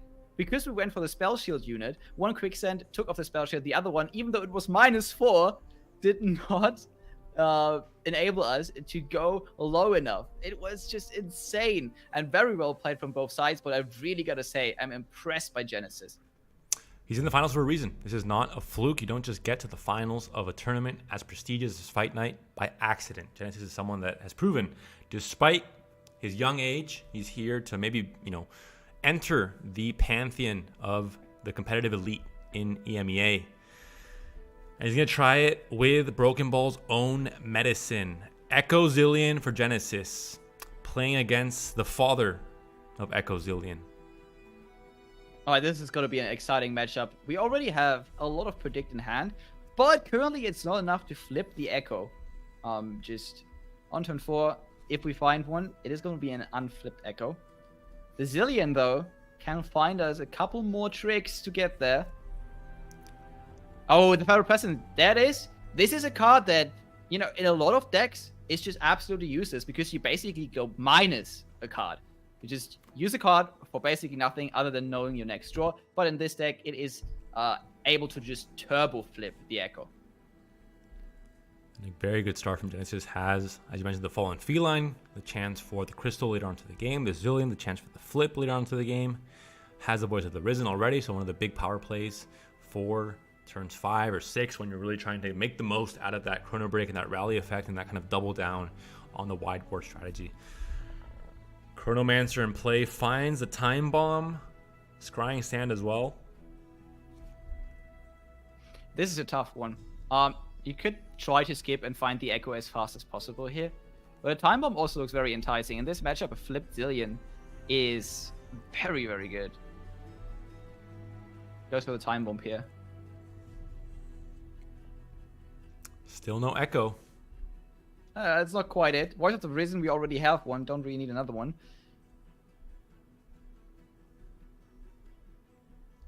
See what comes out of the Time Bomb. I imagine it was a skip. And Ancient Preparations. We can... Okay, we predict again. Get another unit on the board. Right off calling there. And this is calling out Genesis. This was on a 2-1. If that was the one-off Mystic Shot in Genesis' hand, this could have gone alright. The value block potentially here with the Fallen Feline. Of course, you want to keep this board as thin as possible just to stop the value from Voice of the Risen, the value from Chrono Break later on. But also, this maybe sometimes helps the Echo Zillion player because there's some units that you don't want to keep on the board, for so long. You're going to have maybe chances to just fill the board anyway. So you're trying to open up those slots sometimes for other units that are more important, like Echo and the Voice of the Risen, especially when you have landmarks in play like we're seeing here. And there's the Echo, has been found, can be picked up. Maybe the Time Bomb, though, as well for later on. Yeah, really excited to see what was. I think it was a Time Bomb, actually. There. It was a Time Bomb? It would make sense. I believe so. Zillion flip is insane. Yeah. Oh, it was the Echo. That was a bait. I was testing you, IST. To train your eyes to be faster. I failed the test.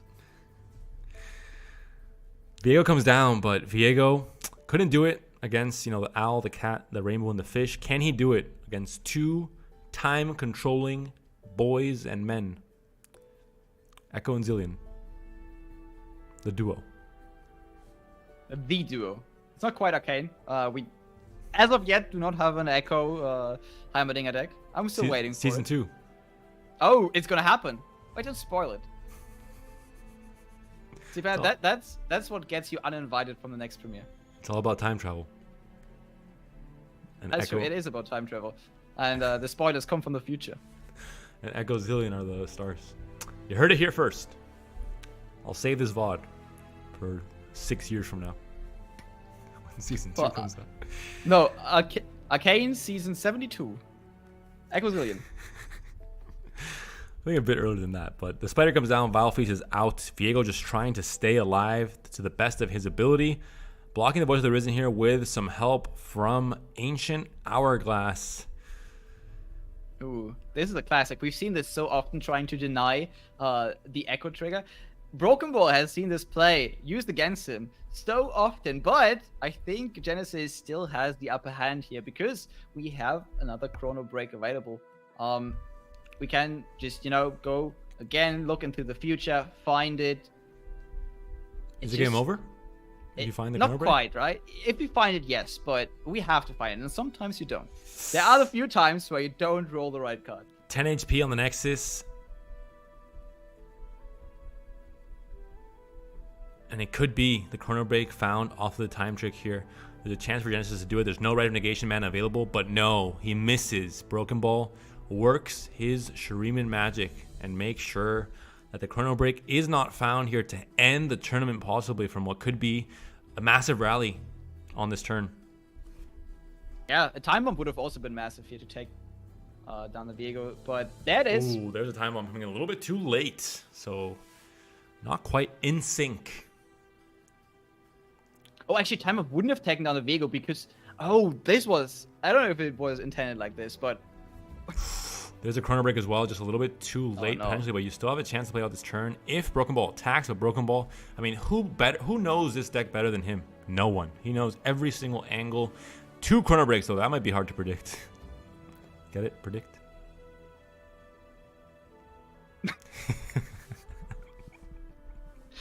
Oh, God. We have seen way too much Shurima today. Ice-T is never coming back on the casting desk after today. He's going to stay safe and sound in the production booth, letting Scarzig take all the hits. It's not like I can escape from that, to be honest. That's true. Well, I mean, you always mute us right during the cast. I wish. That's why the graphics come so late. Okay. Oh my God! The call out. No, I unfortunately can't mute you guys because I always have to, keep an eye on when someone is losing connection or something is going wrong with the mic. But yeah, I have seen way too much Shurima today. I've seen way too much predicting today. I am losing my mind. The future, the past, the present, everything is just coming together into one mass, and nothing makes sense anymore.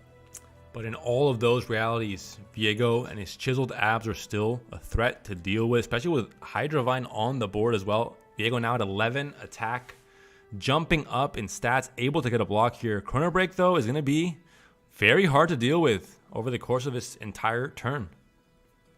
Yeah, we do have the rally, and with other Voice of the Risen, this is a bit harder to play. But what we could see here is we just play this out, we commit the rally, and then we commit the Absolver. Committing the Absolver here doesn't really make a lot of sense because it wouldn't get us to lethal. And yeah, I think we just go for the rally and the Absolver. Now, Rite of Negation on the other side could make this a bit harder to play. We have our own Rite of Negation to negate that negation. But what if there is a another Rite of Negation. Yeah, the inception of negations can definitely occur. Viego flips. It becomes also a danger to deal with. I mean, this is going to be tricky. It's going to come down, as you mentioned, to the stack of Rite of Negations. Still a chance for 2. Can be played with 8 mana still up for Broken Ball, but he continues to play out the Cameravan Soldiers. The stats continue to grow on the Mists, on Viego himself. You have a chance for a Crystal as well here from Genesis. Ooh, that's really it, though. I don't even know if the rally is going to be enough at this point. We have 2 giant 8/8 blockers.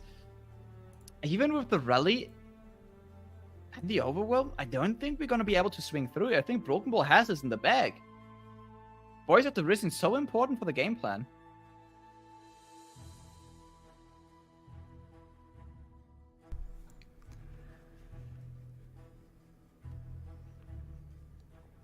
Yeah, look at this rally. It's just a 2-5, a 2-3, a 5-3. There's just so much blockers available thanks to the game plan from Viego with the miss as well. Usually deck would fold because they're just not able to repopulate the board as quickly, but it's no problem for Viego in this case. Alright, so we have a flipped Zillion. We have Axa Crystal. That's 4 burn over 2 turns.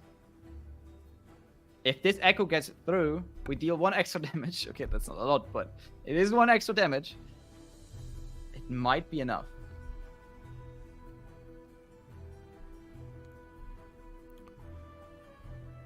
But keep in mind, Broken Ball still has 8 mana available. There could be a Vengeance, there could be a Quicksand, anything here. And Genesis game plan is unfortunately not gonna be enough to finish this game. Absolver committed, as you mentioned, 1 mana being threatened onto the Nexus here with the Absolver. But it looks like the Quicksand is there, thrown right into Echo's eyes. Despite the control of time, he could not predict the cheap trick that Broken Ball had up his sleeve. No reprieve. And Echo gets taken down. What this will unfortunately mean is that we have no fearsome blockers for next turn, because our only fearsome blocker as a 3-3 is going to be stolen here by Broken Ball next turn with the Viego. Flip Viego just takes over game like nothing else. There's a mystery shot that would have been so fantastic earlier on in the game once Broken Ball took that confidence chance. And just comes in a little bit too late. Only 1 copy, of course, though, so that is expected sometimes when you have one of. Zillion still doing his thing, though. Full control of all the multiverses, able to bring these cards back into hand. The Absolver and the Time Bomb, fleeting copies. Yeah. But this is a massive attack. 38 damage threatened onto the Nexus. Threatening to just pummel through this Nexus, but we can survive here. We still take 16 damage, which means an Atrocity could potentially finish this off. But apparently we're just going to commit the Zillion as well. Say, hey, how about we stay at 20 HP? And a Zillion game plan would be beautiful here, you know? Just your main game plan didn't work out. You have a flipped Zillion. You're trying to win through value. Unfortunately, the Zillion is going to die in this attack. And we have a flip big on the other side. So I don't think it's going to work quite out.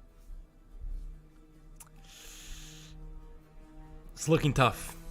Time Bomb is played. Chrono Break is found. Viego on Broken Ball's side. Not big enough for an Atrocity just yet, despite the 16 attack. And Chrono Break off of the top. Is this going to be the way that Genesis wins this tournament? So we always knew that this Viego was coming down on Broken Ball's side, because in the early game we saw Broken Ball play 2 Rite of Callings. But did Broken Ball think and play around another Chrono Break here, reviving another flipped Zillion? That is the question. Broken Ball still has 7 mana to work with. He just needs 1 Rite of Negation to stop Genesis in his tracks. The Chrono Break is committed onto the stack, and it goes through 6 HP only on the Nexus for Broken Ball here. Only the Chronomancer and the Zillion is found, so it's just really the chance to replay a lot of these cards on the next turn thanks to Zillion's ability. Yeah, and that is, because Zillion's ability will trigger first. Yes, we have a flip Viego on the other side who is going to kill Zillion because Killian is the strongest unit. But you can't really Killian the Zillion, since his effect will trigger first because the turn goes over to Genesis and will give you those additional value cards in hand. Time Bomb breaks. 5 HP now on the Nexus. I completely forgot. Ice-T has debated all of us. Echo comes down, but Echo's facing off against an 18. Can't give you anything. He didn't see anything. He didn't see it. He was not home. Dead. He was not home. He was in the graveyard. Ice-T. The glasses were not on his face. He was unable to discern what cards were played. And so, an 18-16 Viego, never mind. An 18-16 Viego and a 96 and a 13-13 Mist will attack. Not quite 38 threatened, but 32 damage threatened now on the Nexus. So, funny thing is, we can actually survive this again. At some point, it is more surviving and thriving. And someone like Salty Simon would have already surrendered at this point. I would have surrendered a long time ago. Because I would have been playing spiders, so it would have been done on turn 4. Yeah. I mean, as Gargons, I would have also been surrendered a long time ago. But Genesis has the mindset of a winner. And the mindset of someone who is playing Shurima. And somehow Shurima might be able to pull this one off again. Do we have any more Boyan? Do we have anything outside of a Voice of the Risen? It's looking rough. It's looking rough. The Voice of the Risen being gifted over. Oh, the Shuriman Shuffle. The Chronomancer comes back. A nice exchange there. A good trade on both sides. The handshake comes through. Genesis now has a robot and a Chronomancer up against a vehicle that could just atrocity into the Nexus, but there is a rate of negation in the hand for Genesis.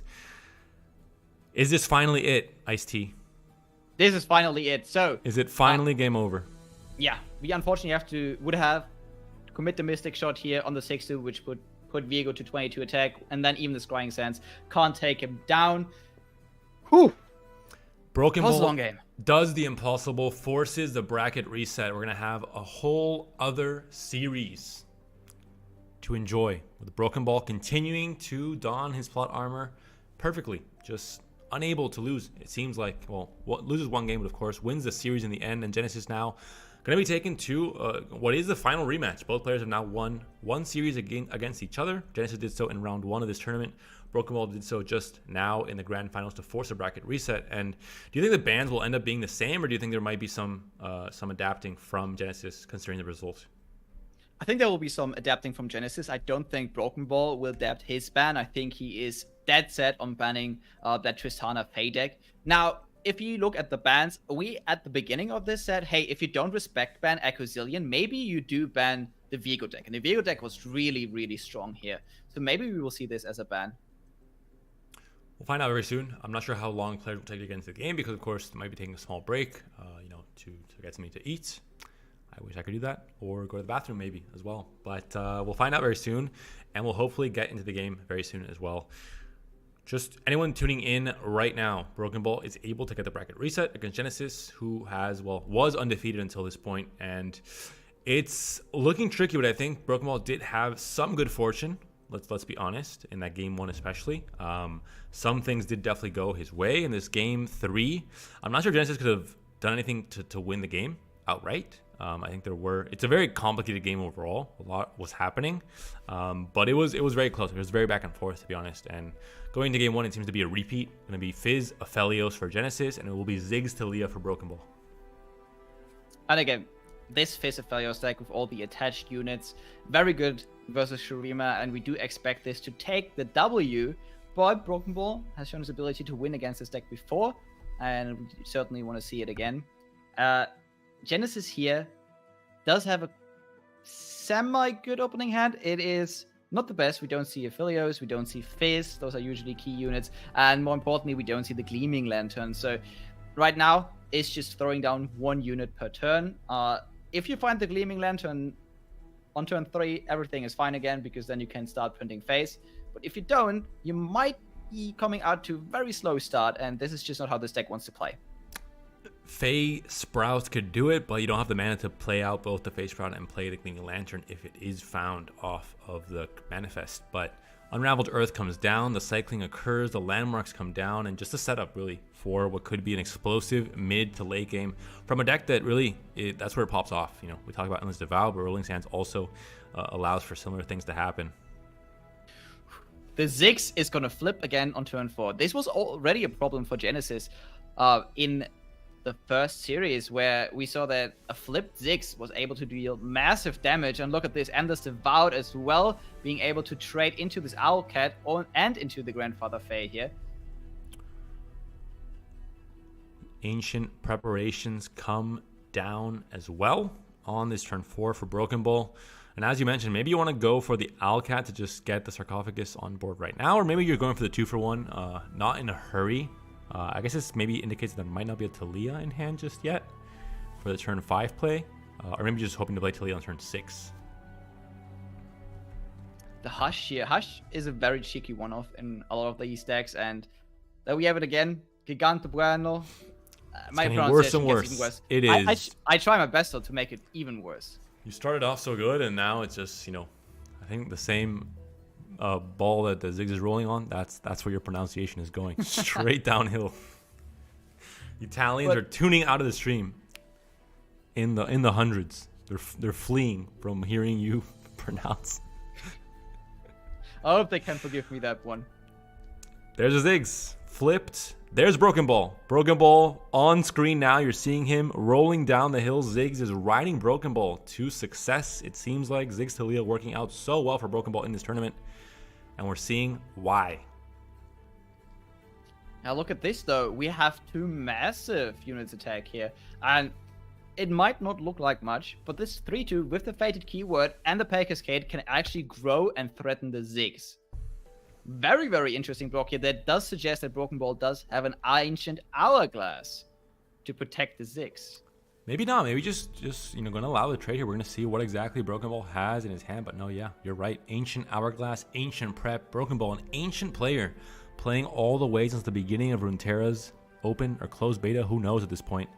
But he has the experience. He's a veteran player and you know, definitely a success as well. Look at this. Ziggs is causing trouble again. An early flipped Ziggs dealing massive Nexus damage. And we have the tempo and the board on our side. And there's a play that we've seen already so many times today. The Endless Devout creates a Sarcophagus. The Talia comes out. The Rock Bear comes out. It's just everyone's coming out to play. And this is the minigame we were talking about. Fae can be scary, but sometimes Shurima is even scarier. With bigger units coming out on, you know, around turn 5, 6, or 7, it's where it really gets hectic. We have a couple of blocks lined up here though. And we're only taking 4 damage. Trading most units on our board. But a lot of these trades are 1-for-1, so I think we are looking okay on Genesis' side. We have the Aphelios, maybe we can wrestle back control of the game. We need to find something to pressure Broken Ball a bit, though. Because if Broken Ball just gets to play his game, gets to find the Talia, gets to find the... Okay, maybe not the Arsenal, but if he gets to find a bit of overwhelm, if he gets to find more damage, it just doesn't look pretty for Genesis. Silver lining is that there's only 3 cards currently in the hand for Broken Ball. As you're saying, Talia not climbing the board just yet. I misspoke. That was Desert Naturalist, of course, coming onto the board. Similar effect, but obviously very different character in the Shuriman universe. Okay, what do we go for? Do we go for a bit of healing? Yes, the Severum. And unfortunately, this will have to be committed on Aphelios if we don't find the unit here. That is a very, very well-timed Pokestick. It's a one-off in Broken Ball's deck as well. Only needs 1. Sometimes you only need one of those cards one time. You play at the right moment. Kill off a Librarian, as gruesome as that sounds. What have they ever done to Broken Ball? Right? Just too sad. A very, very sad story. But we still have the Aphelios. He's alive and kicking. And he might be able to swing in, heal a bunch, and survive. Now, on the other side, we do have the Quicksand that could potentially come out from Broken Ball. This still doesn't mean we can't trade the Aphelios, but at least the healing doesn't go through. And I think Broken Ball right now is just looking for the lethal as fast as possible. And healing is something that stands in the way. Inventive Chemist finds ways to cycle, fill the board, but maybe not finding those big power plays that we were hoping for, that Broken Ball was hoping for, rather. Talia, Arsenal, as you mentioned, could come down next turn. Could be a problem, but if you don't find Spell Shield, maybe not so much. This is possibly the worst card that you could have found being offered there in the Divergent Paths, because that would actually just help Broken Ball. You would just give him 2 points of free damage, and Broken Ball would be like, yeah, destroy my landmarks. Thank you very much. I have to mention, there is a stress defense in the hand for Genesis. Of course, Arsenal expected to roll a Spell Shield, but something to keep in mind. Definitely kind of like a pseudo Hush, pseudo Quicksand kind of effect. Yeah, and the awkward part here is you can't really commit any units on the board, because that just means Ziggs gets to swing through with his effect. Rolling Sands will trigger, you get 2 damage to the face. It really hurts at this point. So, what you would like to find is a Rainbow Fish. Anything to make use of the unit you already have on board, which is the Aphelios. 2 damage to the phase. I like what you did there. Very good pun, Ice-T. Oh no! The Quicksand is there! Healing denied! Healing denied. Aphelios gets chipped down into the Ziggs' range. 4 HP right now on the Aphelios, but no mana for Broken Ball. Only 2 cards in hand. He needs to find some truly powerful plays if he wants to get back into this game, where Genesis still has a Pill Cascade to cycle, or a Guiding Touch rather. Alright, we know that 1 card in Broken Ball's hand is a champion. It's either Talia or Ziggs. Another Ziggs would not be that scary. Ziggs champion spell, not really the worst thing that could happen to you. Talia would be super scary though. Arsenal top deck. That would be quite something. Ah, it is a Talia.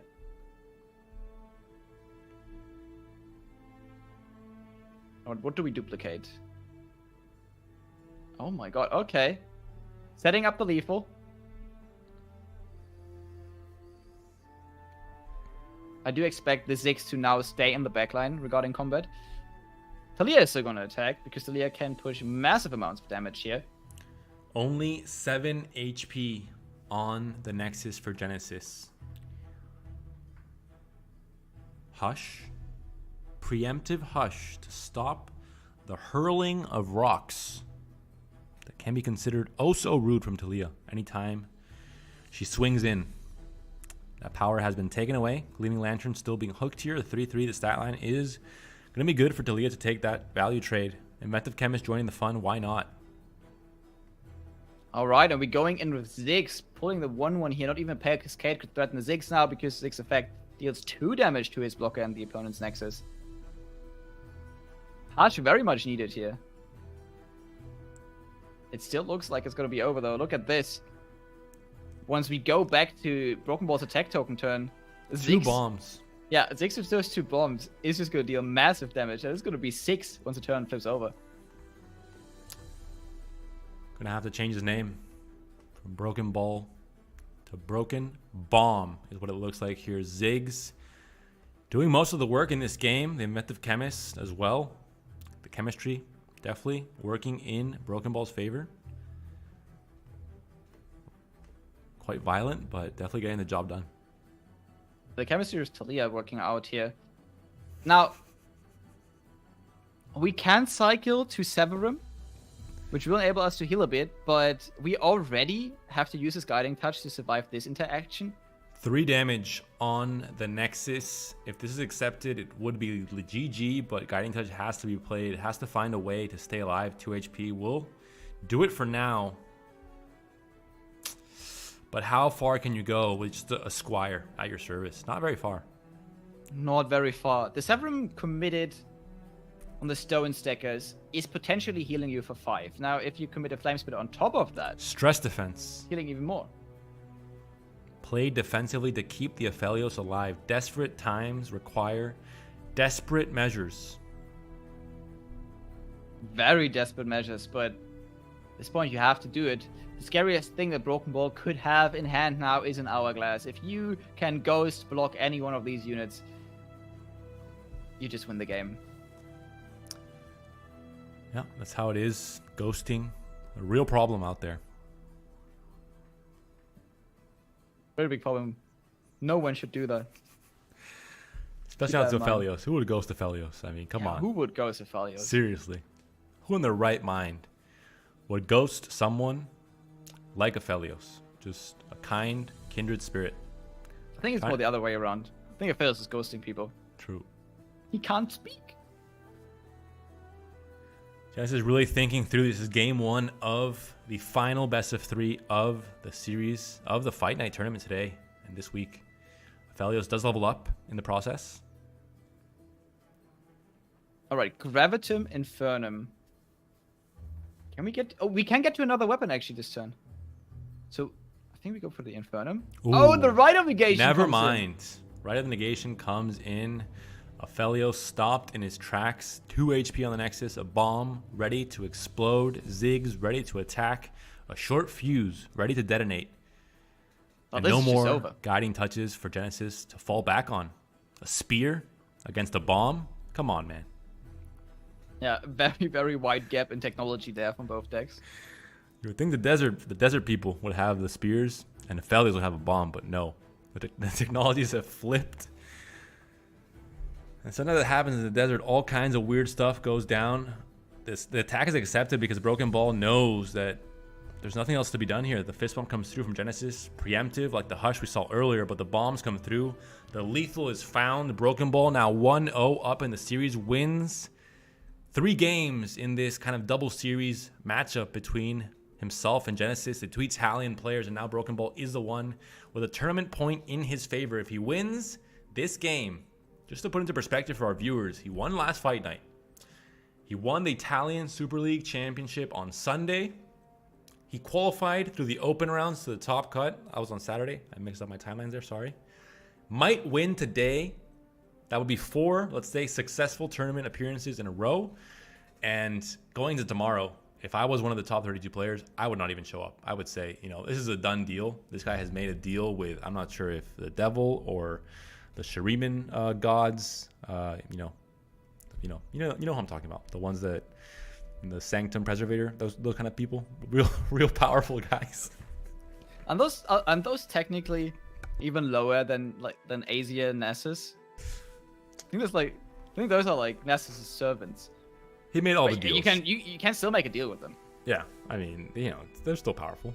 The right hand man and woman of Azir. Still people that I would like to have in my back pocket. All in all, what I'm trying to say is Broken Ball, it seems to be unstoppable. And Genesis now has the chance to stop this madness. He has to win the next 2 games in this series, because if not, Broken Ball goes into the seasonal top cut tomorrow with more momentum than I've seen any other player ever go into a seasonal with. Those are facts. Yeah. It also seems like we did not switch up our ban strategy on Genesis' side. It is the same bans, it is the same matchups. Let's see if Broken Ball can have a better game on Diego here against the FaZe than he did before. It already looks pretty good. And again, we do not have the Gleaming Lantern, and this is so important. Can we find it? Apparently we cannot. At least the Fizz is here. Fizz has been shown to be an important piece to find the W here. Fizz Rainbow Fish especially was an insane combo for Genesis. Yeah, as you mentioned, Broken Ball on a total roll right now. And Broken Ball is also a player that thrives off momentum. If you have ever spoken to him, he thinks he's the best player in the world. And if he's winning tournaments, it gets even worse. Yeah, after a win, unbearable. These interviews, I am not looking forward to the day if this man is able to win this next game. Thankfully, Ice-T is here to try and, chill things out. Ice the atmosphere. I'm gonna ice the atmosphere. I'm gonna ruin the interview for BB. That's what I wanted to hear from an official caster on a big official tournament. That's how it goes. But first of all, Broken Ball has to get there. And I think Genesis has something to say about it. Genesis dropped 1 series so far to Broken Ball, but also won a series versus Broken Ball. And even though he finds himself down 1-0 right now, this is still best of 3, and Genesis can still win this. We saw Genesis play this matchup between Viego versus Aphelios to perfection, get a very, very comfortable W. Let's see if he can do it again. The Fizz does get hit by the Bakai Sand Spinner, an unusual way to kind of tell Fizz, hey, I can also kind of, mess with your game a little bit. Not quite disrupting him completely, but definitely from 2 attack down to 1. That's, half the attack 50% decrease in attack. That sounds pretty massive to me. Damn. What a deal. What a deal. But yeah, looking at this, the Fizz being gone so early is definitely something that is going to throw a wrench into Genesis' game plan. This Fizz was the thing he really relied on to win the matchup the last time around. Okay, at least we have the Grandfather Fate package. Look at this. We have 2 Grandfather Fates. We can throw down our Owlcats. We already have the Rainbow Fishes for the Owlcats. So we have giant elusive units with Spell Shield. Yeah. So we have the Owlcats and their steeds. You know, some NBA fans might be familiar with the term triple-double. That's what we might be seeing here. Double Grandfather, double Owlcat, double Rainbow Fish. But look, all of a sudden, a twist in the plans. You don't play the second Owlcat. Instead, you just play the Rainbow Fish right away and go in for the attack. But a second Bakai Sandspear, maybe a triple-double of his own in Broken Ball's back pocket. Yeah, he's still going to take 5 here. So even though this Owlcat is going to die, did its job, got 5 damage through. I don't know why, but in my mind, I'm thinking about it. Like, Rainbow Fish is an attach unit, I get that. But like, does it attach to the back of the Owlcat to like give it its wings? Does the Owlcat ride the Rainbow Fish? I'm gonna respectfully veer us off of this topic because I don't think there is an answer for that. Ice-T, you went too far, too deep. Not one I would know. I think. I don't think there's an answer I would want to know. I think that it sounds like some eldritch abomination. Yeah, technology is not quite there yet from a mental perspective for humankind to face those questions.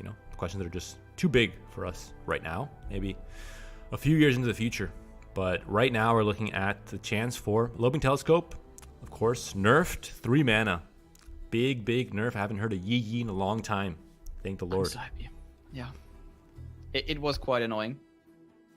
Then again, it shaped the whole meta. So I think there are some people somewhere out there that miss this card. And I get it. Because there are also somehow some people who miss Lee Sin. So, people can be wrong. And Riptide Rex, another card that a lot of players miss. Was hit with a nerf out of nowhere and just never came back. Was never the same. Crocodiles have now gone extinct in the Runeterra universe. Pandas are next, unfortunately. But Rainbow Fish thriving.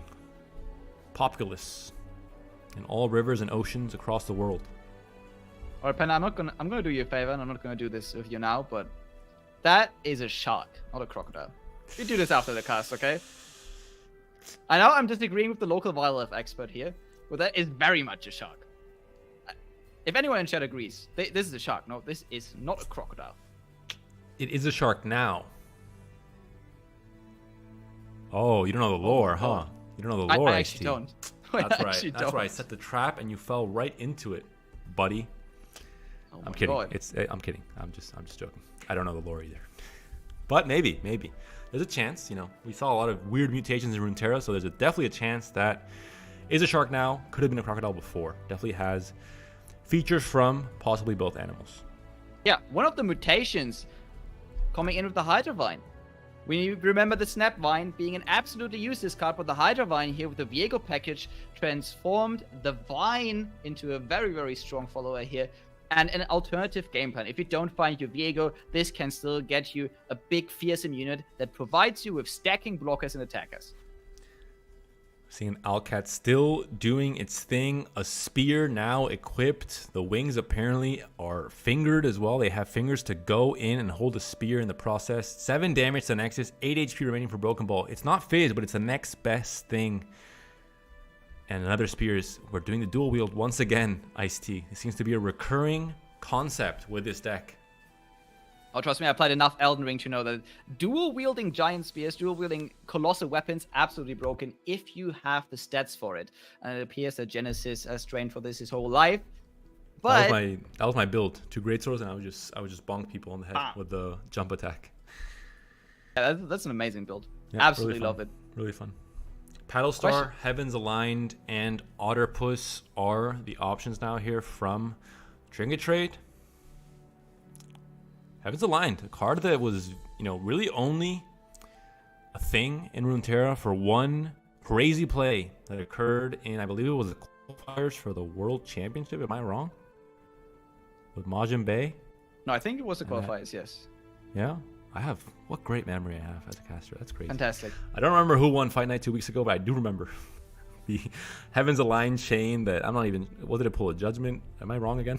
I'm not sure. It's all getting mushed together, but it was at some point a relevant card for one crazy play that happened. At some point. But not a card that sees much play, unfortunately. No. Would see more play if we had a stable Daybreak deck, but unfortunately that is not the case right now. But the Heavens did, after all, align for Genesis, finds an impressive dragon here, and you know what? I'm looking at Broken Ball. You know what I'm not seeing? It is turn 8. Not seeing a Viego. That's a problem. That is not only a problem, that also means that for Broken Ball, the Heavens certainly did not align. And it looks like Broken Ball is going to lose this game just by being outvalued and by low rolling a little bit. I hate to say it, but it happens. You know what they say? No Viego, hasta luego. Which means see you later. Unfortunately, in Spanish, not Italian, or else that would have been absolutely fantastic for this moment in time. But sometimes you have to take what you can and settle for Spanish instead. And that's just how it goes. Gleaming Lantern is found off of the top deck. Can you do anything to stop one elusive Alcat from shattering your dreams in this game too? Ooh, we see the Bastion in hand. We can give this Alcat the spell sheet back. Give it 8 attack. I would swing in for lethal. And even if we don't find lethal next turn, we do have the Eclipse Dragon, right? And with the Eclipse Dragon, we can find some additional value. We can potentially, if we absolutely high roll, find a Great Beyond. And if we have another spell shielded big elusive here, I think at that point, lethal is very close. Rainbow Fish being hovered. Bastion making sure this Alcat is fully protected. 8 damage, spell shield, elusive, attach. Sounds like trouble to me. Yeah, everything we need on the board right here. And Broken Ball surrenders, does not have a Viego, does not have a Quicksand, does not have anything here to deal with this. And it could not be any other way. We go to a final game 3 in a final series in a bracket reset in a grand final between 2 Italian players. And Broken Ball, he's just setting it all up for the most epic possible comeback. Remind viewers at home, I'm not going to mention the whole 4 tournament things in a row again. That's already just scroll back on the VOD. But I will mention he lost round 1. This is a loser's bracket run, taking it all the way to the final game of the bracket reset. It's pretty crazy. It's a pretty crazy narrative to follow along with here. And it's going to be the matchup. Echo Zillion against Broken Ball. Yeah, this is the matchup of game 3 of the last best of 3 these two played. And unfortunately for Genesis, Broken Ball won that one. Mm-hmm. Let's see if Genesis can pull it back, win this time. Has a way better hand, has a lot of predicts, has the Echo already, has the Zillion. Drop order though. Low rolls another time. Drop order, kind of a dead hand, or dead card rather in hand. You don't want to obviously draw this into hand. You want it to just fly out on its very cool hoverboard. Shout out Treasure Planet. Underrated Disney movie with the hoverboard as well. Heisty, you have no idea what I'm talking about. You have not watched. I think I know what Treasure Island is. I hope some chatters at least have watched what is one of the most underrated Disney movies. Great movie. It came out the same exact time as one of the Harry Potter movies, which is why it failed. It's a space opera, right? I mean, there's no singing, but There doesn't need to be singing. I think Star Wars is a space opera. I know. Zillion getting I think I saw the movie. Okay. We'll talk about it later. Merciless Hunter takes down the Zillion. He can be Killian. We're moving into round 4 now. Turn 5 is really the scary one, where we had to see Viego come down. He was missing all of last game. We didn't see a single trace of Viego in that game too, and that's why I think Broken Ball was just, didn't really have much of fight left in him at the end of that game. Yeah.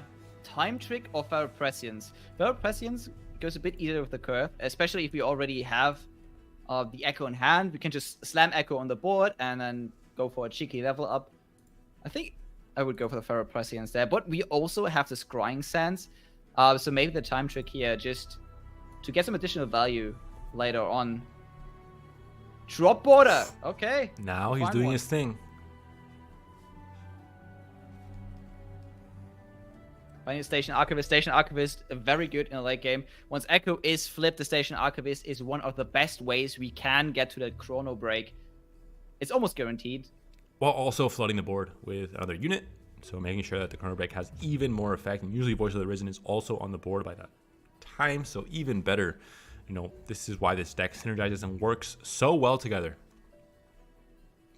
Merciless Hunter here unblocked.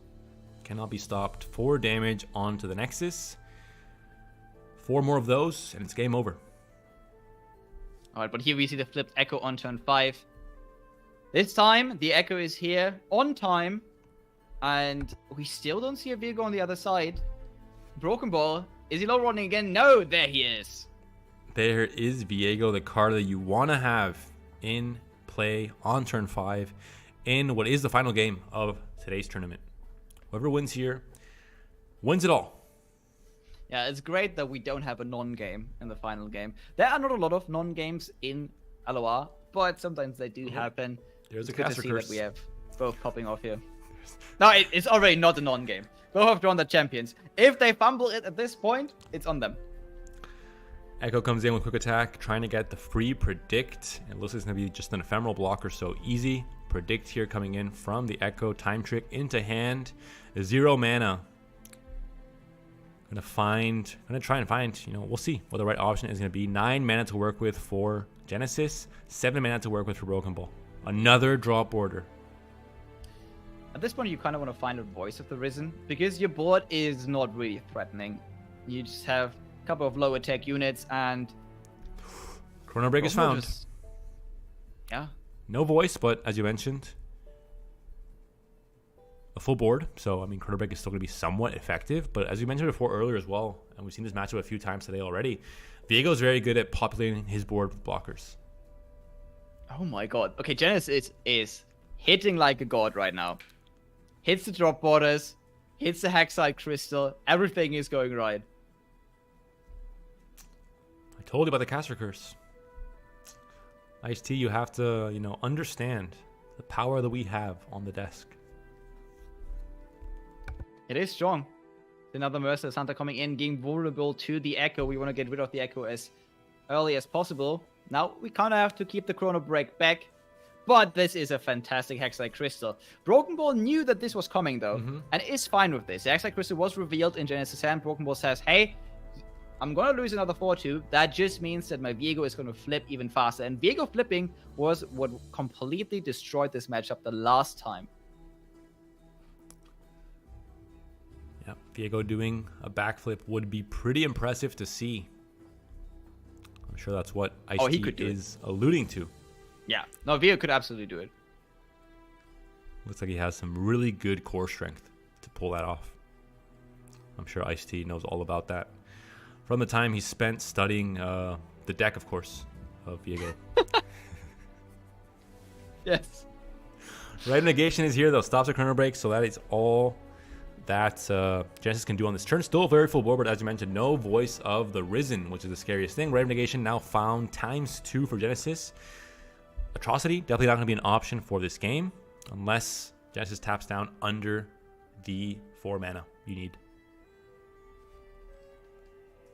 So at this point, we do have an easy way to the Viego flip, right?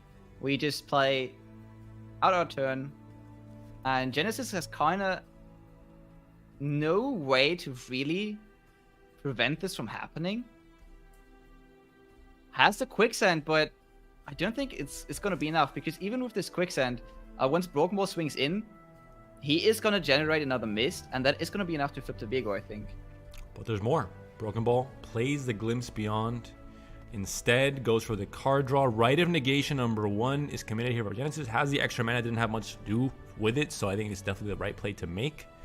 And kills off a drop border in the process. Yeah, I think you mentioned this before. this board is full of units that we actually don't really want to have there. We want to have space for something like the Voice of the Risen in the future.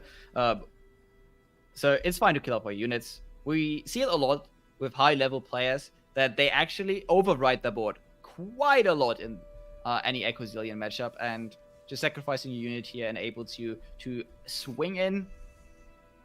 Time trick is found though with the attack here. Hitting the Echo. So a free predict can come in here. Finds another chrono break on this turn. Was that a mistake by Broken Ball? He's still very healthy, 18 HP. Maybe part of the plan. Ooh, okay. Vego flips. Echo's gonna die. We have the chrono break though.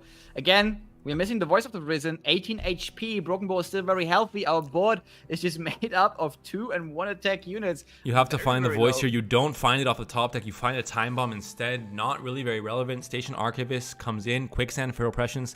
Also not really ideal. Maybe we're hoping for a Time Trick to cycle into a Voice of the Risen, potentially. At this point, with this board of puny attackers, Chrono Break isn't going to be as relevant. Yeah, I think this might have been a mistake here. We can't even play a Voice even if we draw it here off the Time Bomb. And this board is just going to stay small. We can try to revive the Echo, but it's just going to die next turn again. We have enough blockers on Broken Ball's side. And again, we don't really have to care about the white board, because if we get a couple of 1 and 2 attack units through, it's not going to matter to BB at all. Time Trick.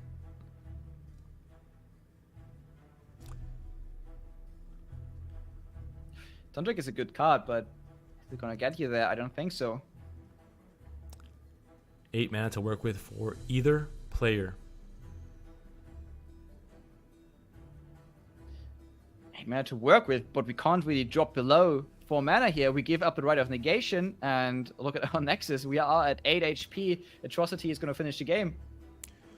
The attack comes in there. Could still be Right of Negation from Broken Ball as well for this corner break. We saw one already, I believe. Is that right?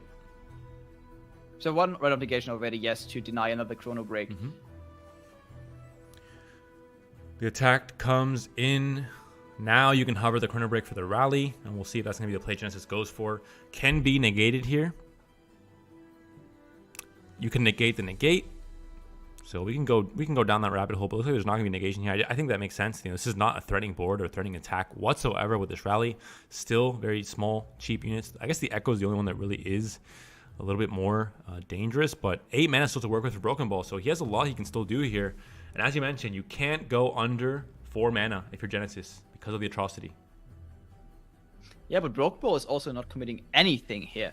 So always keeping that 7 mana up for the Atrocity. It's a little dance both players are performing here. Let's see if Broken Ball is going to be the first to break it and, I don't know, throw a blocker on the board just to defend a bit more. Because even though all of these units are very small, we can't take a lot of hits from this board, okay? If we take 2 or 3 more attacks, it is getting dicey. And we'll see if Broken Ball will break this stance, as you mentioned. Maybe drop the ball in this crucial moment in the game. That was a really good one. I mean, you gave me a lot of time to think, so I had to use it wisely. The full attack comes in. All the cheap units coming in. No Voice of the Risen. No extra buff on the attack means that it's not really too menacing. You're even able to let the Echo come through, but it looks like there might be something on the stack here for Broken Ball. This looks like an Atrocity. We already saw Right of Negation last turn from Genesis, so maybe Broken Ball is making the read. The Genesis doesn't have it. And you know what? Even if it fails, Broken Ball doesn't die. Can go in again. Oh, but let's it go through. 7 mana still up for Broken Ball. Another Time Trick. No cost. Can be used to fish for something else, but what else is there to fish for? Still no Wish of the Risen, Chronomancer, Time Bomb, Scrying Sands, 5 HP on the Nexus for Broken Ball, 8 for Genesis. Genesis also keeping back his 3/3. So next turn, even though Echo will die to the Viego, there is a fearsome blocker. Genesis playing around everything here. Is this a Time Bomb? Do we try to go for some Burn Lethal? No, it's the Spy on Chronomancer. Chronomancer not played. Broken Ball keeps all of his mana intact going to this next turn now. Echo, Dej, Viego, very much alive and kicking. Treasure Shooter comes down. Aspiring Chronomancer on the side of Genesis, able to, or trying to fish. There we finally find the predict onto the Voice of the Risen. Is it too little, too late? It might be. Broken Ball is just, again, sitting with a full hand, a lot of mana, not doing a lot. Is this a quicksand just to go for the attack? Could be. There's nothing Genesis would be able to do about it. No, Ooh, it's a Vile Feast instead. Ooh, I am certain Broken Ball has an Atrocity in hand. The way BB always keeps up that 7 mana, waiting for Genesis to drop below 4 mana. It is a pretty, I think, evident tell. That definitely could be the game plan. Maybe that's Broken Ball going so deep into the train of thought that he's doing this just to pretend he has Atrocity in hand. You never know with Broken Ball. This man goes, very far into the rabbit hole, which is why he has been so dominant in the last few weeks in Runeterra. But this is a banger of a game 6 or game 9 actually between these two players today. The casual best of 9. You love to see it. Going down to the final game as well. Italian Civil War, longer than anyone could have predicted. Find Quicksand, not really what we need, but again, we find a bit of burn as well. Second time can pop as well. Mystic Shot has not been played in this game yet, so there's a chance for 2 more points of burn. What is Broken Ball still keeps the 7 mana up? What is his hand? Is his hand just full of Hydro? No, you would play Hydroines at this point. Is his hand full of Viegos? What is happening over there? There we go. It is a Hydrovine. Hydrovine comes out onto the board. You're going to need the blockers for next turn because you're going to get dangerously low. Even without Voice of the Risen, this is a scary board, but Voice of the Risen can come down this next turn. Time Bomb comes through. 4 HP on the next turn for Broken Ball. Has he played it out too safe here? We're going to find out. You have blockers for now. Ancient Prep comes down from Genesis. Continues to... Ooh, finds the Mystic Shot. We're getting closer. Can Genesis pull this one off? I don't know if there are quite enough turns for Genesis to get there. Oh. Okay, we can take Fearsome off of the Quicksand. This turn we will survive.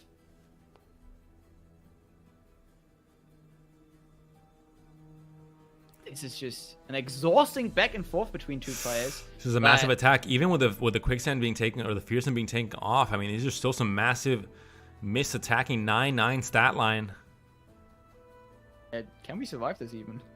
This is looking really bad. No, Minus 12. Fist Bump comes through. Broken Ball wins the game 3, wins the Italian Civil War versus Genesis, and is able to win another fight night 2 in a row. Italian Super League qualifies to the seasonal top cut tomorrow.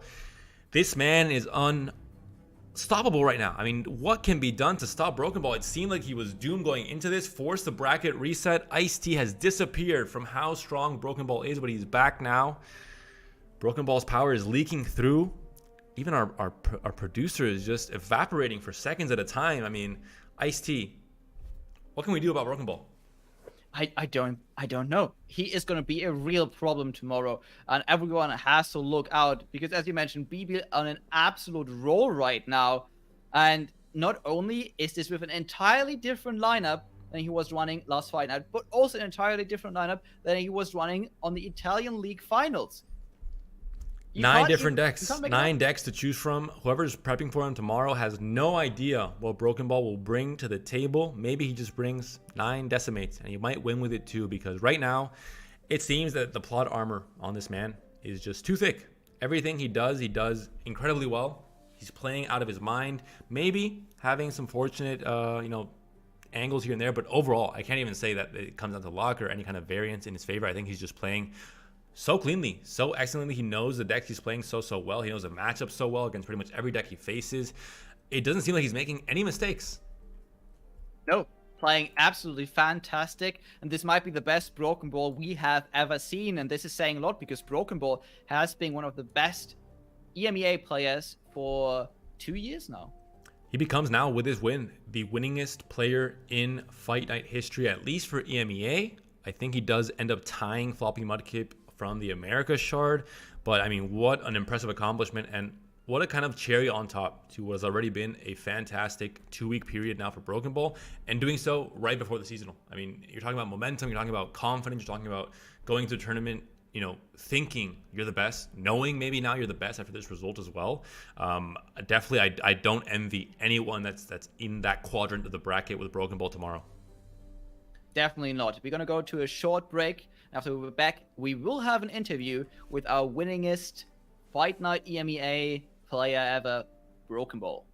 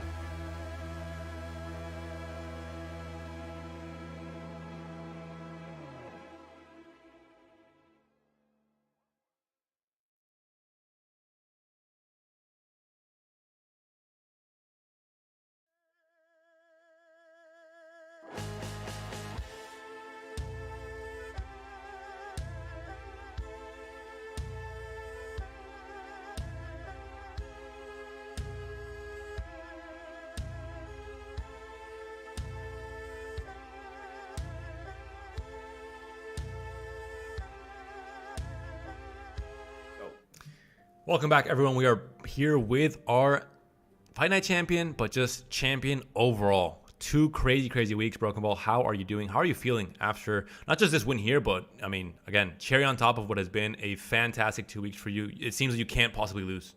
It's going fantastic, man. Winning feels amazing. Actually, I've almost forgotten how it feels. It's crazy. I don't think you forgot. I mean, you won last Sunday as well, so you No, I didn't mean, have that many days. before this whole winning weekend month came around, I almost forgotten how to win, but it's good. One thing I want to mention, during the broadcast today, we actually cracked the code and figured out that the ball that Ziggs level 2 rolls on is actually you. Do you agree with this statement? Is this actually the truth about the origins of your name? It's actually close. It's actually way too close. I said the story about my name in the Italian league, which is it's very short. It's a short version. I was playing football as a kid. The ball rolled over the street. A car ran over it. The ball was broken. That same day, I made my League of Legends account, and that's how Broken Ball was born. I know this story. I asked you once for a seasonal interview many months ago. You forgot, but I didn't. You see, Ice-T, any questions for our champion? Yeah, for sure. So, BB, you are now the most winningest Fight Night player in EMEA. Are you planning to get the next win to go ahead of Floppy Mudkip and be the best player ever to play in Fight Night? I was honestly hoping I would lose this weekend because I kind of need to free up my Friday nights, and I don't know, like it's getting a bit busy. Like this is like the fourth time I'm here, like, because also the second place that came before this, because Bajata keeps losing to me in the third in the losers final, which this is getting awkward, you know. But I got second, so I was like, okay, I might as well win to get 50 more dolarones. So whatever. I was hoping I would lose though. Broken Ball, clearly a player that is suffering from success, position no one ever wants to be in, of course. Broken Ball, going into tomorrow, we've seen you play 3 decks today. You played 3 different decks on Sunday for the Italian Super League. Nope, overall, still there. Okay, well, almost 3 different decks, sorry. You seem to have control and mastery over many different decks in the current meta. Are you going to leak us what your lineup will be for tomorrow? Probably not, but what are your thoughts about the meta going into tomorrow, keeping it very general? If there was a betting option on how likely it will be for me to bring a Cozilian tomorrow, I will put like a good amount of money on that. Ooh. Because it's been like 2 weeks in every lineup I've had does add a Cozilian, so it will be very likely for me to bring it again. So Broken Ball's first round opponent taking notes, but maybe it's a trap. Broken Ball, you're the king of the mining age, I think, as well. So we're not sure who to trust here. I think whoever's your first round opponent, I would not trust anything you're saying on this interview right now. Now, BB, we have seen you play a couple of meta decks in the last 2 weeks, and you already said that you are planning to lose, or at least you're planning not to try hard as much in the following week. It happens that we also have an expansion in between this week and next week. Will we see the famous chemist BB cooking up some new bangers? I don't know. I'm gonna take a book out of the last people that played the Fight Night, like after a patch. Like, people are dicks. I'm not gonna trust the other people. I'm gonna bring 1 spicy deck and then 3 severe actions. Like, I don't know. I think that means we'll be seeing But I will play Bard for sure. I can't not play Bard. It's my second favorite champion. So you'll be bringing Deep Shurima? Maybe Deep Bard. Ooh, all right. I like that. I like what I hear. All right, I'm gonna hold you to that, Broken Ball. Okay. Thank you. Maybe there was a maybe there. Already backing out.